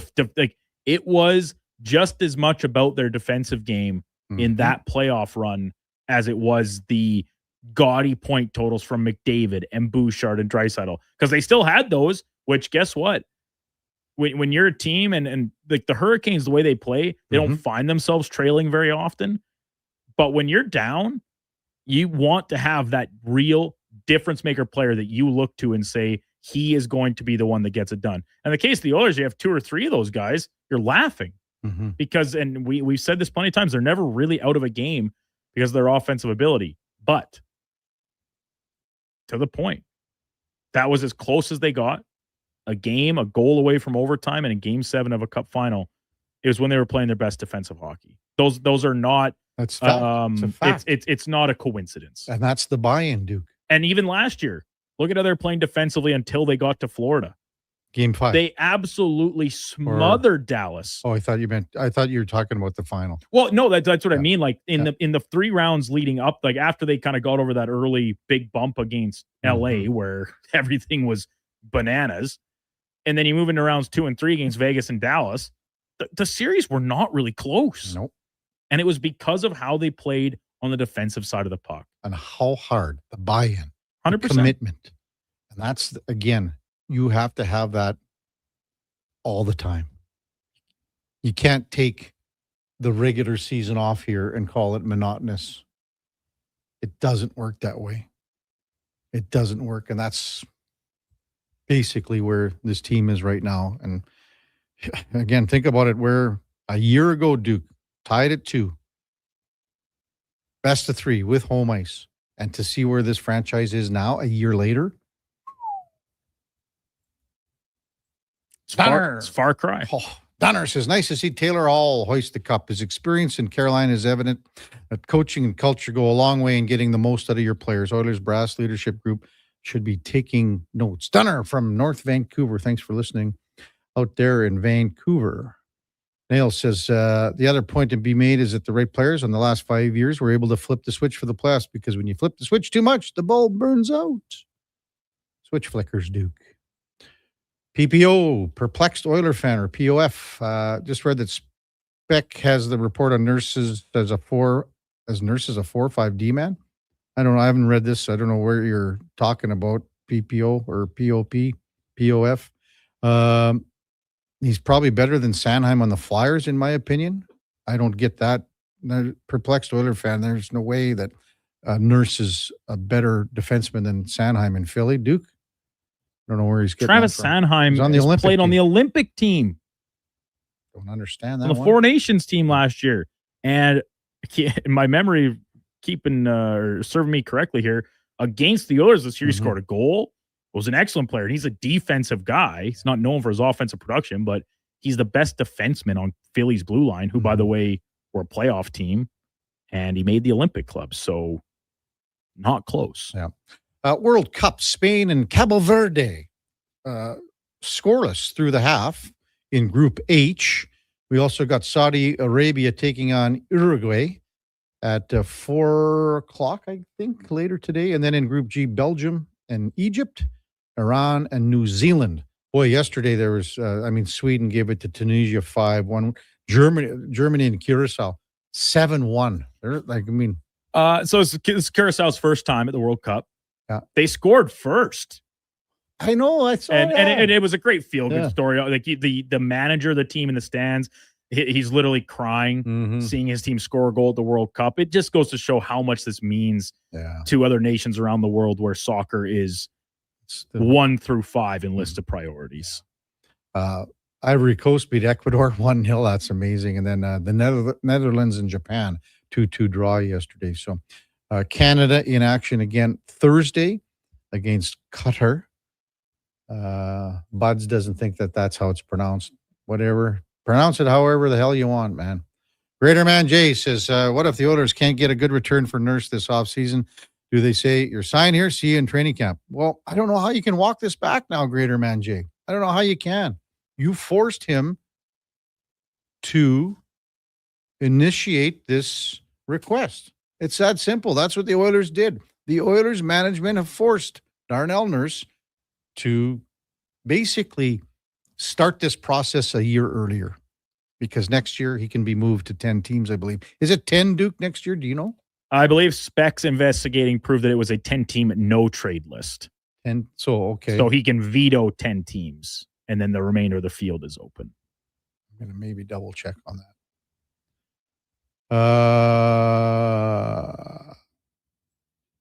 Yeah, I guess so.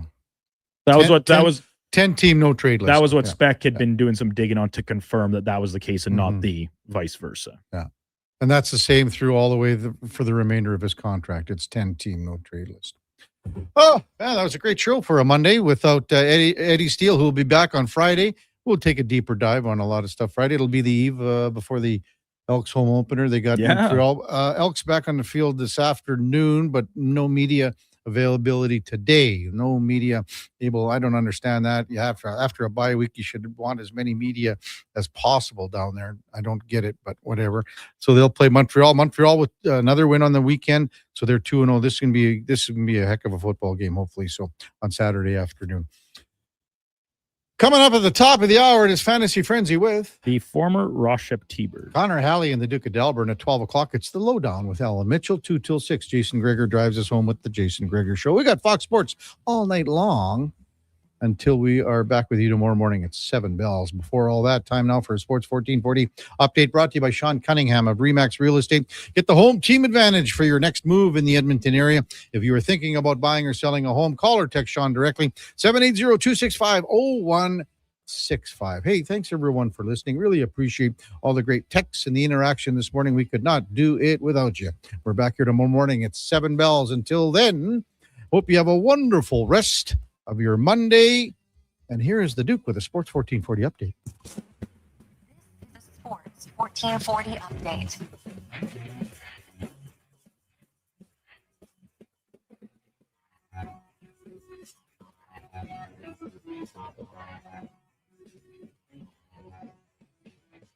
World Cup action underway for the day. Spain and Cabo Verde scoreless at the half from Atlanta at 1 o'clock in Seattle. Egypt is taking on Belgium. 4 o'clock, Saudi Arabia plays Uruguay from Miami Stadium. And in the nightcap in Los Angeles, New Zealand taking on Iran. In the major leagues of baseball, just 10 games today, several teams off and in transit, including the Toronto Blue Jays. However, the Phillies take on the Marlins. The Royals are in D.C. Mets play the Reds from the Great American Ballpark. D-backs up against the Angels. Tigers face the Astros. Rockies visit the Cubs at Wrigley. And the L.A. Dodgers hosting the Tampa Bay Rays in the evening's finale. Offseason news from the NBA. Chicago Bulls finalizing the hiring of Trailblazers interim coach Tiago Splitter to be the next bench boss for the Bulls.